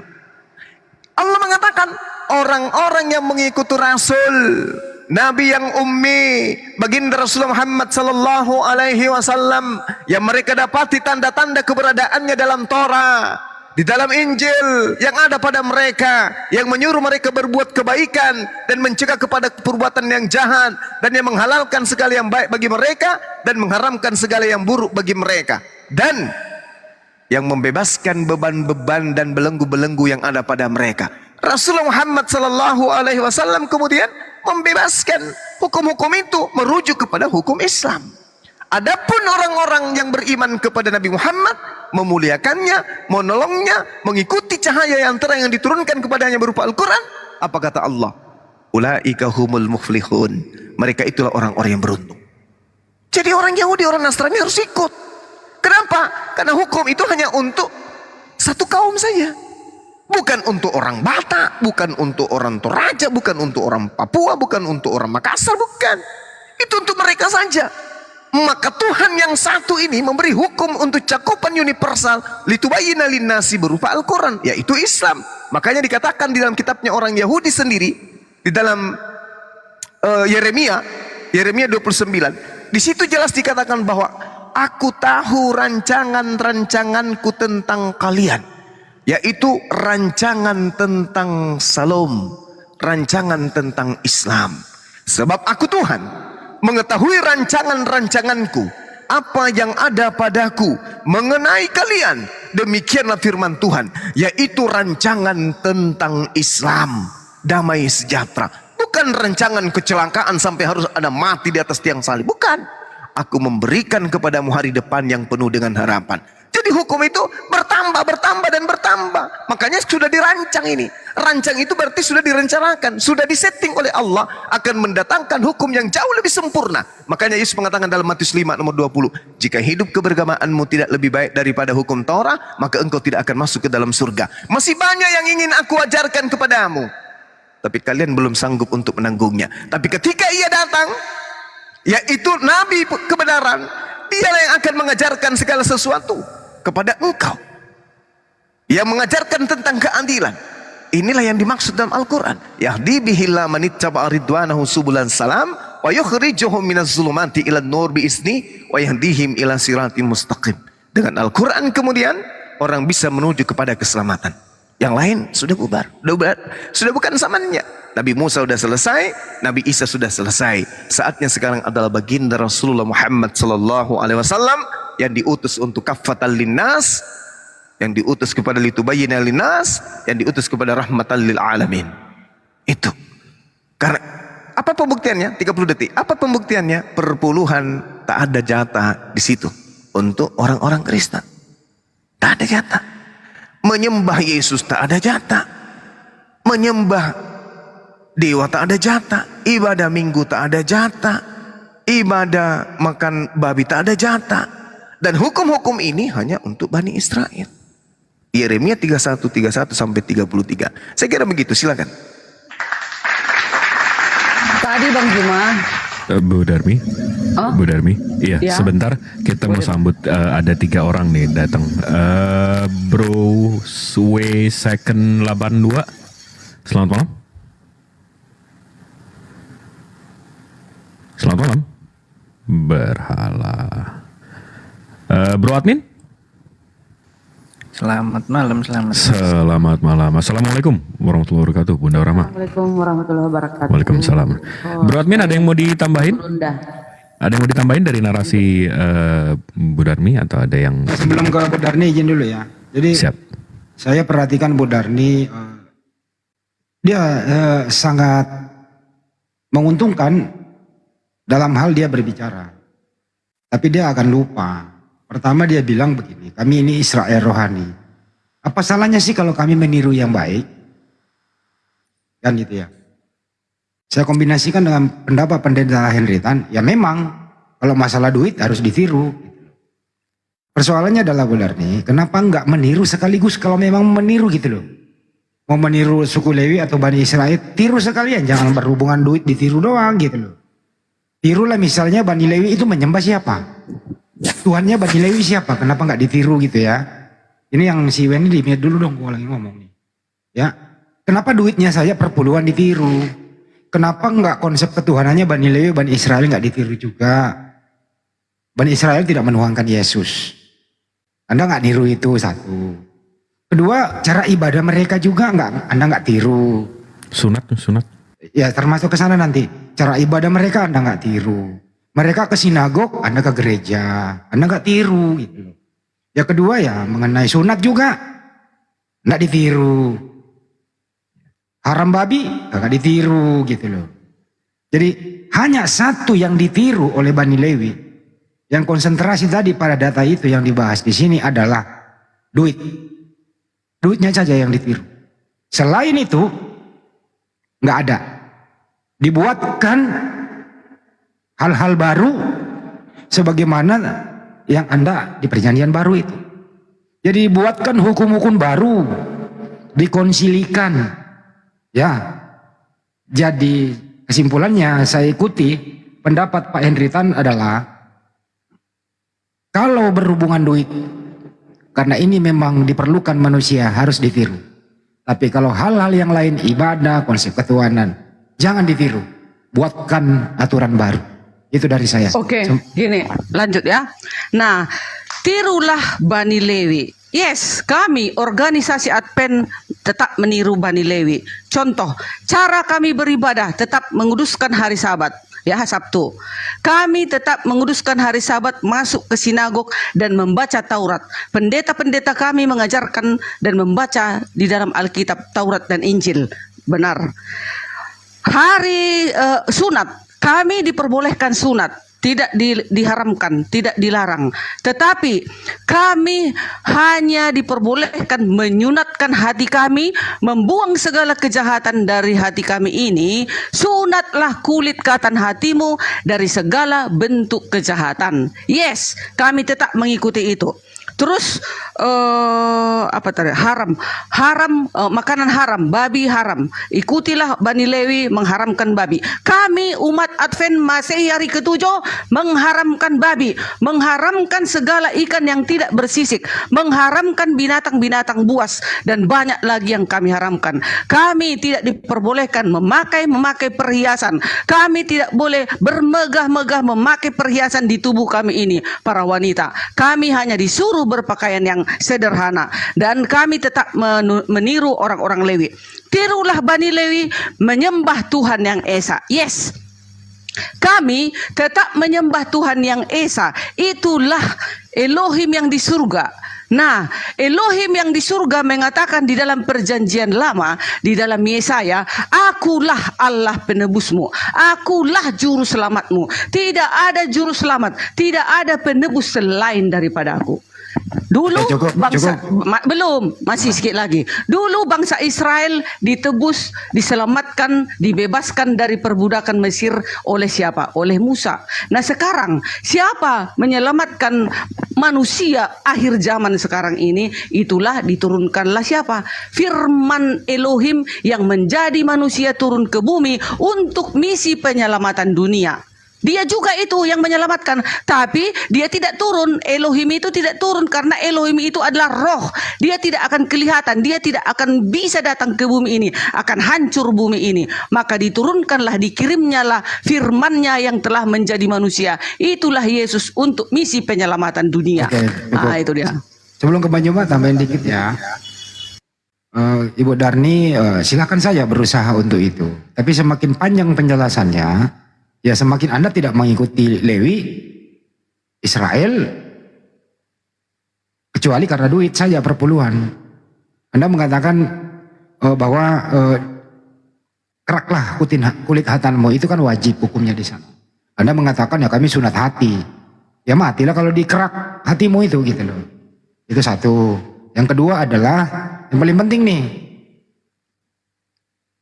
Tidak ada satupun suku Lewi atau Bani Israel kalau masih dia Yudaisme itu menuhankan Yesus.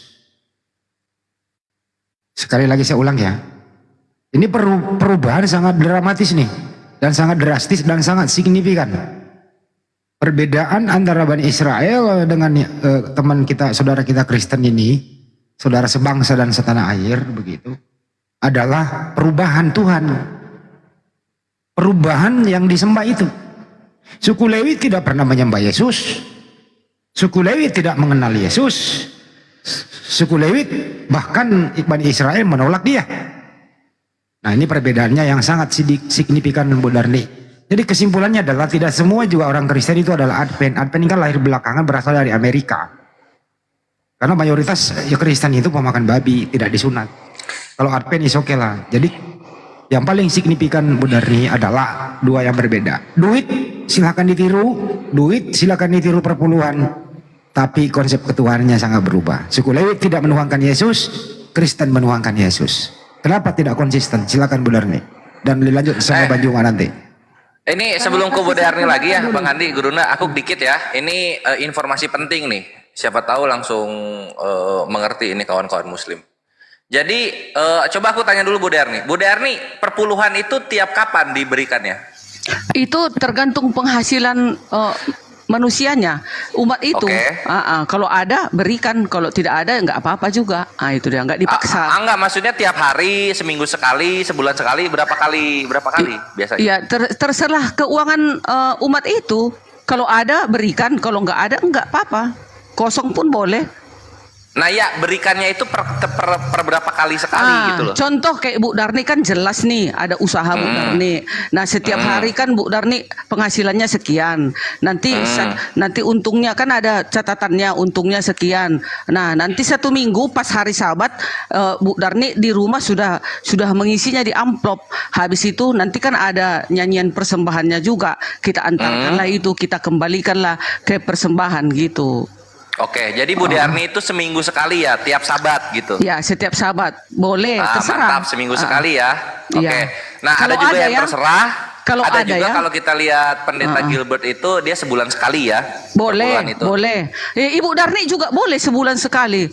Boleh sebulan sekali kan bisa. Nanti 1 minggu tulis, nanti diamplopkan supaya jangan bolak-balik maju ke depan. Nanti kan kasihan orang-orang yang tidak ke depan. Kan ada juga umat itu yang miskin yang tidak punya persembahan. Jadi kan kalau bolak-balik kita dilihatnya nanti dia merasa sedih. Jadi baiklah sekali sebulan juga boleh gitu. Sekali sebulan juga boleh ya. Nah, ini perhatikan nih, sekarang gua akan bawakan yang Yahudi ya. Ini untuk supaya kawan-kawan Muslim mengerti. Perpuluhan di dalam Yahudi silakan dilihat di Ulangan 14:28 ya. Ini Ulangan 14:28. Pada akhir 3 tahun engkau harus ya. Pada akhir 3 tahun engkau harus mengeluarkan segala persembahan persepuluhan dari hasil tanahmu dalam tahun itu dan menaruhnya di dalam kotamu. Jadi kalau Yahudi ya, Yahudi itu dia 3 tahun sekali baru persepuluhan. Itu biasanya bisa dibikin. Iya, Kores tunggu lupa. Di Brastagi karena mereka kan pertanian, kebun jeruk. Mereka per tahun memberikannya. Karena kan kalau jeruk kan nggak mungkin setiap minggu Ibu Darni kan dagang, jualan. Iya, bebas. Jadi tergantung keuangan masing-masing. Kalau kayak orang Brastagi perpuluhan mereka banyak-banyak kali. Tahu 600 juta perpuluhan mereka untuk distrik Tanah Karo. Oke, itu mereka 600 juta itu per berapa bulan? Per berapa bulan sekali? Mereka kayaknya per tahun lah karena kan pertanian per mereka. Tahun. Oke, ya siap. Masih beda. Yahudi per 3 tahun. Ulangan 14:28. Satu ya, yang kedua sekarang. Yang kedua ada di Ulangan 26 nomor 12. Apabila dalam tahun yang ketiga, tahun persembahan persepuluhan, engkau sudah selesai mengambil segala persembahan persepuluhan dari hasil tanahmu, maka haruslah engkau memberikannya kepada orang Lewi, orang asing, anak yatim, dan kepada janda, supaya mereka dapat makan di dalam tempatmu dan menjadi kenyang. Lagi-lagi 2 kali diulang Bu Darni. Persepuluhannya Yahudi itu setiap 3 tahun sekali, bukan setiap bulan atau setiap minggu atau setiap hari. Thank you. Lanjut, silakan Gurunda. Ini jangan dijadiin bahan protes ke pendeta-pendeta ya, karena siapa tahu kalau ini kan perpuluhan Taurat, mungkin di Kristen itu perpuluhan kasih mungkin, jadi berbeda gitu. Hehehe.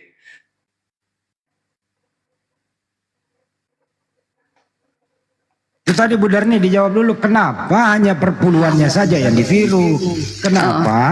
Kenapa tidak ditiru juga Tuhannya yang disembah suku Lewi gitu loh? Suku Lewi tetap menyembah Tuhan yang disembah oleh orang Kristen sekarang ini. Cuman pada waktu suku Lewi, firman itu belum menjadi manusia. Itu dia. Jadi waktu suku Lewi, teman-teman, masih menyembah Elohim. Elohim.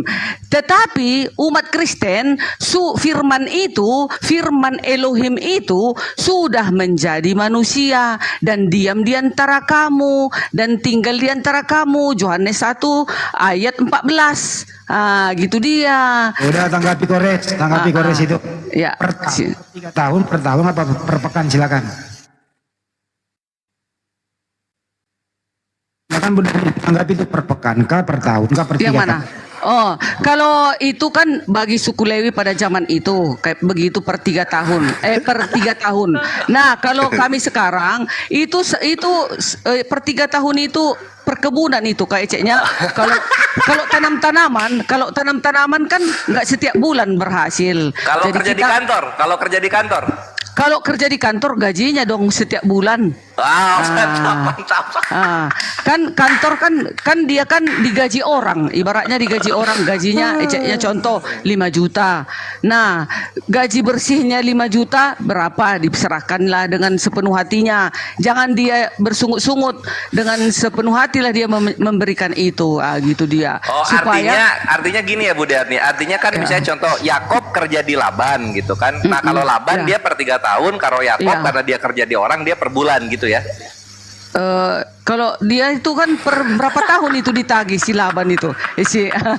Bukan Laban ya. Laban kan hasil tanah. Nah, Yakobnya ini yang gua tanya. Nah, begitulah cara kerjanya perpuluhan di umat Kristen modern sekarang ini.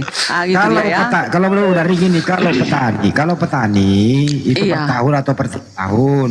Kalau pedagang, petani per 3 tahun atau per tahun. Kalau pedagang kayak Burdarni per pekan. Kalau PNS ya per bulan, gitu guys. Iya, sesuai dengan penghasilannya. Disesuaikan dengan kerjaannya, gitu loh. Iya, cuma aku nggak lihat sih kalau misalnya Yahudi itu karena disuruhnya itu mengerjakan apa yang ada di tanah, jadi nggak ada dalam Yahudi itu misalnya perpuluhan hasil kerja kantor atau perpuluhan hasil kerja apa tadi? Kan beda Kores. Sekarang ini kan udah zaman semakin canggih, zaman semakin modern. Jadi berbeda dong cara-cara perpuluhannya. Kalau sekarang kan udah macam ragam manusia ini. Ada juga posisinya gini, Bu Darni. Maksudnya tuh gini loh, Bu Darni. Mau tahun 1000 kayak mau tahun 50 kayak mau tahun 2024 kayak Taurat itu tidak berubah. Tapi izin satu data ya Bunda. Boleh, silakan. Efesus 2:15 itu sudah menggugurkan semua loh. Sebab dengan matinya sebagai manusia atau Yesus, ia telah membatalkan hukum Taurat dengan segala perintah dan ketentuannya. Tidak berlaku lagi, Bunda. Dan seterusnya dibaca, Bunda, dipersatukan di dalam Yesus. Itu dia. Kata-kata membatalkan. Boleh saya dengan berbicara? matinya sebagai manusia telah membatalkan. Boleh hukum saya Taurat. berbicara di antara kalian? Lanjut. Bagus, host bagus. Lanjut. Dalil ya. Aku ya. Habis ini ke Bang Juma, baru ditanggapi Bro Admin lagi. Silakan. Aku ya. Nah, tadi kan dibilang Bunda tadi di Efesus itu dibatalkan, tetapi seterusnya dibaca dan dipersatukan di dalam Yesus. Nah, maksudnya dipersatukan di dalam Yesus. Setiap orang yang sudah mengakui Yesus Tuhan dan Juru Selamatnya, dia tetap mengikuti peraturan-peraturan hukum itu.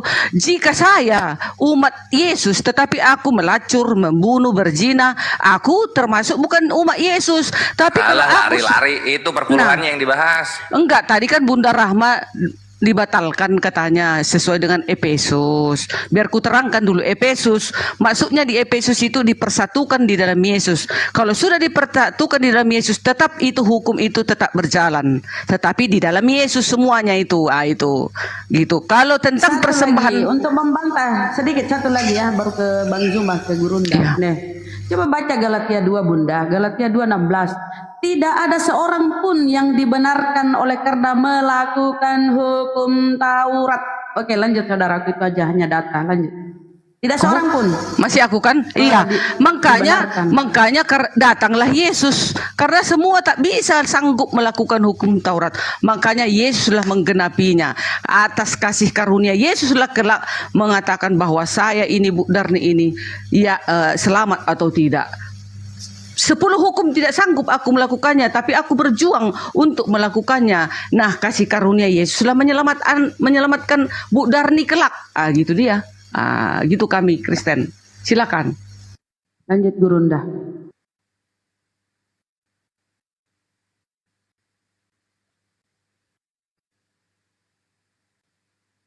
Pada diam. Loh. Sorry. Ya, silakan Pak ditanggapi. Iya.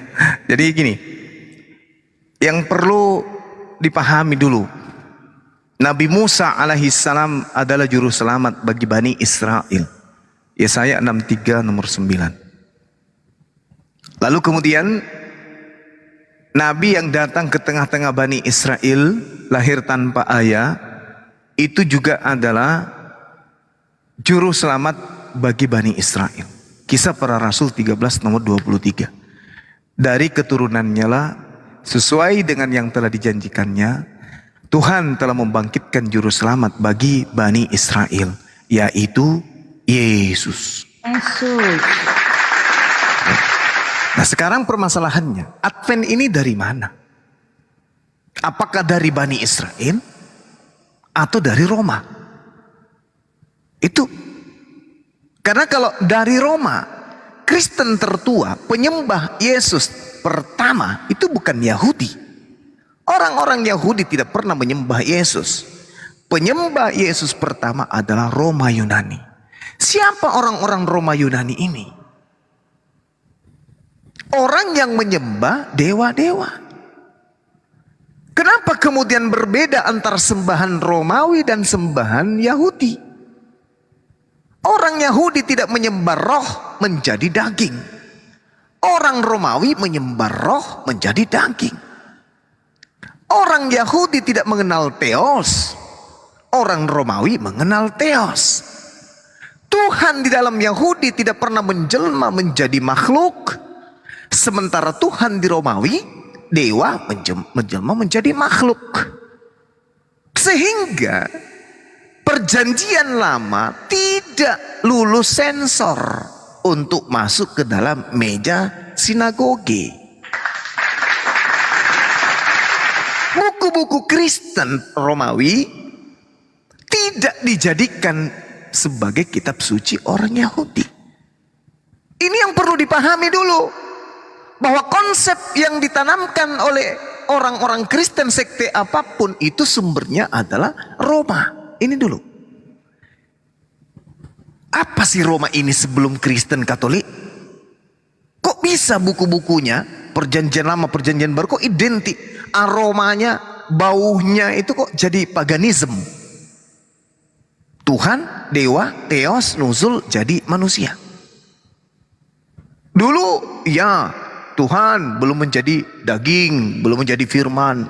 Tapi setelah Tuhan menjadi daging, menjadi firman, menjadi daging, oh semuanya sudah dibatalin. Ini konsep dari mana?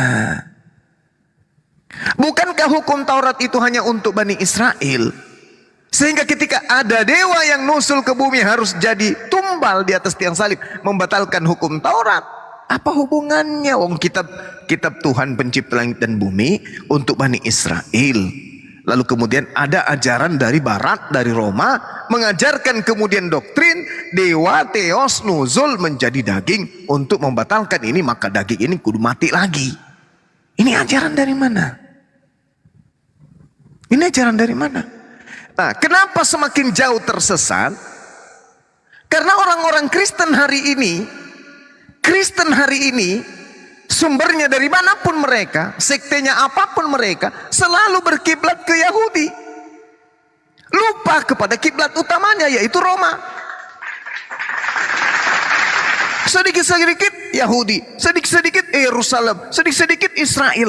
Kenapa seakan-akan alergi menyebut Romawi Vatikan? Kenapa? Sebenarnya di sana muaranya, di sana kiblatnya.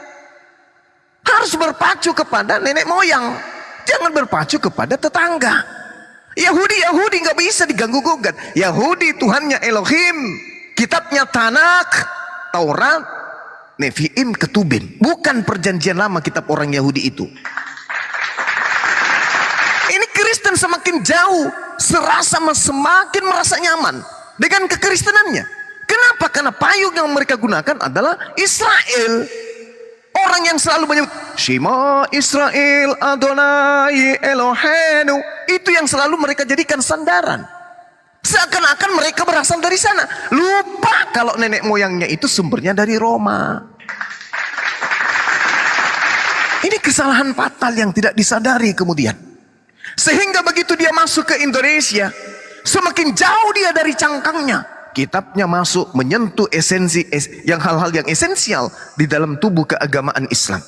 Kitabnya Alkitab, Tuhannya Allah, muncul Nabi, kata Rasul, muncul lagi di sana malaikat, kata umat, kata jemaat, kata roh, kata kudus, ayat, awal, akhir, iman, malaikat, iblis, setan, syafaat, berkat, muncul semuanya. Jadi semakin jauh dari nenek moyang. Padahal sebenarnya konsep utama penekanan Tritunggal, Trinitas atau apapun itu, penghalalan segala sesuatu yang diharamkan oleh Tuhan dalam kitabnya orang Yahudi, itu munculnya di Roma, Pak. Vatikan yang pertama kali yang menjadi patokannya. Sampai ada yang disebut perpuluhan juga diambil. Jadi tidak bisa kemudian dicampur adukkan. Jangan memperbodoh diri dengan melepaskan cangkang utamanya lari kepada Yahudi. Yahudi mana yang mendirikan Advent? Yahudi mana yang mendirikan Protestan? Yahudi mana yang mendirikan Katolik? Yahudi mana yang kemudian mendirikan Pantekosta dan seterusnya? Mana Yahudi itu? Tak ada. Kitab mereka adalah Tanak dan mereka tidak mengakui perjanjian lama. Sedangkan kitabnya orang Kristen bukan Tanak, kitabnya orang Kristen adalah Septuaginta, pemberian kekaisaran yang ada pada abad ketiga sebelum Masehi, Ptolemy II. Jadi tolonglah sadari ini, sadari. Jangan kemana-mana larinya ke Israel, sedikit Israel. Halo saudara-saudaraku, agama pertama menyembah nabinya Bani Israel yang mereka sebut Mesias Yeshua HaMashiach itu adalah Katolik. Katolik. Jadi muaranya kalau mau mencari benang merahnya, tarik ke Katolik. Tanyakan kepada orang Katolik, kenapa di abad keempat kalian menghancurkan patung-patung dewa matahari? Dewa Horus, kenapa mereka patungnya kalian hancurkan? Kenapa? Lalu kalian ganti dengan patung baru yang kalian sebut dengan Yesus bersama dengan ibunya Maria. Itu asalnya. Tanya kepada mereka, kenapa kalian mengajarkan awal mula ibadah hari Minggu, santai hari matahari? Kenapa kalian masih merayakan Natal? Dari mana kalian dapatkan? Kenapa harus ada pohon Natal? Kenapa harus ada Sinterklas dan apa dan semuanya? Ada apa? Ini agama dari mana sebenarnya? Setelah kemudian internal Kristen itu tersadarkan, belajar, mereka menarik kesimpulan. Ini ada yang salah, ini ada yang keliru. Maka muncullah sekte kedua, apa itu? Protestan. Berjalan waktu, di tengah-tengah Protestan masih menemukan ada kekeliruan. Wah, ini salah. Entah itu pemicunya adalah bisnis, entah itu pemicunya adalah jemaat, entah itu pemicunya adalah ekonomi, politik. Wah, ini ada yang salah. Muncul lagi sekte baru. Dari internal mereka kemudian ada yang salah ini keliru, ini salah. Muncul lagi. Entah itu karena beda terjemahan, entah itu karena beda tempat, maka muncul lagi sekte baru. Advent muncul lagi. Tapi lucunya mereka bersera, berpisah-pisah dan selalu merujuk kepada Yerusalem. Selalu melulu ke Yahudi. Padahal lupa nenek moyang mereka itu adalah Roma. Begitu sulit kemudian untuk melepaskan cangkang, untuk menatap ke depan, ke belakang. Dari mana kita berasal? Adakah Yesus kemudian mengajarkan dirinya Tuhan, menjelma menjadi manusia? Tak ada. Adakah Yesus mengajarkan dirinya adalah inkarnasi Tuhan? Tak ada. Semua konsep itu diambil dari pernikahan antara sinkretisme, paganisme, Helenisme, Stoa, dan animisme. Maka lahirlah konsep 100% dewa, 100% manusia. Ingat nih, mumpung ada Bu Darni nih, termasuk orang-orang yang cerdas. Ya, saya katakan dia orang cerdas karena dia masih menggunakan akalnya. Tapi saya doktrin lebih tinggi. Ingat, original teks kitabnya orang Kristen dari sekte apapun itu adalah bahasa Yunani. Maka syarat dengan theos. Theos sama dengan dewa, bukan Tuhan. Yunani, Tuhan bahasa Yunaninya adalah akontas, yang pada mulanya adalah logos. Logos itu bersama-sama dengan theos. Theos itu adalah logos itu adalah theos, dan theos itu adalah logos, dan logos itu adalah theos, dan theos itu adalah logos. Logos itu adalah theos. Theos ini adalah roh. Theos adalah roh. Dewa ini adalah roh. Theos sama dengan dewa. Dewa yang adalah roh ini inkarnasi turun ke bumi menjadi daging. Kira-kira nih 30 detik terakhir, kira-kira nih konsep ini bisa nggak diterima oleh Yahudi, agama Samayim? Bisa nggak diterima?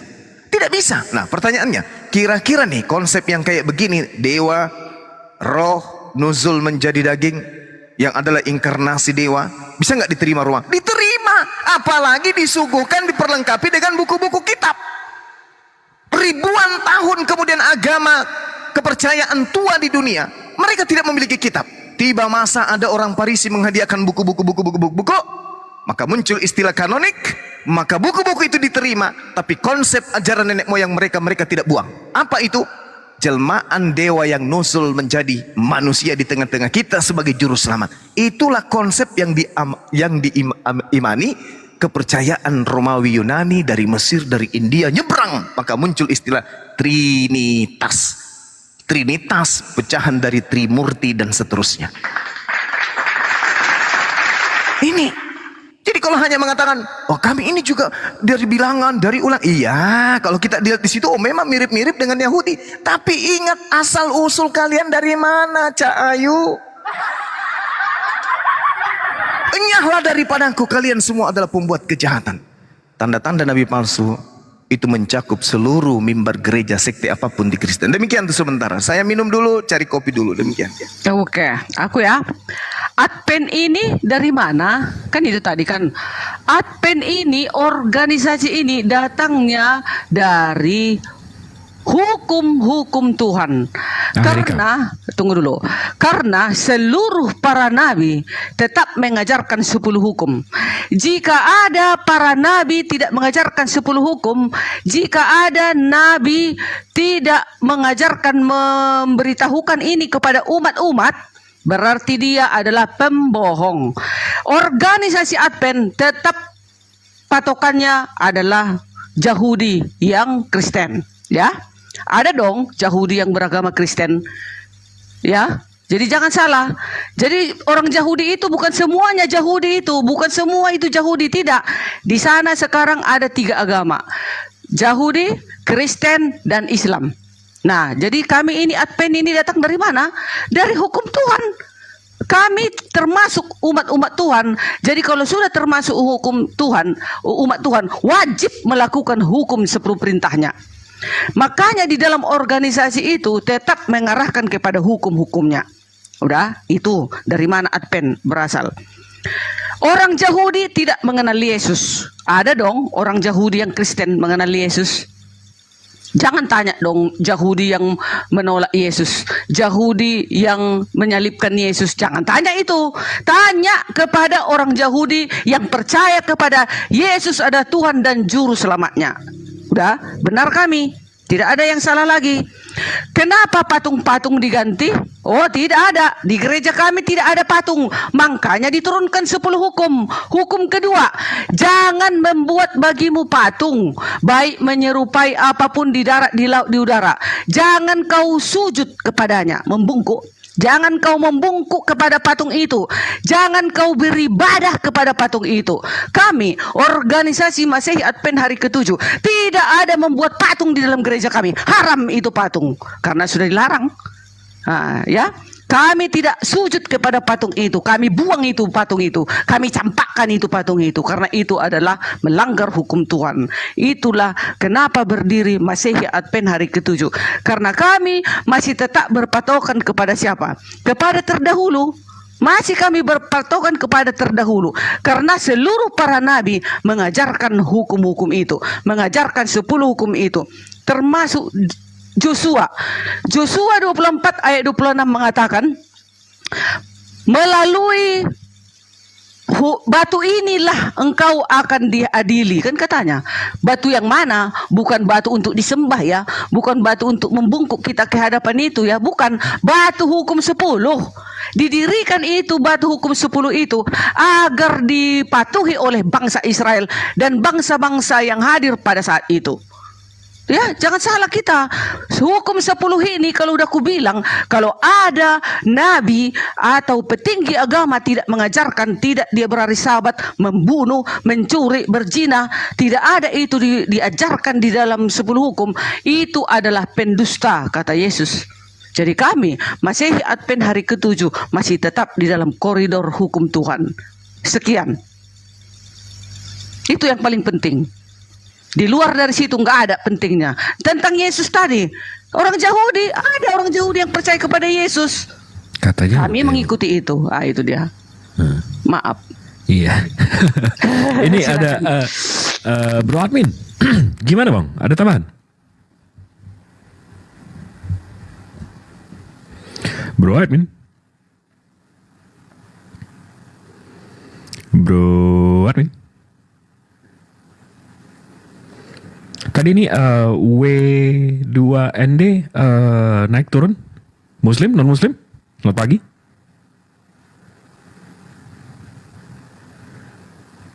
QQ. Cukurukuk. Halo. Assalamualaikum. Beli. Ini si W ini kok nggak bicara ini? W2N. Susah kali namanya. Buat kayak namanya Budi, Rudi kayak. Tadi saya udah bilang berhala, saya turunin dia request lagi. Wen, apa kau sayang? Kristen atau Islam? Di mute lah. Emang nggak bisa di unmute? Unmute lah. Wen, buka yuk. Kau dulu ngomong yuk. Udah capek Ibu Darni ini. Salam Bu. Oh iya, silakan. Oh, non Muslim. Iya, sudah dijelaskan sama Ibu tadi. Ada pertanyaan Bu buat Bang Suma. Tunggu sebentar Pak, tunggu sebentar. Bapak dari New Advent, dari Katolik, dari Saksi Yehova, dari Protestan? Kristen. Protestan? Iya Bang. Oh, Oke, siap. Tapi Bang Zumanya lagi bikin kopi. Tapi kita tampung aja. Apa tuh yang mau ditanya tuh Bang? Pertanyaannya kan begini. Apa? Kitab yang diimani Muslim kan ada 4, ya kan? Hah? Rukun Islam. Taurat. Rukun iman. Iya. Kitab yang diimani. Oh, kitab-kitab yang diimani sebelum ini. Zabur, Taurat, Injil, Al-Quran 4. Iya. Pertanyaannya, Taurat, Zabur, Injil, kitabnya di mana?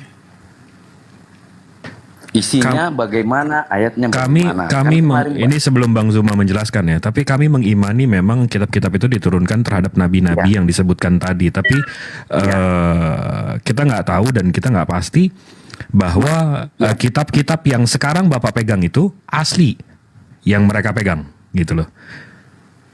Begini Bang, tunggu dulu. Saya tanya mau cari tahu mana, ayatnya di mana? Karena selama ini menggunakan nggak relevan Pak. Kami mengimani contoh Injil itu diturunkan terhadap Nabi Isa. Tapi kan sanatnya putus 300 tahun Pak. Nggak ada buktinya itu benar Injil. Tidak begini, debatnya kemarin dengan Ferdinand saya simak, dia bilang itu cuma kitab wartawan.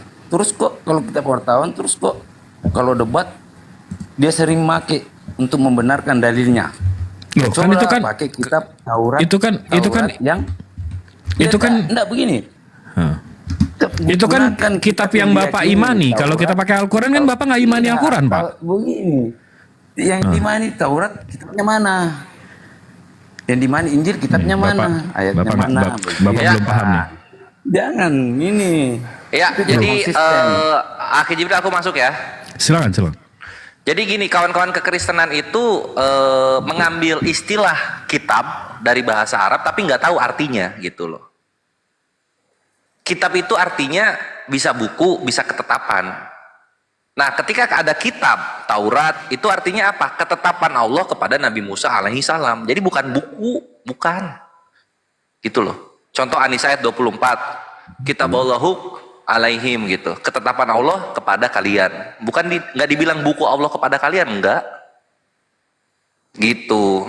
Nah, terus kalau kalian ingin menyamakan ini kitabnya gitu, ya yang bilang kitab itu buku tuh siapa? Ngerti ya? Nangkep ya? Dapat ya? Waduh, terdiam.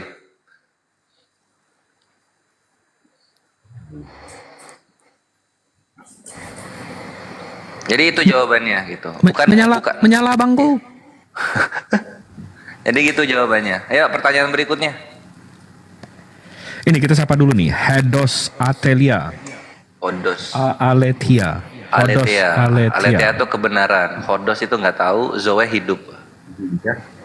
Hodos itu jalan ya. Jalan Bukan, kebenaran bukan. hidup. Kristus Bukan. Yohanes 14 nomor 6. Ya. Hodos itu diadopsi oleh Jepang jadi menjadi produksi motor Honda. Walah.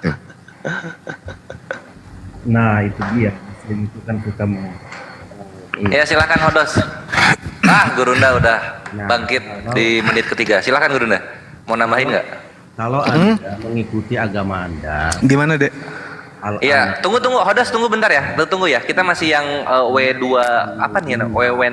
Wenden. Iya, nanti. Nah, jadi Wenda ini nanya, di mana kitab Taurat dan kitab Injil? Katanya kalian mengimani gitu dia. Silakan Gurunda. Boleh diulang pertanyaannya? Dari narasumbernya langsung, dari pertanyaan. Oke, silakan. Siapa tadi? WW. Iya, Bang, Apa sih sama, nama lu? Iya, silakan. Begini Bang, kan Muslim imani 4 kitab ya, Taurat, Zabur, Injil, Quran. Siap. Saya mau nanya, kitab Taurat, Injil yang dimani Muslim itu yang mana? Terus ayatnya yang mana? Karena kemarin saya lihat debat, kan abang bilang, ini itu karangan cerita. Kitab Kristen itu karangan cerita-cerita semua apa kan? Yang selama ini abang pakai Taurat itu kan cerita juga. Nabi-nabi, perjalanan nabi-nabi sampai munculnya Yesus, begitu Bang. Oke. Baik. Jadi maksudnya bertanya ke saya tentang apa ini? Tentang perdinan? Bukan Bang, bukan masalahnya kan kemarin tidak bukan. Ini saya mau tanya, kitab yang dimani Muslim kan itu Taurat, Zabur, Injil. Terus kitabnya yang mana? Oke, ayatnya baik. yang mana? Baik, kan kalau Al-Quran sudah jelas. Ada ini, surat ini, surat ini. Baik. Jadi pertanyaannya mana kitab Taurat, mana kitab Injil, gitu ya? Dua kitab ini yang dicari. Iya, Zabur yang diimani. Iya, Mazmur, Zabur. Oke. Tapi Baik. jangan gunakan kitab yang ada di Kristen gitu. Oke, baik. Jadi gini, kalau Islam yang ditanya, simple. Mana kitab Taurat? Ya, kitab Taurat untuk Nabi Musa. Qala ya Musa inni stafaituka alan nasi birasalati wa bikalami. Fahus ma ataituka wa kum minasyakirin. Wa katabna lahu fil alwahi min kulli syai' mau'idatan wa tafsila likulli syai'. Fahuzha biquwah wa'mur qaumaka ya'khuzu bi ahsaniha saurikum daral fasid. Jadi Nabi Musa diberikan Taurat. Lalu Nabi Musa diperintahkan oleh Allah, berpegang teguhlah kepada Tauratku itu dan suruhlah kaummu berpegang kepadanya dengan sebaik-baiknya. Jadi Taurat itu untuk Nabi Musa dan kaumnya. Itu kan terdapat di Quran Bang. Maksudnya kitabnya itu maksudnya langsung kayak beda kan kayak Kristen kayak Taurat itu kan mulai dari Kejadian sampai apa ini? Itu kan di situ ada cerita Musa semua. Nah, kalau sampai Anda 10 hukum Taurat. Ya, kalau sudah kalau Taurat, kenapa di Muslim tidak mengimani 10 hukum Taurat? Nah, tunggu dulu. Ini Taurat kan untuk Nabi Musa dan kaumnya. Maka yang punya kewajiban untuk menunjukkan itu ya kaumnya Nabi Musa. Bukan kami. Kami hanya beriman. Tuhan kami mengutus Nabi Musa diperlengkapi dengan hukum Taurat. Lucu Bang. Sekarang saya tanya kepada saudara. Kitab Taurat itu diberikan kepada umat Islam atau kepada umat Yahudi? Kutanya dulu nih. Belum Bang. Pertanyaan saya belum ini. Itulah jawab. Anda kan bertanya kepada saya, mana Taurat itu? Saudara, Taurat itu untuk Nabi Musa dan kaumnya. Kenapa tunggu di saya? Minta di saya. Oke lah. Kalau Injil, Zabur. Oke, saya jawab. Terkait dengan apa yang diterangkan kemudian Zabur, wa ataina Dawuda Zabura. Lagi-lagi yang diberikan Zabur itu adalah Daud. Jangan minta di kami.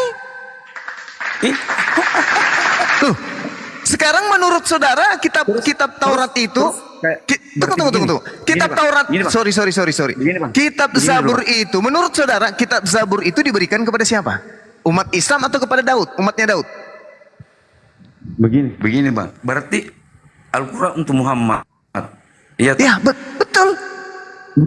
Muhammad bangsa apa? Arab. Bangsa Arab. Betul. Terus Abang bangsa apa? Saya kaumnya, saya umatnya. Kenapa harus tertawa?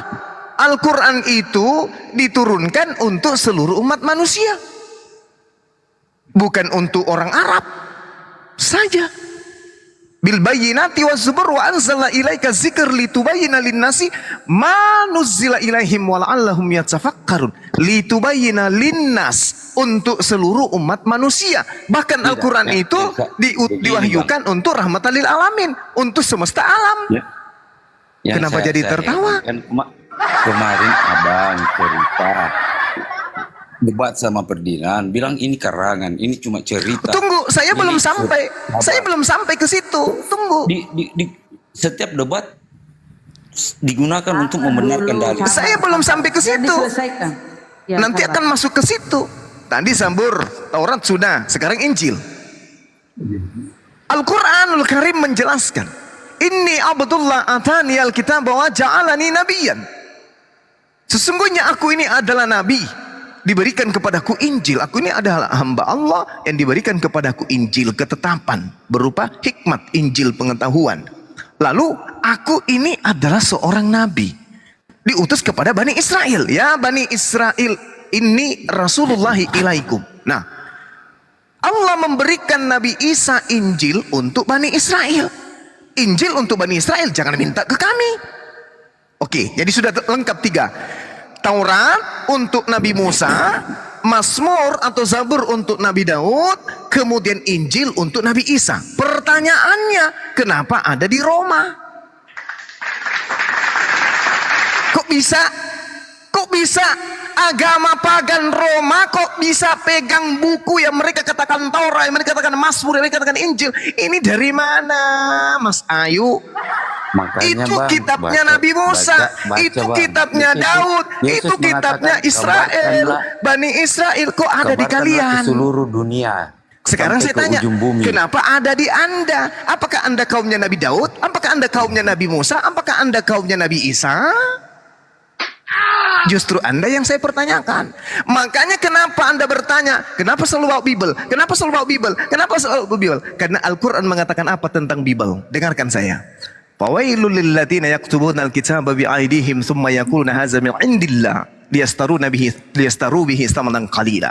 Celaka orang yang menulis buku dengan tangannya sendiri kemudian mengatakan ini dari Allah, padahal untuk menjualnya dengan harga sedikit, padahal itu bukan dari Allah melainkan dari tangan mereka sendiri. Apa buktinya? Anda hanya pegang terjemah. Anda bukan kaumnya Nabi Musa, Anda bukan umatnya Nabi Daud, Anda bukan pengikutnya Isa alaihissalam. Kenapa ada buku-buku itu di tangan Anda? Ayo jawab. Jawab. Nabi mana yang pernah diutus ke Roma? Yesus bukan pengikut. Saya pengikut Yesus, bukan pengikut Isa. Beda Isa dengan Kalau Yesus. Anda pengikut Yesus, berarti Anda Bani Israel. Berarti Anda tidak menyembah Yesus. Berarti Anda menjadikan Yesus hanya rasul. Karena Yesus mengatakan dalam Yohanes 11 nomor 27, nomor 31, sorry. Di situ dia mengatakan dengan sangat jelas, Yohanes 17:8, segala firman yang engkau berikan kepada aku telah aku sampaikan kepada mereka dan mereka telah menerimanya dan mereka percaya bahwa engkaulah yang telah mengutus aku. Mereka percaya bahwa aku adalah utusan, bukan Tuhan. Ayo. Terus gimana dengan ayat ini, Bang? Ya mana? Yohanes 14 ayat 6. Kata Yesus kepadanya, akulah jalan dan kebenaran dan hidup. Tidak ada seorang pun yang datang kepada Bapa kalau tidak melalui aku. Oke, baik. Terus dia punya murid lagi bertanya.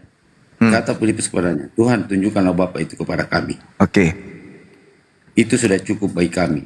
Oke. Kata Yesus kepadanya, telah sekian lama aku bersama-sama kamu Filipus, namun engkau tidak mengenal aku. Barang siapa telah melihat aku, ia telah melihat Bapa. Barang siapa yang membunuh aku, berarti melihat Yesus berarti melihat Tuhan.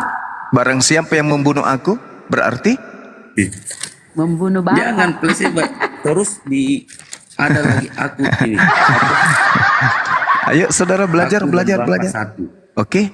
Kalau aku berarti Bapak juga ikut? Begini, Bang. Baca, jangan mencari kebenaran, carilah jangan mencari pembenaran, carilah kebenaran. Justru ini kebenarannya, saudara. Inilah kebenaran itu. Coba baca Kejadian sampai itu semua nabi-nabi sudah membuatkan akan lahir juru selamat. Makanya orang Yahudi tidak sampai sekarang menunggu Mesias, padahal Mesias sudah datang. Mesias itu apa? Tuhan atau manusia? Yang diurapi, Bang. Apa yang diurapi, Tuhan atau manusia? Yang diurapi Allah. Hah? Allah itu apa? Allah itu apa? Oh iya, sorry.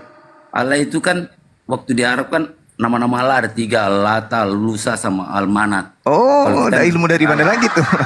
Iya. Ilmu dari mana itu? Mana ayatnya? Itu ada, Bang, di hadis firman. Jangan ajarin kami tentang Islam. Jangan ajari. Kembali kepada tema Anda. Kembali kepada tema saudara. Jadi ketika Anda mengatakan, lihat pernyataan Yesus. Apa data yang pertama Anda bawa? Yohanes 14:6. Akulah jalan, akulah kebenaran, akulah hidup. Tidak ada yang sampai kepada Bapa tanpa melalui aku. Ini ucapan Yesus kepada orang Roma atau kepada orang Yahudi? Semua umat manusia, Bang. Inilah kalian, korban doktrin gereja yang tidak mau belajar. Bukan, Bang. Bukan korban doktrin. Dari mana Anda bisa mengatakan bahwa itu untuk seluruh umat manusia? Di kitab Wahyu sudah ada juga. Kenapa larinya ke kitab Wahyu? Seluruh dunia. Kenapa larinya ke kitab Wahyu? Di situ sebarkanlah ke seluruh sampai ke ujung bumi. Disebarkan bahwa Yesus hanya untuk Bani Israel. Silakan aja. Pengakuan Yesusnya dulu. Aku diutus hanya kepada domba-domba yang sesat dari umat Israel. Akulah jalan, akulah kebenaran, akulah hidup. Tidak ada yang sampai kepada Tuhan tanpa melalui aku. Ini ucapan Yesus untuk Bani Israel. Di tengah-tengah Bani Israel. Dia tidak pernah nyebrang ke Roma. Apalagi sampai ke Indonesia. Maksudnya ketika Yesus datang di tengah-tengah Bani Israel menolaknya dengan mengatakan, kami tidak percaya samamu. Kami punya Mesias baru nanti, belum datang, bukan kamu. Siapa sih lu? Apa kata Yesus? Hei kalian, tidak ada yang sampai kepada Bapa tanpa melalui aku. Itu maksudnya. Bukan untuk kalian, saudara. Itu untuk orang-orang yang ada di zamannya yang menolak Yesus. Itu yang pertama. Yang kedua, Anda mengatakan siapa yang melihat aku sama melihat Bapa. Makanya dikatakan, hei Pilatus. Siapa? Siapa lagi namanya? Filipus. Siapa? Sorry. Siapa namanya? Filipus ya? Filipus. Sudah sekian lama engkau bersama dengan aku. Mengapa kau bertanya mana Bapa itu? Artinya, bukankah sudah dikatakan bahwa kita orang Yahudi diajarkan Tuhan itu tidak serupa dengan makhluk? Bukankah kita sudah diajarkan Tuhan pencipta langit dan bumi tidak akan pernah bisa diam di atas muka bumi, sesuai dengan kitab yang kita imani, bahwa seluruh langit, bahkan langit yang menaungi bulu langit pun tidak mampu memuat Elohim, apalagi menjadi manusia. Yesus mengatakan dalam Yohanes 5 nomor 37, Kamu semua tidak pernah melihat Bapa, suaranya pun tidak bisa kau dengarkan. Lalu bagaimana kau berkata kepadaku? Tunjukkan. Tunggu sabar. Lanjutannya ini kan ada Bang. Barang siapa melihat aku, dia melihat Bapa. Ajarannya. Bukan dirinya. Bukan. Melihat aku, berarti melihat Bapa. Ajarannya Yesus, bukan jasadnya. Peliharalah dalam namaku. Peliharalah mereka dalam namaku, yaitu namamu yang telah engkau berikan. Nama Allah yang Yesus mengatakan, namamu, nama Allah yang engkau berikan. Jadi namanya Allah itu siapa? Saudara, dengarkan saya baik-baik. Jangan keraskan hatimu. Yesus mengatakan, iya, Yesus mengatakan, Yesus, mujizat sudah nyata di dalam hidupku Bang. Oh ya nggak apa-apa. Jujur Bang. Iya nggak apa-apa. Matius 24 nomor 24. Dengar. Matius 24 nomor 24. Penyesat itu bisa bermujizat. Santai aja. Kami tidak goyah. Dengarkan ya. Dengarkan. Orang Kristen itu wajib bisa bermujizat. Kenapa? Karena orang Kristen itu adalah pengikut ajaran nabi-nabi palsu. Gak boleh tidak. Celakalah orang Kristen kalau tidak mampu bermujizat. Karena sudah dikatakan oleh Yesus dalam Matius 7 nomor 12, nomor 15 sampai nomor 23. Waspadalah kepada nabi-nabi palsu yang datang kepadamu nyamar seperti domba padahal mereka adalah serigala. Dari hasilnya nabi palsu itu bisa kamu lihat. Tanda-tandanya bisa kau lihat. Matius 7 nomor 15 sampai nomor 23. Tanda-tanda nabi palsu, pengajarannya dari buahnya adalah satu, memanggil aku Tuhan. Sabar dulu Bang. Bermujizat pakai namaku. Mengusir setan pakai namaku. Matius 7. Sabar Bang. Ayat 15 sampai nomor 23. Ayat pula. Coba. Tanda-tanda dari nabi palsu satu, memanggil aku Tuhan, mengusir setan pakai namaku, bernubuat pakai namaku, bermujizat pakai namaku. Pada hari itulah kemudian aku akan berterus terang kepada kalian, kepada mereka, enyahlah daripadaku, kalian semua adalah pembuat kejahatan. Jedor. Silakan Anda bermujizat, karena itu memang tanda-tanda dari buah palsu, dari nabi palsu. Buah dari nabi palsu adalah bermujizat. Silakan Anda bangga dengan itu. Tapi ingat, tunggu hari di mana Anda akan diusir ke dalam api neraka yang menyala-nyala menurut Yesus. Baca Bung. Jadi tugas saya sudah selesai.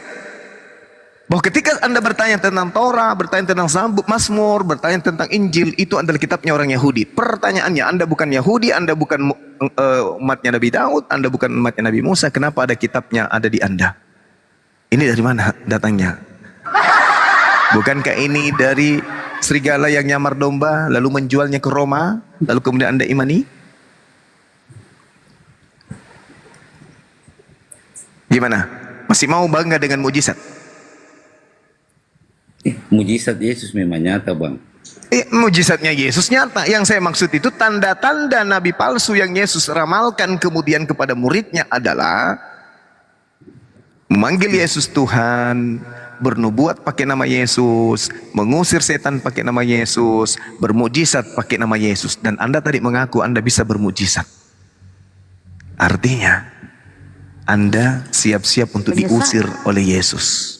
Dia penyesat. Apa yang Anda sebut tadi, memanggil Yesus Tuhan di ayat yang ke-21. Oke. Di situ jelas diterangkan dengan sangat jelas. Di data nomor 21, bukan setiap orang yang berseru kepadaku Tuhan, Tuhan akan masuk ke dalam kerajaan surga, melainkan dia yang melakukan kehendak Bapakku yang ada di surga. Pada hari terakhir, banyak orang yang akan berseru kepadaku Tuhan, Tuhan. Ini siapa yang berseru kepada Yesus Tuhan, Tuhan? Bukankah kami bernubuat demi namamu, mengusir setan demi namamu, mengadakan mujizat demi namamu? Pada waktu itulah aku akan berterus terang kepada mereka, aku tidak pernah mengenal kamu, enyahlah daripadaku, kalian semua pembuat kejahatan. Ini siapa ini? Ini Hindu, Buddha, Saya Islam atau Kristen? Maaf bang. Saya mendukung itu. Justru itu adalah statement yang mendukung pernyataan Anda ketika debat dengan Budi Asali bahwa perbuatan menyelamatkan seperti yang Anda sampaikan. Dan di situ jelas Yesus, Zuma harus mengerti konteks Matius 7. Yesus sedang Saya ngerti, saya paham. Sebentar. Yesus sedang menyampaikan ajarannya. Jadi Zuma jangan menggiring atau memberikan asumsi. Semua apa yang Zuma sampaikan itu, semua itu adalah asumsi. Baik. Jadi yang orang yang memanggil Yesus Tuhan, bermujizat pakai nama Yesus, bernubuat pakai nama Yesus, meramal pakai nama Yesus, itu bukan buah dari pengajaran nabi palsu menurut Anda? Jadi makanya dengar dulu Zuma. Yesus akan menghardik orang-orang yang merasa rohani. Ini baru asumsi. Perhatikan, makanya konteks Matius 7 itu Anda harus mengerti. Saya atau Anda yang harus mengerti? Anda yang harus mengerti. Oke. Mari kita ambil pokoknya dulu. Kita ambil pokoknya dulu. Ini sedang berbicara buah dari nabi palsu atau apa? Maka kita harus belajar. Lihat konteksnya, Bu. Jadi jangan mengutip sebuah teks lalu Anda asumsikan. Yang asumsi saya atau ente? Ente. Oke. Ini berbicara tentang buah nabi palsu atau bukan? Makanya lihat dari Matius 7 ayat 1. Makanya saya tanya, ini buah dari nabi palsu atau bukan? Iya, betul. Makanya sekarang buah-buah nabi palsu, buah-buah nabi palsu ini, dengar saya. Mereka munafik. Mereka tidak pernah melakukan apa yang diperintahkan oleh Tuhan. Oke. Sekarang saya tanya, munafik yang merasa diri lari ke munafik segala macam, lari kemana-mana. Nggak ada munafik di sini, Cak Ayu. Yesus konteksnya sedang ini bukan berbicara mengenai munafik. Orang banyak. Ini bukan berbicara mengenai orang munafik. Ada orang ini berbicara mengenai buah-buah pengajaran nabi palsu kepada orang-orang yang ada di situ, termasuk orang-orang ahli Taurat, orang imam yang ada di situ. Yesus menyampaikan supaya mereka berhati-hati dengan orang-orang yang merasa dirinya rohani. Ini buah-buah nabi palsunya apa saja? Coba sebutkan. Coba, nggak usah berasumsi, kepanasan. Gantian. Nggak usah berasumsi kepanasan, nggak usah kayak anak kecil ente rebutan permen, nggak usah. Gantian. Ini sederhanakan aja poinnya. Jangan kepanasan. Jangan kepanasan. Semua orang bisa berbicara. Jangan kepanasan. Menguasai. Jangan kepanasan. Jangan kepanasan. Jangan mentang-mentang Anda calon api neraka, Anda kepanasan. Kesempatan kepada orang. Iya, gantian. Dengarkan saya. Kalau nggak mau diatur turun. Dengarkan saya. Gantian. Mampus, masih mau datang besok. Gue udah bilang kalau nggak mau diatur turun. Anda tidak bisa meloloskan diri Anda. Ini Anda keciduk. Saya belum masuk ke data 24 sampai 27-nya. Kalau sampai 24 sampai 27, mandi darah Anda, muntah darah ente, ginjal Anda kelipat-lipat kalau saya lanjut ke ayat itu. Jangan ragukan keilmuan saya tentang Bible. Please. Saya tidak ada tendensi perpuluhan. Saya bukan mau membodohi atau mau menyesatkan. Apa keuntungan saya? Anda kalau menjadi mu'alaf menjadi penghuni surga. Keuntungan buat saya apa? Ini saya mengatakan perkataan Yesus, waspadalah terhadap nabi-nabi palsu. Ini Yesus sedang berbicara kepada Bani Israel yang datang kepadamu menyamar seperti domba, tetapi sesungguhnya mereka adalah serigala yang buas. Nah, untuk mengetahui daripada pengajaran daripada nabi palsu ini, kata Yesus, lihat aja buahnya, lihat hasilnya. Apa hasilnya?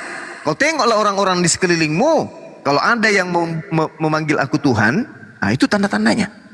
Bermujizat pakai namaku, bernubuat pakai namaku, mengusir setan pakai namaku. Itulah dia buahnya. Kok larinya ke munafik segala?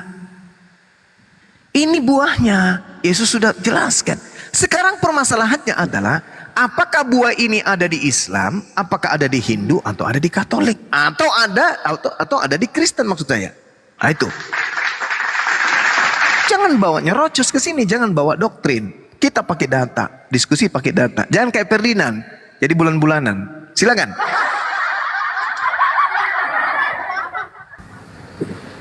Bang Wewe tadi mau menanggapi? Iya ini bang kan ada dibilang mengikuti kehendak Bapa di surga. Iya kan? Iya. Ya ada di situ kan dibilang. Betul. Tetapi apa tadi itu? Mengikuti kehendak Bapa yang di surga. Kehendak Bapa itu apa? Coba lihat di mana itu. Harus percaya sama Yesus. Ada di situ di mana saya baca tadi. Kehendak Bapa itu perjanjian lama. Baik, di sini Yesus mengatakan, baik aku maupun Bapa tidak kamu kenal. Jikalau sekarang, jika sekiranya kamu mengenal aku, kamu mengenal juga Bapakku. Berarti orang yang tidak mengenal Yesus berarti. Nah, ini dia. Terus ada lagi di situ. Sebelum Abraham ada, aku sudah ada. Sebelum Abraham ada, aku sudah ada. Apa masalahnya? Apa masalahnya kalau sebelum Abraham ada, aku sudah ada? Salomo di dalam Amsal 8, dia mengatakan apa? Aku ada sebelum langit digariskan. Coba. Kalah Yesus. Yesus apa? Sebelum Abraham ada, aku sudah ada. Kalah dia. Salomo mengatakan Amsal 8 nomor 18 sampai seterusnya. Aku ada sebelum langit digariskan. Sebelum Tuhan membentuk segalanya, aku sudah ada. Hebat Salomo, jauh sekali hebatnya. Tapi jangan ke situ dulu. Ini tanda-tanda nabi palsu dulu nih, buahnya. Ini dulu. Di mana bang? Amsal berapa bang? Amsal 8. Ini dulu buah-buah nabi palsu. Ayat berapa? Nabi-nabi palsu aja dulu bang. Percuma Anda melantik Yesus Tuhan. Ayat berapa bang? Anda menjadi. Astagfirullahaladzim. Fokus. Di itu 7:15. Kenapa kau ini? 22, 24, 23, 24, 25, 26, 27, 28, 29, 30 dan seterusnya. Yesus kalah sama Salomo. Oke? Jadi kalau Anda menjadikan data-data Amsal ini justru untuk menuhankan Yesus. Menuhankan Yesus itu kan tadi tanda-tanda nabi palsu. Kok jadi bangga cari ketuhanan Yesus? Bukankah Anda sudah membaca tanda-tanda nabi palsu memanggil aku Tuhan? Di situ kan ada tertulis dari buahnya. Dari buahnya. Dari buahnya kamu akan mengenal dia. Apa itu? Di situ kalau orang berbuat baik, dari buahnya kita lihat. Bukan, dari buah pengajaran nabi palsu itu bisa dilihat. Makanya dikenal buah dalam bahasa Yunani itu apa? Karpos. Karpos itu artinya buah atau hasil. Atau hasil itu artinya hasil ajaran nabi palsu. Ya, karpos. Karpos itu artinya hasil. Hasil dari pengajaran nabi palsu itu, kata Yesus, pengikutnya memanggil aku Tuhan, bernubuat pakai namaku, mengusir setan pakai namaku, bermujizat pakai namaku. Itu hasil pengajaran dari nabi palsu. Itu ada di mana? Di Islam atau di Kristen? Itu poinnya. Tidak usah kemana-mana. Enggak gitu maksudnya bang. Pada waktu itulah aku akan berterus terang kepada mereka, enyahlah daripadaku, kalian semua adalah pembuat kejahatan. Matius 13 nomor 50, pembuat kejahatan dilemparkan ke dalam api neraka yang menyala-nyala, hidup kekal di dalam. Masa kalian gak takut sih? Saya kalau jadi Kristen, setaat apapun saya, kalau sudah baca dalil ini, saya segera keluar. Mending saya jadi ateis. Karena Yesus mengatakan dari buahnya kamu akan mengenal nabi palsu ini. 1, memanggil aku Tuhan. 2, bermujizat pakai namaku. 3, bernubuat pakai namaku. 4, mengusir setan pakai namaku. kalau itu semua ada sama agama saya akan keluar dari agama tersebut. Ngapain saya tinggal? Pahami baik-baik untuk Saya lagi yang harus paham. Silakan. Silakan. Silakan, Bang. Pak, saya mau bertanya ini. Iya, sepertinya Bang Wewe ini speechless sudah. Ini kita sambut dulu. Selamat malam, Andi dengan Komo. Selamat malam. Ya, Andi. Oke, berarti kita sambut dulu ya. Bukan Bang Hendy, Andi ini di bawah. Oke, silakan Pak Komo. Ada yang mau ditanggapi dari diskusi barusan? Cuma mau bertanya aja, Pak. Ya. Oh, cuma mau nanya? Iya. Oh, oke. Silakan. Kenapa di Al-Quran itu kok di terjemahannya itu ditulis dalam kurung itu supaya apa ya? Gampang gitu. Silakan, Bang Zuma. Oke, baik. Jadi kalau berbicara mengenai Al-Quran kenapa ada di dalam kurung, itu terjemahan, bukan di dalam original teksnya. Terjemahan ini kemudian di dalam kurung itu adalah penjelasan. Itu bukan iya. Makanya Al-Quran itu yang kalam Allah, yang firman Allah, yang original teks. Terjemahan itu adalah bahasa manusia, bukan firman Tuhan. Ya, kalau bahasa manusia kan apa itu fungsinya terjemahan itu supaya apa tadi? Diterjemahan fungsinya dalam kurung. Iya. Sebagai apa? Diterjemahan.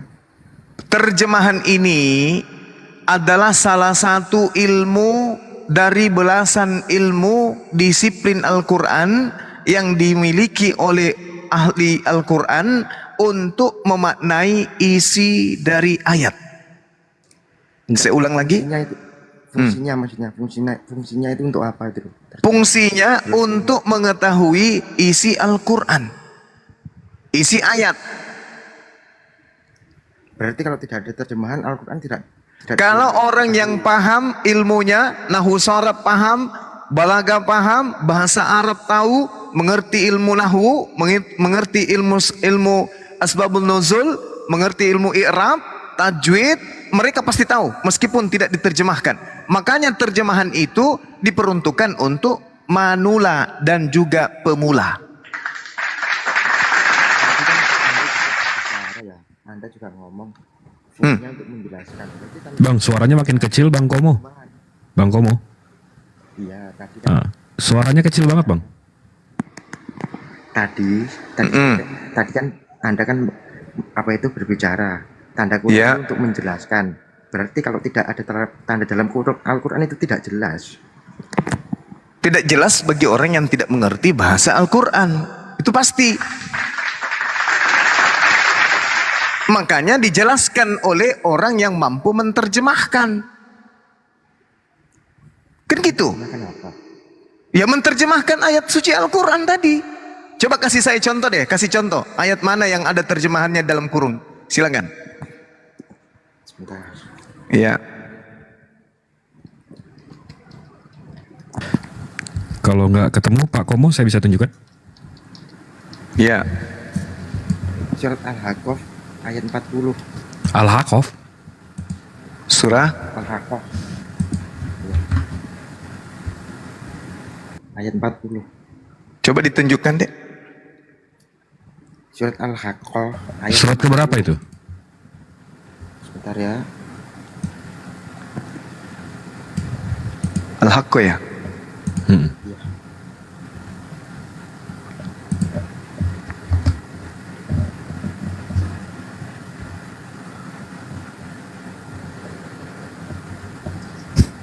Ayat berapa? 40. Al-Haqq. Ayat 40. Iya. Sebentar ya. Iya. Oke. Iya. Apa yang Anda ingin pertanyakan di situ?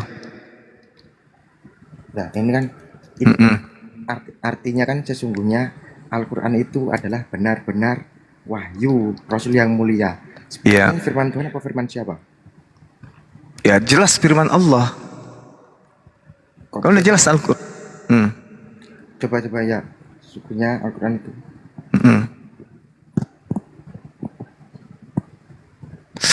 Silakan. Apa lagi? Sesungguhnya Al-Quran itu adalah benar-benar wahyu, rasul yang mulia. Wahyu rasul yang mulia maksudnya gimana? Iya, baik. Jadi ketika dikatakan innahu laqaulu rasulin karim, sesungguhnya dia itu benar-benar wahyu, rasul yang mulia. Artinya Nabi Muhammad. Berarti perkataan siapa? Ini Al-Quran ini adalah perkataan Nabi Muhammad yang dibawa kemudian oleh malaikat Jibril. Katanya firman Allah, Apakah Muhammad itu Allah? Allah menyampaikan melalui Roh Kudus menyampaikan kepada baginda Rasulullah Muhammad sallallahu alaihi wasallam.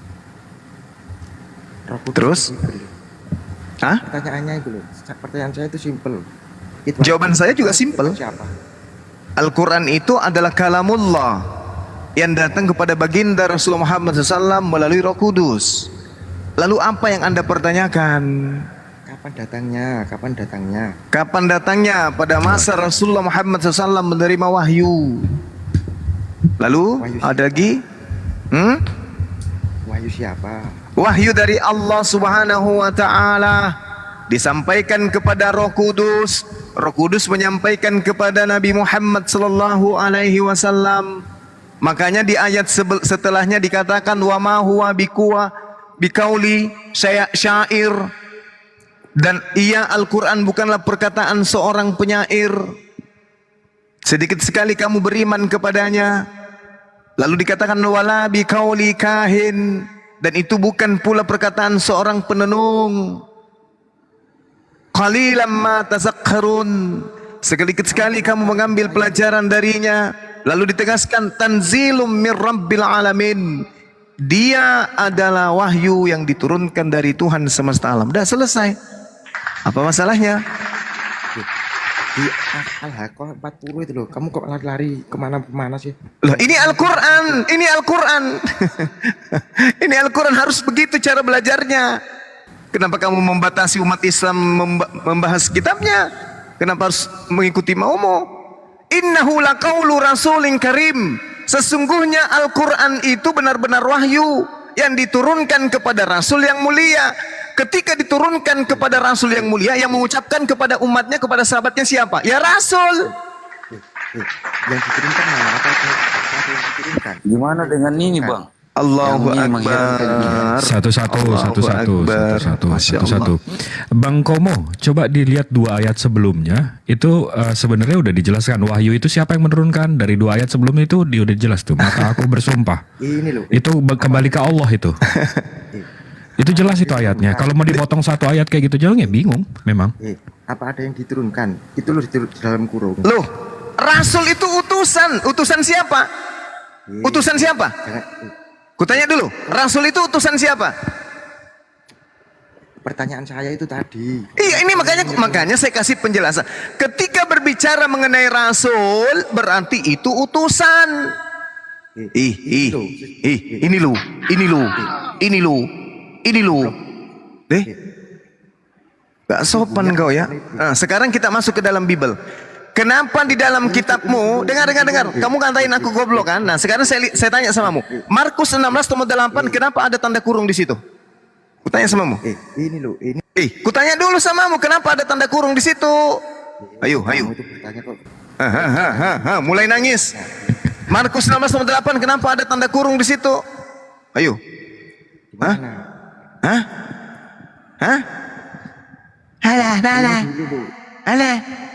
Ini dulu. Ini aja yang bahasa Indonesia. Kau nggak ngerti bahasa Arab. Ini aja dulu yang bahasa Indonesia. Yang terjemahkan dia apa enggak mengerti bahasa Arab? Ulama lu. Apa? Apa itu? Tuyul. Argumen. Sudah kujelaskan samamu. Innahu la qaulu rasul. Rasul itu berarti utusan. Kalau berbicara mengenai utusan berarti dari atas yang mengutus ke bawah. Para kali lah. Ini firman siapa? Siapa yang berkata? Yang berkata adalah pencipta langit dan bumi, menyampaikan kepada malaikat Roh Kudus. Roh Kudus turun dari atas, dari langit, turun ke bawah, menyampaikan kepada Rasul Nabi Muhammad. Sekarang gini, apakah Rasul itu Allah? Apakah Muhammad itu Allah? Tolongan. Bahasanya sih Mamat sih kok kurang ajar sih. Tolong. Anjing Nanti kau turun, dipanggil. anjing kau turun, anjing. Kau itu lahir karena mamamu itu dientot sama babi, ngerti kau? Makanya otakmu nggak berfungsi. Masalah itu bang. Orang tadi ini mamanya gembala babi. Begitu suaminya pergi, babinya birahi, dientot lah emaknya, lahirlah orang tadi tuh. Kabar bang. Jangan dibalas kejahatan. Oh nggak boleh. Kalau dia di depan saya menghina agama saya, Tuhan saya, Nabi saya, itu sudah kupenggal lehernya. Halal darahnya. Kasih bang. Kasih. Galil adab. Kasih Begini, Bang. kanan toh. Begini bang, tadi kan yang masalah yang tanya siapa namanya itu Komo.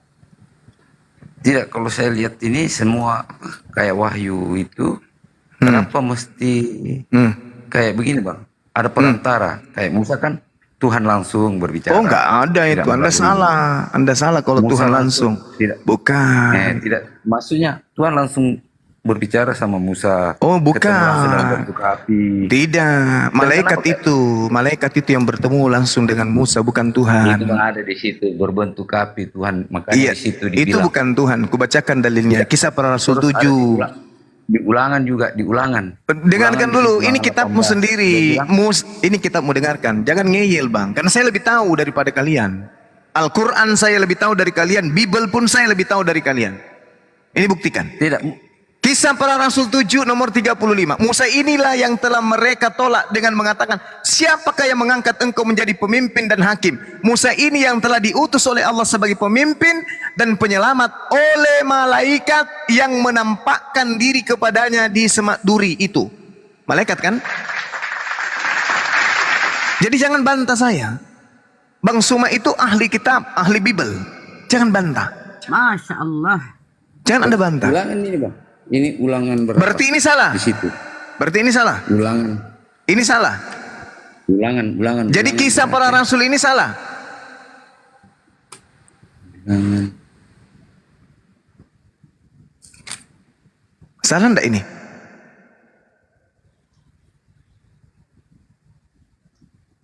Kalau salah, ya robek.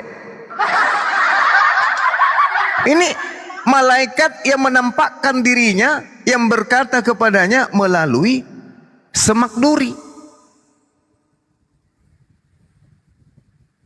Ini dalil.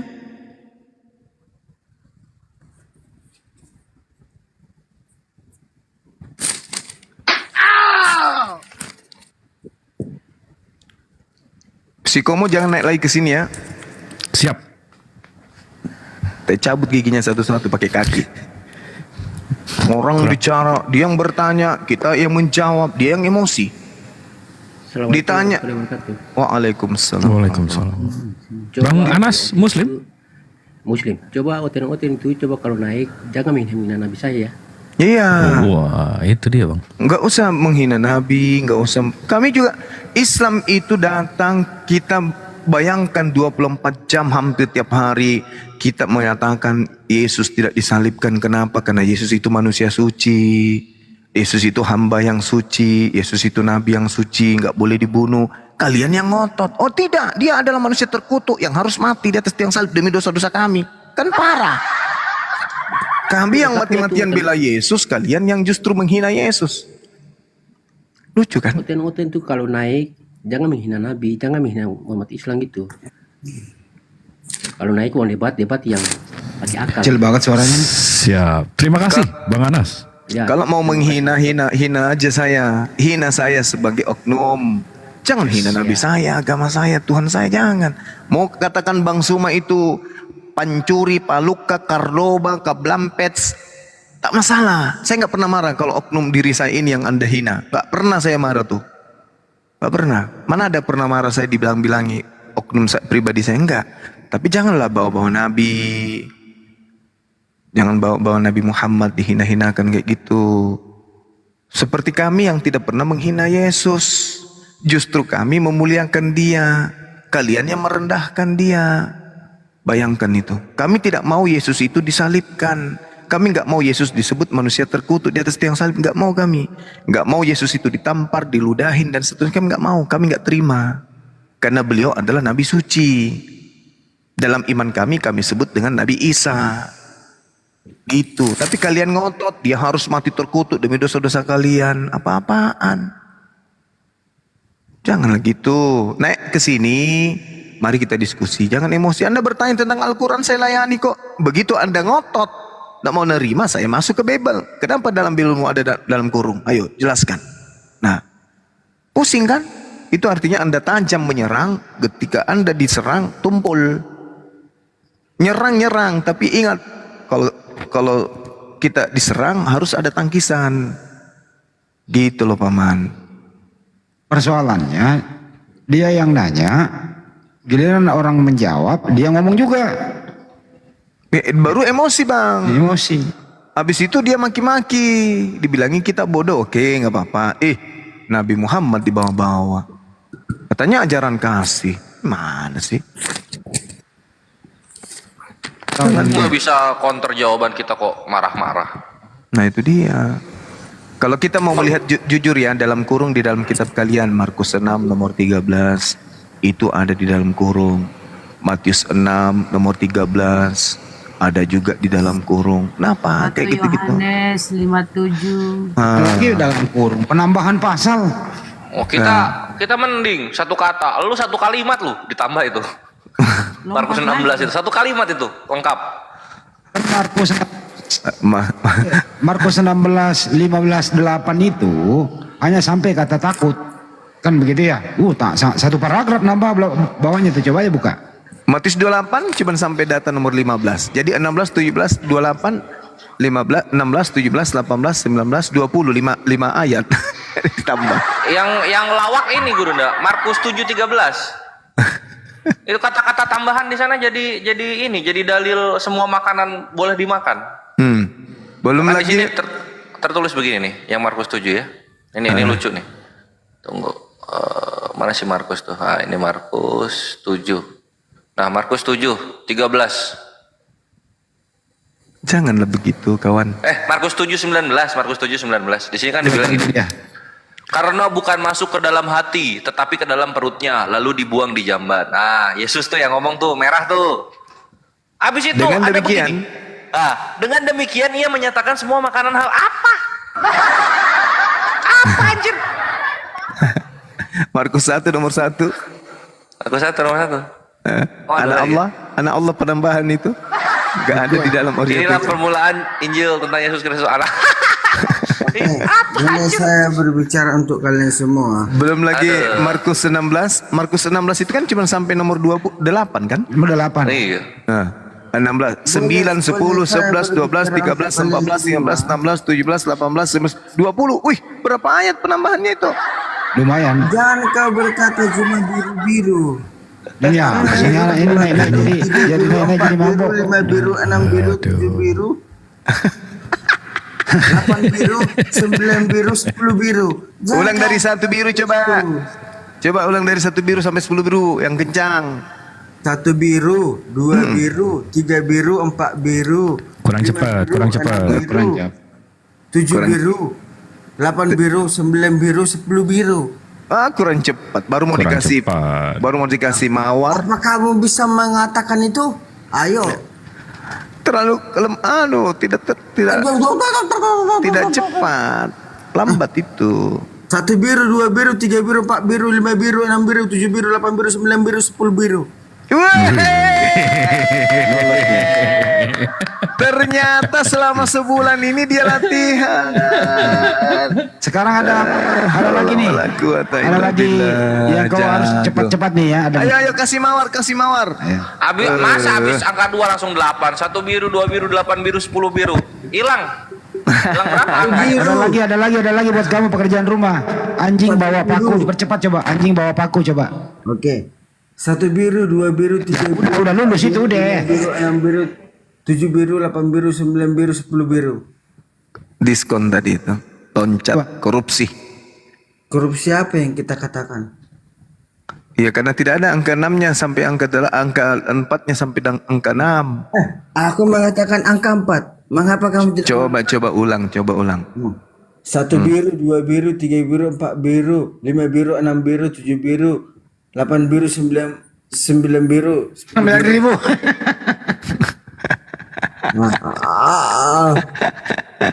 Bapak yang kita Udah habis berapa botol, Bang? berbicara begitu habis berapa botol air putih. Oh. Jual beli kamu kan Kristen, kamu bayar per puluhan nggak? Perpuluhan apa yang kau katakan? Endi Slebeo.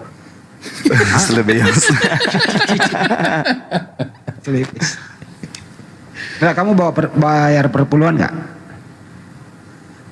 Puluhan apa yang engkau bayarkan sama saya?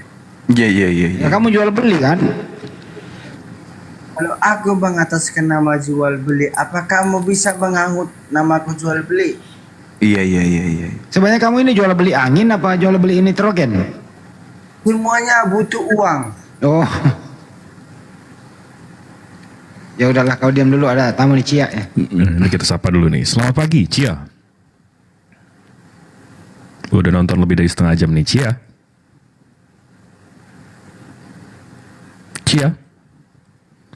Berhala.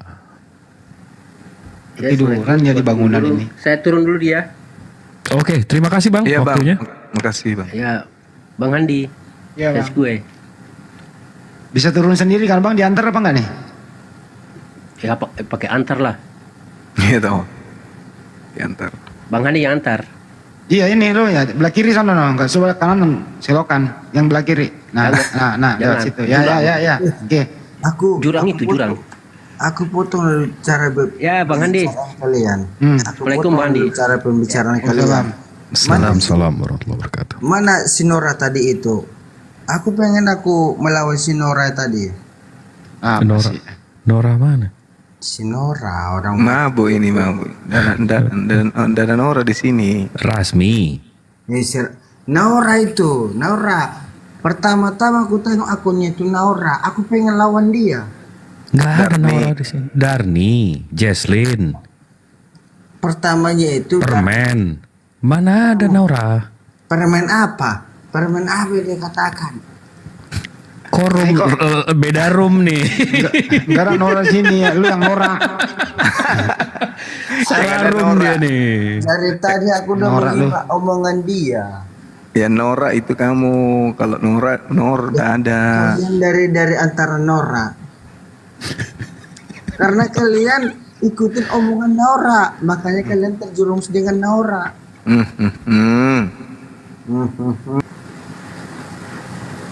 Kalah kita kalau adu gila sama dia Bang, dia udah jago banget Bang. Dia ahli. Dia ahli. Selamat pagi, The Torch sama King Jaya Putra. King Jaya. Ini naik doang, kenapa sih? Iya, ini padahal baru loh requestnya. The truth. The truth apa sih? Yang benar?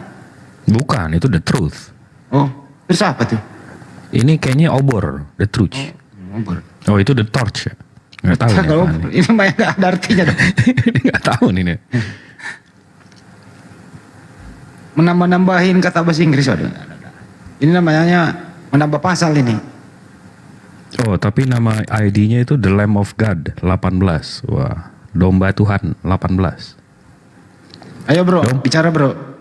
Domba. Saudaranya Yesus berarti kalau bilang domba. Bisa jadi. Waduh. Nih pada request habis itu mute, habis itu nggak ngomong nih. Mau naik ini aja kayaknya, selfie. Mungkin. Tanjak Borneo. Habis itu dia viralkan, saya habis debat dengan orang api gitu. Ini buktinya. 1 koma aku buat kencing. Mestinya dia kalau keluar sini 1 koma aku hujat gitu. Bisa jadi. Assalamualaikum warahmatullahi wabarakatuh. Waalaikumsalam. Saya cuman mau bilang aja sama Oten, kalau ngomong itu jangan macam kumur-kumur, kalau bertanya itu yang jelas. Terus kalau mau bahas Quran itu yang bisa membahas itu cuman orang yang dapat hidayah dan yang mau bersahadat. Kalau masih mau menyesatkan itu nggak akan bisa belajar Quran. Itu aja yang mau saya sampaikan, Bang. Iya betul. Mantap. Tadi itu dia bukan mau belajar, dia mau menghujat, dia mau mencari celah dari Quran. Iya benar, nggak akan dapat itu sama penyesat itu nggak akan dapat. Buka aja Itu kursus. aja ya, Pak. Ya, kursus bahasa Indonesia buat mereka, Bu. Ya udah Bang ya, makasih banyak. Assalamualaikum. Waalaikumsalam warahmatullahi wabarakatuh. Nikmal, selamat pagi Nikmal.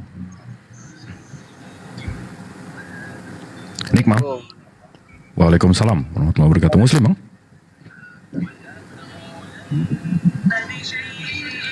Nikmal. Jibril. Ya.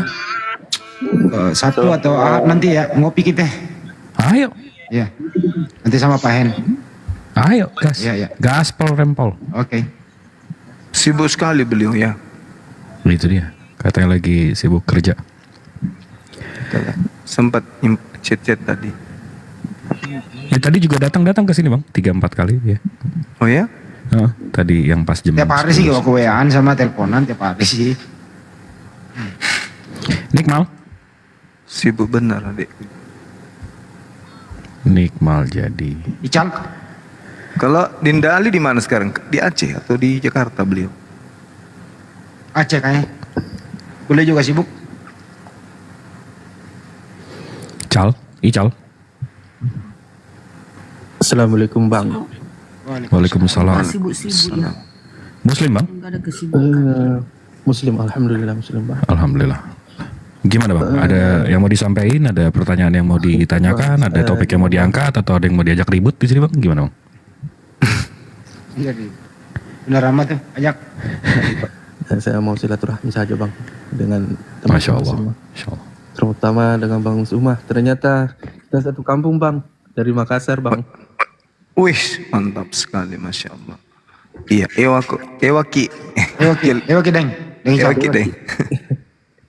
Di mana posisi Saya sekarang? baru tahu juga ternyata orang Makassar Bang. Iya, di mana kini?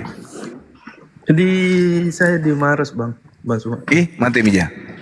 Bisa jadi marketing pemasaran. Kita di mana Bang Suma? Saya di dekat Maros, di perbatasan dekat bandara. Iya, saya di bandara juga ini Bang Suma. Mantap Mija. Gasing ke tetangga teh. Gap pakai satu halaman rumah kilas so. Kita lewat-lewat. Sekolah. Di mana posisi? Di mana? Di Mandai? Di Bulu-Bulu, Bang Suma. Mantap Mija. Rumah BPS. Tidak, kalau saya di Badok-Badok Bang Suma yang dekat Kompleks Sauri. Alamak, udah sampai 1 kilo dari rumah. Muridku banyak di situ di dalam Kompleks Auri. Oh iya. Anak angkatan banyak dalam. Oh siap Bang. Assalamualaikum. Waalaikumsalam. Komplek perumahan ada sebuah di dalam di Tanra Lili. Oh siap. Di mana itu Bang Suma? Di belakangnya Kostrad. Oh siap. Kebetulan juga ada rumah orang tua di sana Bang. Di The Queen. The Queen? Iya. The Queen berapa? The Queen. C. Saya kurang tahu dekin berapa, yang D. jelasnya dia dekat ini Bang Suma. Setelah kalau kita dari pertigaan apakah Ada rumah kita besar. ya, setelahnya itu sebelah kanan Ki. Oh, saya kiri. Oh, kiri kita. Ya, Siap. Soto bisa nanti yang mana akun TikTok kita Bang Suma Tabe. Akun TikTok yang ini? Oh, yang ini Bang. Kalau Bunda Rama itu, Deng, Deng, kalau Bunda Rama itu rumahnya di asrama haji, dia yang pegang kuncinya asrama. Iya, saya banyak Posisi sekarang di mana Bang? di rumah. Sudiang. Di Makassar atau di Sudiang? Iya. Besok mau ke kantor BPN, mau ngamuk-ngamuk di sana lah, mas kasih sertifikat wilayah ini. Stres kelas. Ngomong aja, tanya apa aja. Kebetulan juga Pak Aceh pensiunan BPN Bang. Oh. Suaranya besarin dulu. Masih ada linknya ke ini, ke BPN. Pasti masih ada kalau beliau pejabat. Dulu ya sih, tapi saya coba cari-cari Bang. Aja. Atau kasih tahu Bang Suma ada WA-nya, kita bisa kontak-kontak Bang. Dibandingkan agama lain. Ada. Coba cari sahabat Bang Suma 01. Oh, siap. Itu ada DM Bang. YouTube Bang, YouTube. Atau di YouTube. Oh, bisa. Nanti saya coba DM di TikTok atau cari di YouTube Bang.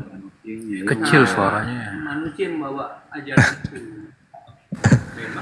Mantap. Terima kasih ya waktunya, Bang Ical. Siap, makasih. Iya, DM saja di nomorku ya, di Bang Suma 03 juga bisa. Siap Bang, makasih banyak Dengku. Dulu, jangan menghindar. Ini udah online. Assalamualaikum warahmatullahi wabarakatuh, Bang Ical. Waalaikumsalam. Kita dulu ini kawan aku nih, orang udah ini udah bergabung nih. Halo. Suatu kehormatan saya dapat di sini. Masya Allah, Halo. Masya Allah. Iya, Begini, ada sesuatu yang saya sampaikan untuk apologet. Masya Allah. Saya hanya support sekali dan saya sering melihatnya.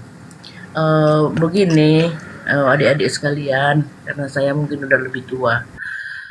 Saya kebetulan agak keras sedikit karena saya dari Sumatera Utara.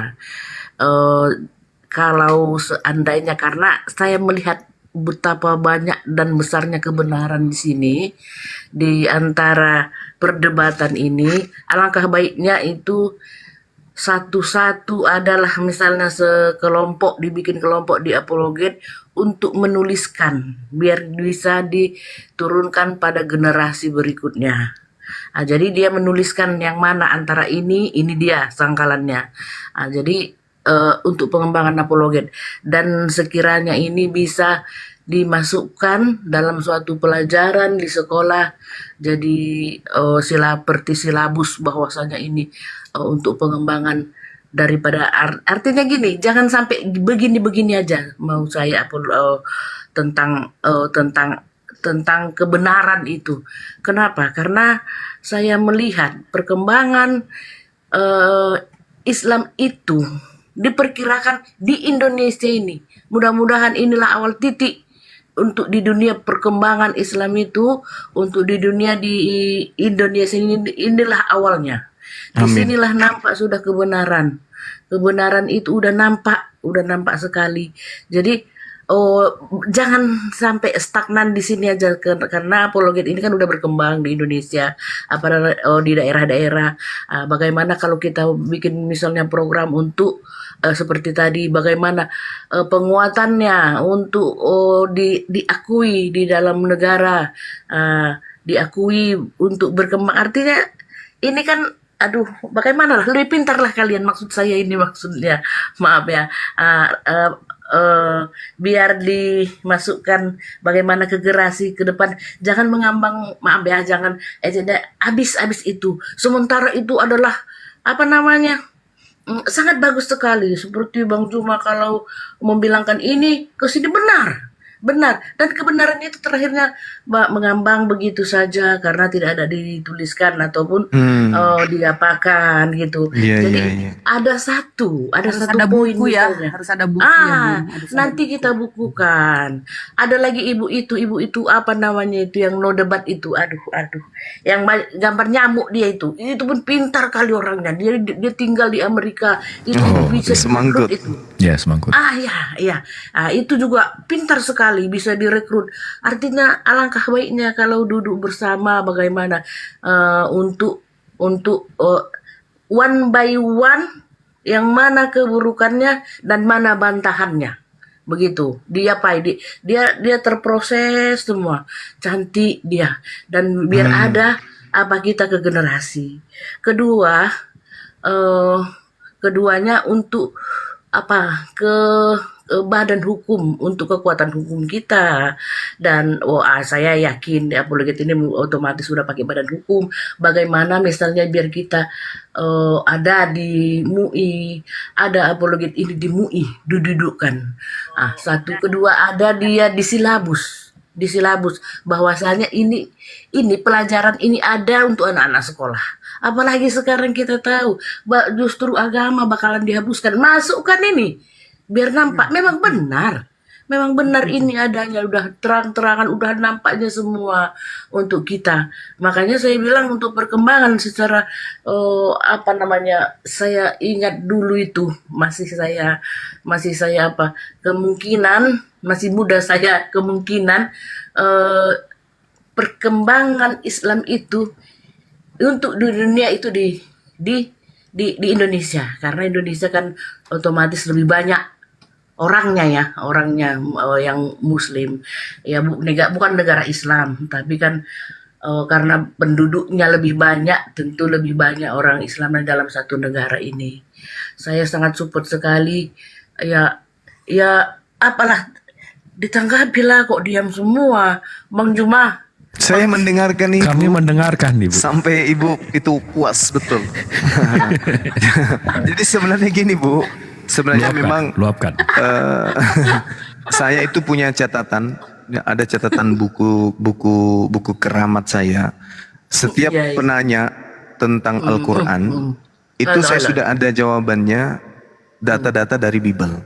Seperti tadi, misalnya bertanya kenapa di dalam Al-Quran surah Al-Haq ayat 40 ada dalam kurung. Itu jawabannya nanti, serangannya itu nanti kena juga kepada Bible. Itu saya sudah coret-coret semua. Itu kan maksudnya, ya kan. Jadi setiap Iya, begitulah. Dan terinci maksud saya itu, kalau di Quran oke lah, misalnya mungkin bisa satu, tapi di apa ini, di Alkitab ini, mulai dari misalnya kulit pembukaan pertama sampai terakhir, ada di situ kisi-kisi yang mengenakan mereka, yang membatalkan daripada itu suatu agama samawi. Dia membatalkan itu hanya ciptaan gitu. Mulai dari awal sampai terakhir dia terinci dia ini karena ini gitu, karena kalau misalnya yang ini dibantahi ambil apa sana gitu, memang benar, tapi dia habis gitu aja, memuai begitu aja gitu. Tapi kalau dia apa namanya ini, terinci, dia mulai dari awal, terstruktur. Terstruktur dia dari awal ini bantahannya bahwasanya gini. Waduh, jadi artinya biar tambah besar bagaimana, dan ini akan kita turunkan ke generasi kita gitu. Kalau bisa ya di bidang pendidikannya kita buat juga, di organisasi kan ya ada bidang ini, bidang pendidikan yang mendidik khusus apologet. Karena gini, saya tapi nggak tahu saya memang apakah ada fakultas apologet. Belum ada kan? Belum ada. Makanya Bu, sebenarnya gini, kami di sini dalam hal ini API kerjasama dengan MMCI itu saya sudah ada rancangan, ya saya sudah siapkan lahan 3.000 meter persegi minimal itu untuk mendirikan sekolah teologi Islam, sekolah yang membahas tentang materi-materi ini. Jadi kita bikin pesantren apologet. Hanya saja ya kita butuh dukungan dari umat Islam untuk merealisasikan itu. Kami nggak bisa sendiri. Dan saya untuk memulai itu mencari waktu yang tepat. Kita sudah ada lahan. Kemudian itu kita rancang, sudah ada masjidnya, tinggal disambung dengan masjid. Situ kurang lebih 3.000 meter. Nah itu dia. Cuman kan belum ada penggerak. Kalau Bang Zuma sendiri belum kuat. Jadi kita butuhkan umat untuk menjalankan itu. Artinya kalau itu sudah ada, siapapun kita bisa mengutus anaknya untuk sekolah di sini. Gitu. Karena materinya seperti ibu yang usulkan ibu itu, ibu kurikulumnya itu kita siapkan untuk itu. Jadi apapun yang terkait dengan kristologi, dalam hal ini adalah debat apologet, itu kita akan tanamkan. Nah, sekarang yang sedang berjalan ini adalah pendalaman materi IT, bahasa Arab dan bahasa Inggris. Itu sudah berjalan, Bu. Siswa kita sudah kurang lebih 20 orang. Pondok IT Nur Maulida binaan MMCI, dan itu kebetulan saya sendiri ketuanya. Alhamdulillah. Nah, rencananya karena ini masih SMP, rencananya setelah 1 tahun, 2 tahun pesantren sudah siap sehingga berlanjut ke materi kristolog. Nah, sekarang ini pendalaman Al-Quran dulu. Setelah pendalaman Al-Qurannya kuat, bahasa Arabnya kuat, bahasa Inggrisnya kuat, IT-nya bagus, kuat, baru masuk apologetnya, materi-materi Bible. Itu baru kita sebarkan untuk menjadi pendakwa-pendakwa apologet. Seperti itu, Ibu.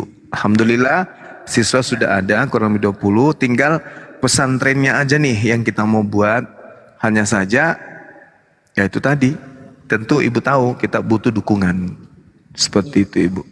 Iya, alhamdulillah. Terima kasih. Jadi alhamdulillah udah dimulai rupanya. Iya, Jadi, sudah ada. Jadi kalau misalnya ya di struktur itu ada satu diapakan ke sana, yang kedua ya diekspos bagaimana gitu, biar anak-anak kita ada yang mau ke sana diapakan, diekspos. Udah itu jangan lupa bahasa Ibraninya, saya salut sekali lihat. Nah, termasuk itu, Ibu, Ibrani, Yunani kita akan pelajari. Iya. Guru-gurunya sudah siap. Ini yang kita butuhkan sekarang ini adalah bangunannya. Tinggal bangunan. Kalau siswa itu cepat, pasti banyak peminat. Tinggal bangunan yang kita butuhkan, kelasnya yang kita butuhkan. Itu. Karena gini saya melihat secara keseluruhan lah fenomena sekarang ini, kalau dia dakwah itu yang ini yang sangat efektif. Yang apologet ini bukanlah dakwah yang macam dulu lagi. Kalau apologet ini ya sama dia semua baik, memperkuat iman seseorang dan memualafkan. Jadi dia tidak murtad lagi setelah mengetahui itu gitu. Sangat efektif. Saya terasa sendiri gitu. Dibanding dengan dakwah model dulu gitu. Kalau teologinya, kalau teologi memang udah banyak, tapi yang ini apologet belum ada dia kan di fakultasnya gitu. Kalau ini khusus lah maunya Pak Juma itu, yang sekolah itu khusus apologet. Nggak usah lagi ada yang usuluddin, ada yang terbiasa. Enggak, memang khusus. Ibadah. Kita khusus untuk apologet. Ini rancangannya adalah lulusan dari tempat kita itu bisa menjadi debaters, menguasai Quran, Ibrani, Yunani, bahasa Inggris dan Bible. Gitu. Quran, Bible. Ini 2 harus dikuasai, Quran, Bible. Kemudian bahasanya itu 3. Arab, bahasa Inggris, kemudian bahasa Ibrani, dan pendalaman bahasa Yunani. Kemudian IT-nya ya seperti host kita ini, Dinda Jibril. Jadi dia dengan mudah mengumpulkan data, dengan mudah menyajikan data. Kalau itu semua sudah dikuasai, insya Allah kita sudah bisa bertarung. Nah, yang terpenting kemudian adalah pendalaman materi retorika. di dalam menyampaikan narasi. Karena itu juga perlu logika, cara loncatan berpikir, cara berbicara, mimiknya, suaranya, itu diajarin semua nanti. Intonasinya, mana saat penekanan, mana saat bercanda, mana keras dan seterusnya. Kayak gitu, Ibu. Nama pelajarannya memang logika dia memang. Iya, Ya. mantik. Saya Makanya betul. Makanya kita butuh anak-anak ini tinggal di dalam, bukan bolak-balik, harus diasramakan gitu. Nah, lahan kita sudah ada, tinggal dieksekusi aja. Cuman kalau saya sendiri, Bu, nanti orang berpikir, ini kepentingan pribadi. Banyaklah orang berpikir negatif. Padahal lahannya ada, tempatnya ada. Saya hampir setiap hari Sabtu saya di sana di lokasi. Tapi cuman takutnya itu lagi banyak yang framing. Kemarin aja masjid saya banyak di ini. Iya. Didirikan masjid Iya, banyak yang framing saya gitu. Iya, ya saya tahu, saya lihat itu hari itu entah apa kata orang. Karena saya begini ya, dari jauh saya penggemarnya Pak Juma ini. Iya, alhamdulillah. Saya alhamdulillah dapat di sini satu sama Pak Juma. Terima kasih, semangat terus berjuang. Apalagi ya, sehat selalu. Iya. Oh, sekalian saya mau minta nih teman-teman yang bisa mendesain lahan kita itu 3.000 meter persegi. Colong didesain sekolahnya seperti apa gitu. Ada nggak yang bisa? Kalau ada yang bisa, nanti tolong DM ke saya aja deh, ke DM ini atau ke nomor Excel saya. Nomor Excel saya kan tahu ya, ada di YouTube channel Zulkifli M. Abbas. Silakan ke sana yang bisa mendesain sekolah, gedung. Nanti kita kasih ukurannya berapa untuk kita tampilkan, kita buatkan kemudian ini sebagai acuan. Di situ ada nomor HP saya. Silakan dilihat. Siap. Ada 2.300 lebih anggota API dan ada 2.700 yang nonton di sini. Mestinya ada sih 100-200 arsitek ya nggak, Bang? Iya, itu dia makanya.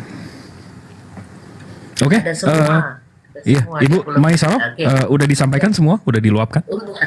Terima kasih banyak, sehat Siap. selalu semuanya. Terima ya. kasih, Semua Ibu, sehat waktunya. selalu. Berjuang, semangat berjuang. Pasti Ya. khairan. Wastabikul khairat. Assalamualaikum warahmatullahi Waalaikumsalam warahmatullahi wabarakatuh. Ini Bang Rifai dari tadi nyepam nih, mau ya gimana Bang Rifai? Assalamualaikum warahmatullahi wabarakatuh. Waalaikumsalam.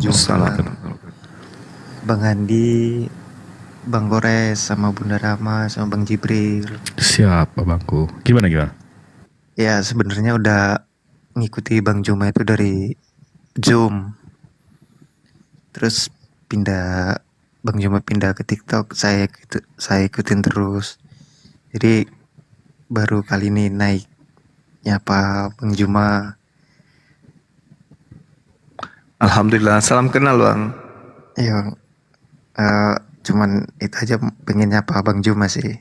Iya, Udah makasih Bang lama Rifai. pengen. Oke, pokoknya semangat buat Bang Juma. Ya, sama-sama. Bang Kres, Bang Andi, Bunda, sampaikan terus kebenaran. Terima kasih. Insyaallah. Udah gitu aja. Siap. Iya, sama. Terima kasih waktunya Bang Rifai Ahmad. Oke, Bang, saya turun dulu Bang. Siap. Assalamualaikum warahmatullahi wabarakatuh. Waalaikumsalam. Waalaikumsalam warahmatullahi wabarakatuh. Pegangan Bang, hati-hati. Ini William. Selamat pagi William. Minta maaf sebelumnya Bang, ini Iya. saya mau bertanya tentang pendapat Bang Zoom sedikit. Bang William Muslim non Muslim? Non Muslim. Non Muslim. Dari mana nih Bang? Sakti mana nih Bang? Dari Protestan, Katolik, Protestan. Neo Advent, Protestan. Ya, silakan Bang. Protestan. Jadi yang pertama. Ini Abang udah di tempat tidur apa gimana Bang? Suaranya kecil banget Bang. Iya, di tempat tidur Bang. Waduh, coba duduk dikit Bang. Jadi suaranya agak gimana gitu ya kan? Oh iya sih. Jadi pertama-tama. Ya Bang. Suara saya udah bagus. Belum Bang, suaranya masih begini Bang. Ini susah kita dengarnya ya. Semakin kecil. Jadi pertama-tama Ini Bang Zuma denger nggak? tentang Dengar bisikan kalbu kan? Tambah suaranya bang. Aku dengar kata dia begini. Ini loh, kenapa kalian belum tidur gitu?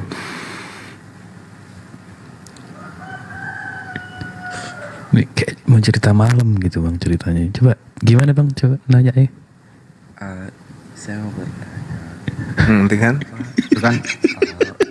Ada istrinya di sampingnya. Enggak, kenapa kalian belum tidur? Saya sendiri tidur sambil ngomong gitu kata dia. Ayo bang, semangat. Coba yang lantang Bang, Bang William. Iya, feeling saya ada istrinya itu. Bang Darmawan, Wawan. Selamat pagi. Udah dicukupkan aja kali. Pagi. Saya sudah Pak Darmawan ini. Waalaikumsalam warahmatullahi wabarakatuh. Tapi kayaknya Bang Handi. Ya. Ya gimana Bang Darmawan.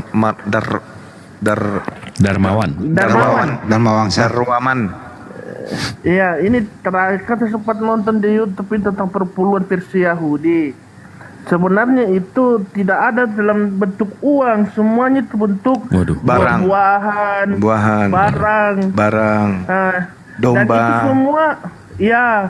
Tapi itu untuk suku Lewi, karena suku Lewi tidak butuh harta, dia kan butuh makan karena dia kerja di bait suci. Betul. Iya. Wah, cocok nih Pak Darmawan ngomongin soal duit. Jadi ini Bapak dari Muslim atau non Muslim, Pak? Kalau saya Muslim saya. Oh, Muslim. Takut kali dia disebut Muslim. Siap. Takut sekali dia. Langsung semangat dia. Silakan. Trauma masalah trauma ke dikasih am sama Bang Andi. Oh, orang Makassar ini. Iya. Ini kentarana mau. Masa tanya ke itu sholat jenazah pakai ruku kan tidak, mana ada jual jenazah pakai ruku. Pertanyaan saya itu. Tes mutilasi. Tes ini yang mengaku mualaf. Ada apa mak? Tes. Najiri nonis bagi Iya tahu. Apakah mana nanaga? Itu sih buku bilang tadi sama itu pendeta iya, tapi lari nih jam ini deh. Lari misalnya. Itulah. Dimain ke Mantang Ren nih. Kalau saya di belakang kampus UIN, kita tahu gitu tempatnya anak muda iya. UIN. Iya, belakang kampus sama UIN. Sama Alauddin. Oh, Alauddin. Iya. Tetangga ibu, bener ramai itu, mana Saupa. Oh, di mana Saupa. Oh, jadi begini juga saya mau tanya, bisa tidak saya belajar tentang ilmu kayak Mas Ruma begini belajar? Masuk nanti di pesantrennya. Iya. Iya, sepatnya nggak baca-baca Bisa jadi. Hanya takutnya kayak ilmu marifat kan kalau salah. Buset, marifat. Nggak pernah larinya ke marifat kamu sih. Tidak sampai ke situ. Kan pernah dengar itu ilmu marifat kalau kita yang dulu marifat ketinggian gitu. Yang dulu marifat deh. Ini ada arsitek nih Bang. Iya bisa yang mau dulu. Desain sekolah Abang. Iya, paling. Masya Allah. Kalau hari Sabtu malam Ahad, nanti mungkin di rumah Hobbit. Nah nanti ketemu Banjuma di situ berguru mungkin.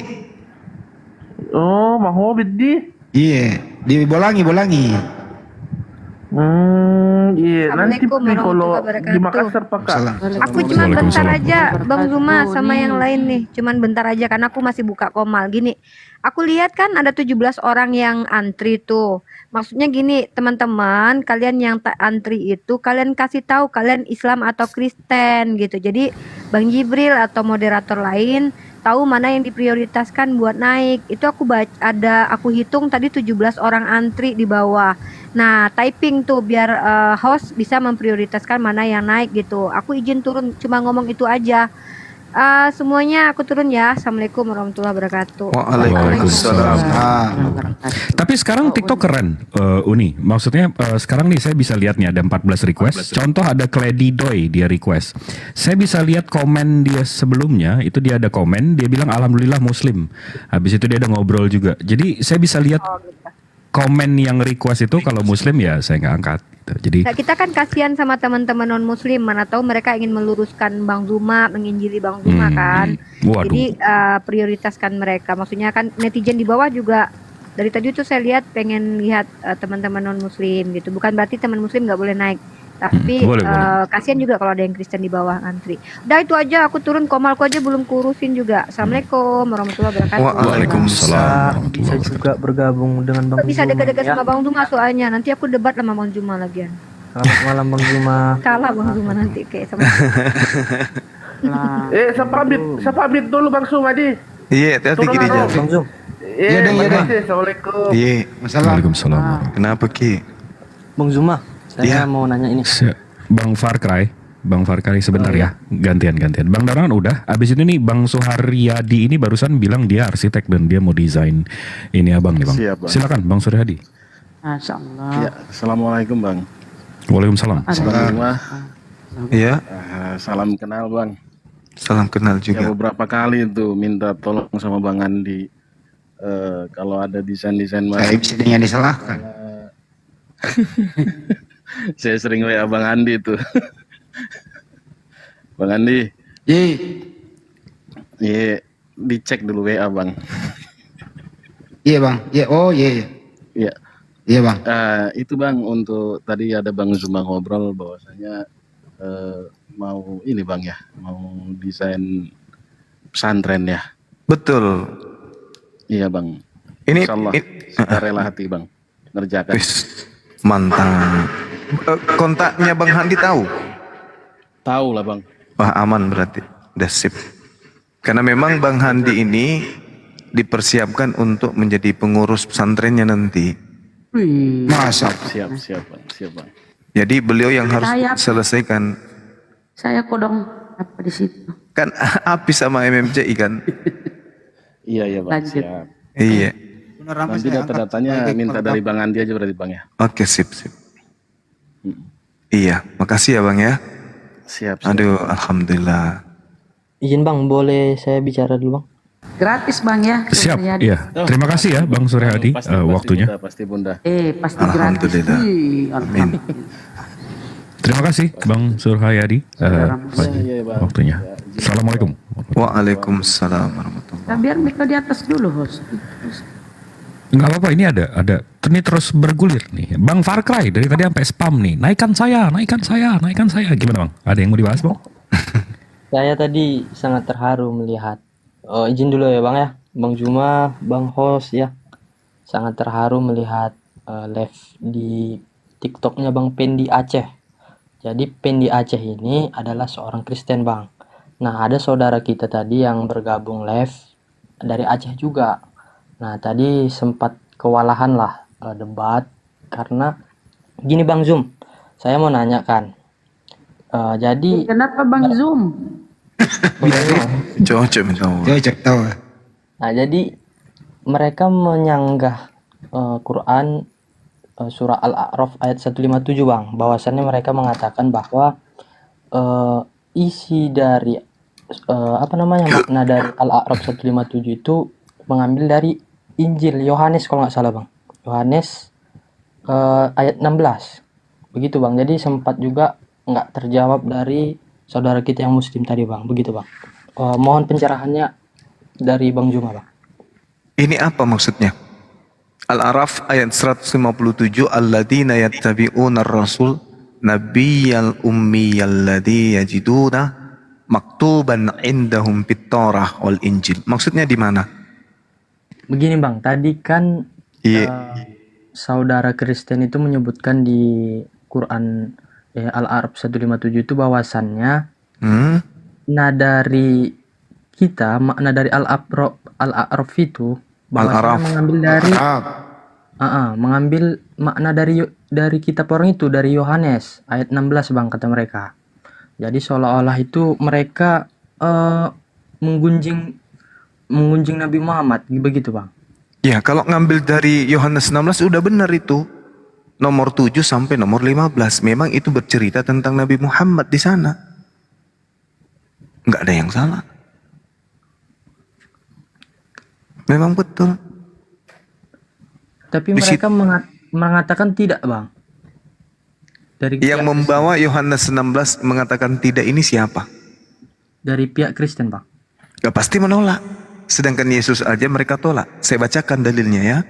Di data nomor 7 sampai nomor 15-nya. Siap Bang, siap Bang. Oke. Dikatakan begini. Namun benar yang kukatakan ini kepada kalian Bani Israel. Adalah lebih berguna bagi kamu jika aku pergi. Sebab jikalau aku tidak pergi, penghibur itu tidak akan datang kepadamu. Mau di sini Bani Israel. Al-Quran surah Al-A'raf ayat 157 bercerita tentang Bani Israel. Lalu dikatakan, penghibur itu tidak akan datang kepadamu jikalau aku tidak pergi. Tetapi jika aku pergi, aku akan mengutus dia kepadamu. Dan kalau dia datang, coba. Kalau dia datang, apa yang terjadi kalau dia datang? Dia akan menginsafkan dunia akan dosa, kebenaran, dan penghakiman. Berarti oknum yang datang setelah Nabi Isa, yang mereka katakan Yesus, adalah oknum yang akan mengajarkan tentang penginsapan dunia akan dosa. Artinya ini haram, ini halal, ini makruh, ini nggak boleh, ini perintah, ini larangan. Dan tentang kebenaran. Kalau berbicara mengenai kebenaran berarti yang hak terpisahkan dengan yang batil. Penghakiman artinya tentang hari kiamat. Dialah yang datang mengajarkan segala sesuatunya berhubungan dengan 3 hal ini. Dan itu hanya ada di dalam ajaran agama Islam. Akan dosa karena mereka tetap tidak percaya kepada aku. Jadi ketika Yesus datang di tengah-tengah Bani Israel, orang-orang Israel lebih dominan tidak percaya tentang dosa yang diajarkan oleh Yesus. Nah, data 10-nya akan kebenaran karena aku pergi kepada Tuhanku dan kamu tidak melihat aku lagi. Coba. Akan kebenaran artinya ketika dia Nabi Isa terangkat ke langit, yang diceritakan kemudian ini adalah Nabi Muhammad yang akan menceritakan tentang penyaliban. Di mana dia akan pergi kepada Tuhan dan Yesus tidak pernah dilihat lagi. Akan penghakiman karena penguasa dunia ini telah dihukum. Masih banyak hal yang harus kukatakan kepadamu, tetapi sekarang kamu belum sanggup menanggungnya. Coba. Berarti masih banyak ajaran yang mau diajarkan Yesus, tapi orang-orang sesamanya belum sanggup untuk menanggungnya. Akan tetapi apabila ia datang, yaitu nabi kebenaran. Ini nabi nih, berbicara mengenai roh. Roh itu nabi atau malaikat. Kebenaran akan memimpin kamu ke dalam seluruh kebenaran. Coba. Jadi memimpin kamu dalam seluruh kebenaran. Berarti dia akan mengajar ajaran. Ada ajaran yang akan diajarkan oleh oknum tersebut yang dibawa oleh nabi tersebut. Sebab ia tidak akan berkata-kata dari dirinya sendiri. Tetapi segala sesuatu yang didengarnya itulah yang akan dikatakannya. Artinya ini siapa? Kalau dibilang Lukas tidak mungkin, dibilang Markus tidak mungkin, dibilang Yohanes tidak mungkin, apalagi Paulus. Berarti siapa yang tidak berkata-kata dari dirinya sendiri? Baginda Rasulullah Muhammad sallallahu alaihi wasallam. Sallallahu alaihi wasallam. Nomor 14-nya, dia akan memuliakan aku. Sebab ia akan memberitakan kepadamu apa yang diterimanya daripadaku. Dia akan memuliakan aku. Memuliakan Yesus, Nabi Muhammad, atau Paulus, umat Islam, atau Kristen. Jadi yang diceritakan di Yohanes 16 ini justru apa yang tertuang di dalam surah Al-A'raf ayat 157. Saya bacakan ya. Alladzina yattabi'una ar-rasul nabiyyil ummiyal ladzi yajidunahu maktuban indahum fit-Taurah wal Injil ya'muruhum bil ma'ruf wa yanhahum 'anil munkar wa yuhillu lahumut thayyiba wa yuharrimu 'alaihimul khaba'ith wa yada'u anhu israhum wal aghlal allati kanat 'alaihim falladina amanu bihi wa azzaru wa nazaru wa taba'u nural ladzi unzila ma'ah ulaika humul muflihun. Yaitu orang yang mengikuti Rasul, Nabi yang ummi, yang tidak bisa baca tulis, yang namanya mereka dapati tertulis dalam Taurat dan Injil yang ada pada mereka, yang menyuruh mereka berbuat ma'ruf dan yang mencegah dari yang mungkar, dan yang menghalalkan segala yang baik bagi mereka dan yang mengharamkan segala yang buruk bagi mereka, dan membebaskan beban-beban dan belenggu-belenggu yang ada pada mereka. Adapun orang-orang yang beriman kepada Nabi Muhammad, memuliakan Nabi Muhammad, menolong Nabi Muhammad, mengikuti cahaya yang dibawa oleh Nabi Muhammad berupa Al-Quranul Karim, maka kata Allah, mereka itulah orang-orang yang beruntung. Ini nyambung nih, nyambung. Di sini dikatakan yang mereka kemudian temukan, yang tertulis kemudian, ya, Nabi yang ummi, yang mereka dapati tertulis dalam Taurat dan Injil, yang mereka pegang itu bukan Taurat, yang mereka pegang itu bukan Injil, tetapi adalah buku-buku hasil revisian dari kitab-kitab Yahudi. Sedangkan yang mereka pakai ini saja masih ada indikasinya kepada Nabi Muhammad, apalagi Taurat, apalagi Injil. Masalahnya Taurat dan Injil mana? Mereka sudah menyembunyikan, bukan mereka, orang-orang terdahulu sebelum mereka sudah menyembunyikan dan mencampur adukan. Ya ahlal kitab, lima talbisunal haqqa bil batil wa taktumul haqqa wa antum ta'lamun. Mereka kemudian mencampur adukan itu. Nah, sedangkan buku-buku yang mereka pegang masih ada indikasi Rasulullah. Contoh yang kita bahas tadi, Yohanes 16 dari nomor 7 sampai nomor 15. Itu siapa kalau bukan Rasulullah Muhammad SAW? Mantap Guruna. Mantap. Seperti itu. Aku sedikit Guruna ya. Iya, silakan. Ini untuk kawan-kawan Kristen, terutama kawan-kawan Kristen di bawah dan juga pembenci Islam. Ini gue kasih tahu ya. Yohanes 16:14, ia akan memuliakan aku. Kalau lu bilang itu Roh Kudus, kapan Roh Kudus memuliakan Yesus? Harus ada buktinya dong. Kalau nggak ada ya udah jelas ini untuk nabi, penutup para nabi.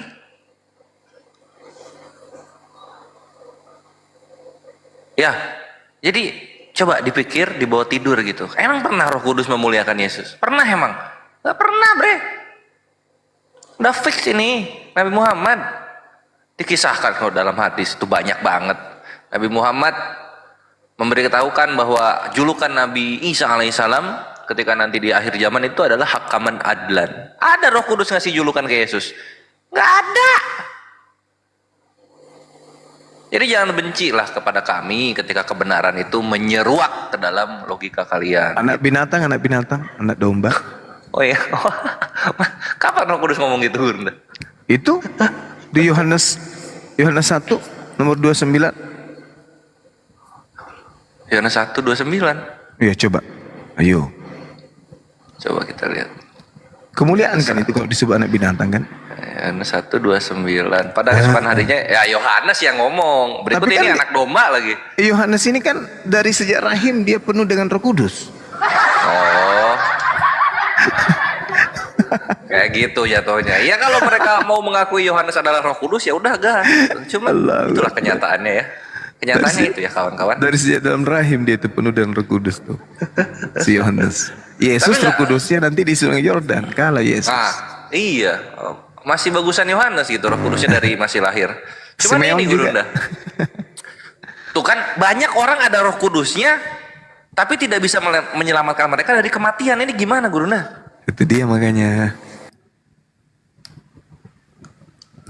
Ya, silahkan kembali ke Far Cry ya. Jadi jangan bersedih karena memang kebiasaan para penyembah roh itu menghujat agama lain gitu. Kalau lihat kelakuan Kristen di India ya mereka menghujat Hindu di sana gitu. Jadi ya biasakanlah akhir. Namanya juga dunia gasul fikr. Atau sampaikan aja begini, jangan terlalu jauh. Lain kali kalau nanya ada titipan dari Bang Zuma. Di dalam Kisah Para Rasul 3 nomor 22 sampai nomor 23 itu siapa? Siapa di situ? Bukankah telah dikatakan Nabi Musa, Tuhan Allah akan membangkitkan bagimu seorang nabi dari antara saudara-saudaramu sama seperti aku. Dengarkan lihat dalam segala sesuatu yang akan dikatakan kepadamu. Nomor 23. Dan akan terjadi nih. dan akan terjadi, berarti belum terjadi pada masa ini dituliskan oleh Lukas. Dan akan terjadi bahwa semua orang yang tidak mendengarkan Nabi itu akan dibunuh dari umat kita. Ini siapa? Kira-kira siapa Nabi antara Nabi Yesus, Nabi Isa, dan Nabi Muhammad?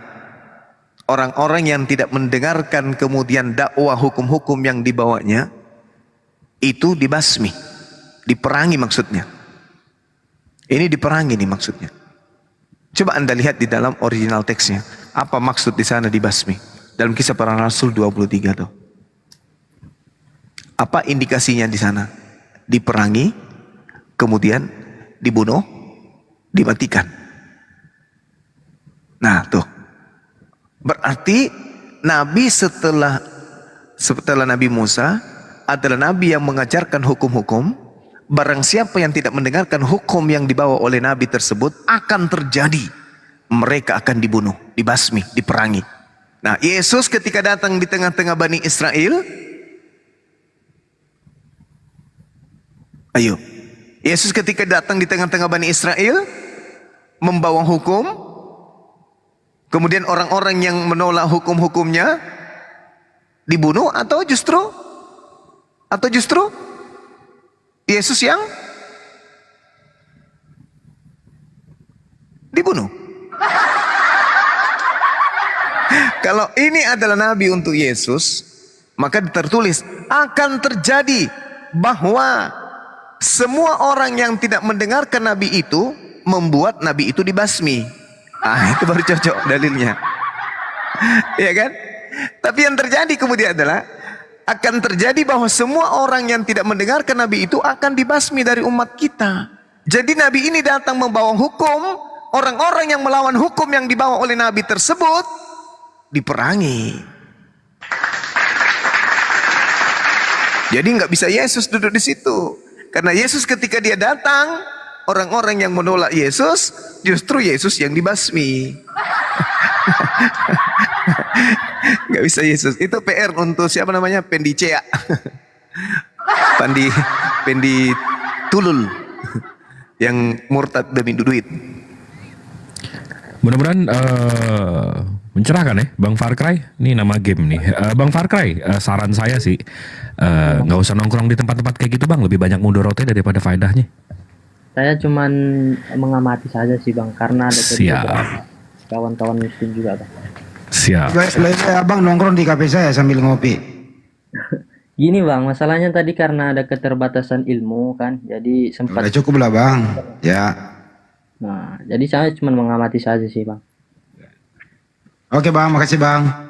Ya, terima kasih. Oke Bang Hadi, jam 4 kita. Iya, Bang Joma mau istirahat jam 4 ya. Bang Jibril ya, kita tutup dulu ya api pusatnya. Siap. Iya. Jadi kalau ada yang relay di YouTube ditutup aja, silakan. Ya Bang Joma lah ya, atau Dekores. Ini tadi memulai kita statement resmi Apologet Islam Indonesia, pusat sampai seluruh DPW seluruh Indonesia memberikan sikap bahwa perlakuan atau apapun yang dilakukan oleh Pendeta Gilbert Lomintong ini adalah menista agama, itu pendapat kami dan harus diproses hukum. Itu keputusan bersama tadi. Silakan ditutup.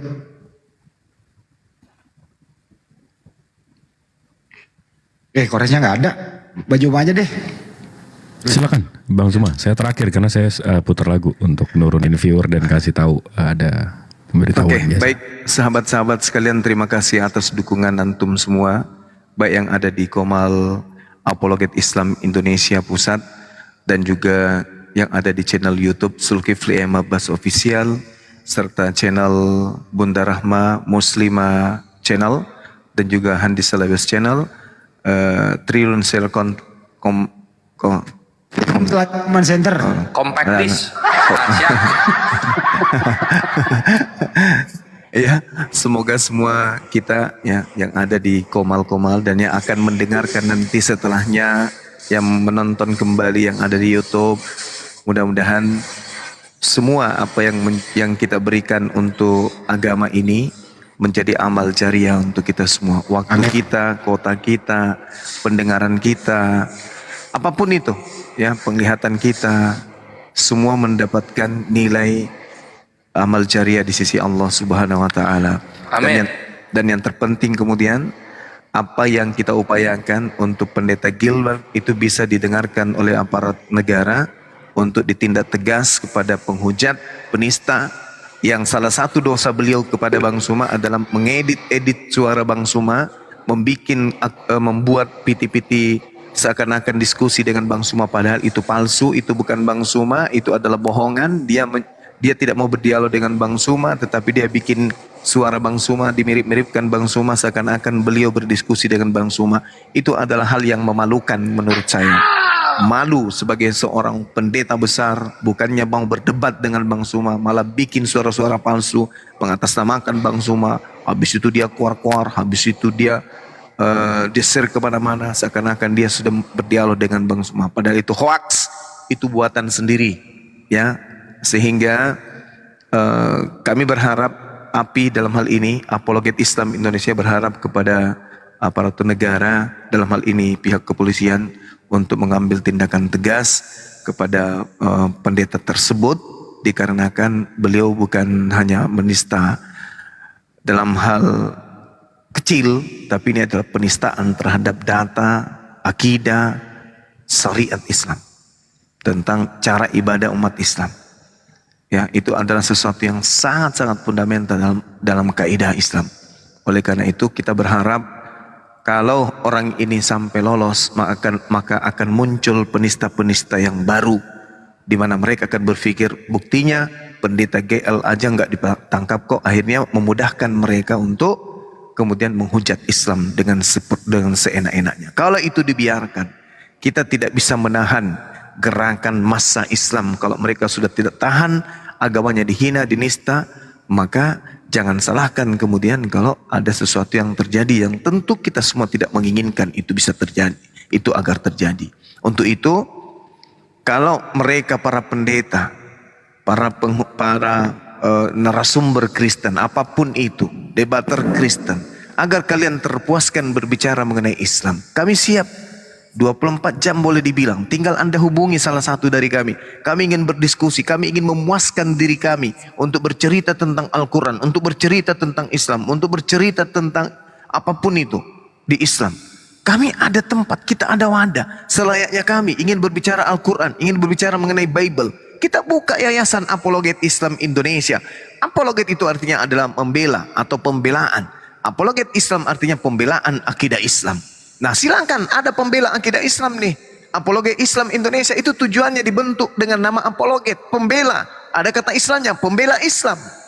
Artinya kalau Anda ingin merusak Islam, ingin mencari kemudian celah di Islam, hadapi para pembela-pembela Islam ini. Meskipun dengan masih keterbatasan ilmu Quran, ilmu hadits, tapi kami sudah berani pasang badan untuk itu.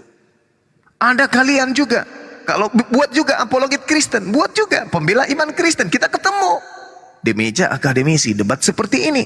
Jangan Anda bernarasi monolog menghujat Islam tanpa ada lawan diskusi, supaya anak bangsa ini tercerahkan. Mereka bisa menilai, bisa memilih mana agama yang benar, mana agama yang salah. Yang kedua, ketika Anda membahas Islam, kami juga membahas Bible. Begitu sebaliknya, Anda membahas Bible, kami membahas Islam, kita ketemu, maka hal-hal yang kemungkinan bisa terjadi di tengah-tengah masyarakat di akar rumput bawah itu terhindarkan. Kenapa? Ternyata umat Islam dan Kristen bisa diskusi dengan baik-baik. Ternyata yang selama ini kita anggap tabu adalah hal-hal yang lumrah ternyata. Jadi tidak ada lagi ketersinggungan. Ketika umat Islam bertanya tentang Yesus, bertemu di warung kopi, bro saya mau tanya, ini dalam kitab, itu bukan lagi hal yang tabu. Jadi sesuatu yang sudah biasa, sehingga meminimalisir adanya clash di tengah-tengah masyarakat. Karena tentang Islam sudah ada yang membicarakan, tentang Kristen sudah ada yang bicara. Biarkan mereka berdialog, kita tinggal nyimak aja, jangan kita yang ribut. Biarkan mereka ribut di atas. Mereka melempar kursi di atas TikTok, silakan aja. Tapi kita yang di bawah tetap diam, adem, berpelukan, minum kopi dan seterusnya. Itu tujuannya. Jangan monolog, itu bikin kisru. Bikin kisru, bikin ribut. Kalau ada yang mau berbicara mengenai Al-Quran, silakan naik. Ada yang berbicara mengenai Bible, silakan datang. Kita berdiskusi. Biarkan semuanya menonton. Pemerintah menonton, aparat menonton, masyarakat biasa nonton, para ulama nonton, pendeta-pendeta nonton, jemaah Islam, jemaah Kristen nonton. Biarkan mereka yang memilih. Seperti itu. Yang debat Islam didukung oleh Islam, yang debat Kristen didukung dengan Kristen. Tapi dalam segi keilmuan, bukan mau perang PC, bukan. Seperti itu saudara-saudara. Saya kira itu ya, sekali lagi saya katakan bahwa harapan kita dengan adanya kejadian seperti ini, jadikan pelajaran bagi yang lain bahwa janganlah sekali-kali menista, menghina agama saudara kalian kalau itu sonanya tidak dalam keadaan diskusi, jatuhnya penghinaan. Tapi kalau dalam ranah diskusi, itu artinya adalah penekanan terhadap lawan diskusi untuk menyadari bahwa poin yang Anda katakan benar itu sebenarnya tidak benar. Ini datanya, ini dalilnya. Nah itu yang seperti itu yang diharapkan. Kemudian yang kedua, yang terakhir, kebetulan memang dari sejak 2 tahun lalu ya sampai tahun kemarin, saya sudah pernah menyuarakan tentang sekolah apologet ini. Saya butuh dukungan teman-teman. Saya butuh dukungan sahabat-sahabat. Dan akan dalam waktu dekat ini saya akan minta ke Bang Handi untuk menghubungi teman tadi untuk segera membuat desain pesantrennya agar ini bisa benar-benar terrealisasi. Meskipun hanya satu kelas dulu. Nanti akan lama-lama akan menjadi 2 kelas, 3 kelas, 4 kelas. Akhirnya besar. Sehingga debat-debat seperti ini ada penerusnya. Ada yang melanjutkan. Bukan begitu selesai selesai kemudian. Kita menginginkan adanya gerakan-gerakan daripada debat Muslim ini lahir generasi-generasi baru. Jadi teman-teman kita yang ada di Jawa, yang ada di Kalimantan, yang ada di Sumatera, yang ada di Papua, dimanapun di luar negeri, yang ingin anaknya kemudian belajar tentang apologet tampil seperti orang-orang yang ada sekarang di API, silakan kirimkan nanti anaknya ke kita. Dan kalau kita tidak mulai, lalu siapa lagi yang akan memulai itu? Saya katakan kepada sahabat semua, ini sudah kami jalankan dan ini adalah tahun ketiga. MMCI mendirikan sebuah pondok IT, materinya itu ilmu IT, bahasa Arab, bahasa Inggris, itu pendalamannya. Siswa kita sudah ada 20 orang lebih. Nah, ini kita mau buat pondok di area wisata. Lahan di sana 3.000 meter kita udah siapkan. Rencananya di tahun baru, tahun ini nanti, kalau bisa, tahun baru ini masih naik kelas 3. Tahun baru berikutnya, kita usahakan sudah ada kelas sehingga mereka sudah bisa naik ke atas untuk belajar. Seperti itu teman-teman. Ini yang kita harapkan.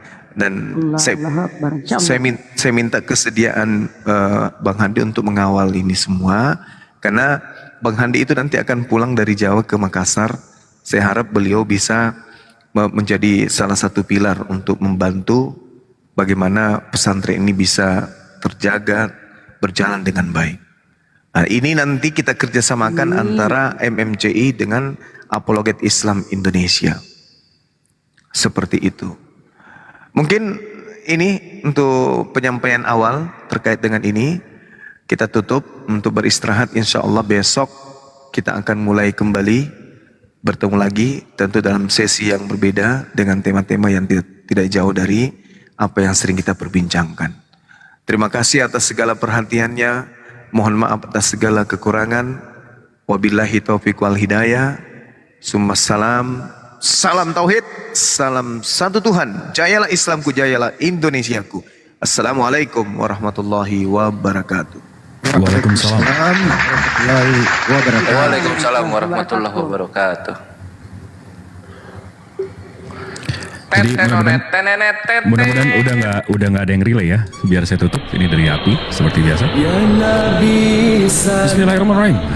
Ada 3 poin sebelum saya tutup komalnya. Nomor 1, kalau ada yang belum daftar API, ke link hostnya. Di situ ada websitenya. Di website itu tinggal bisa isi form.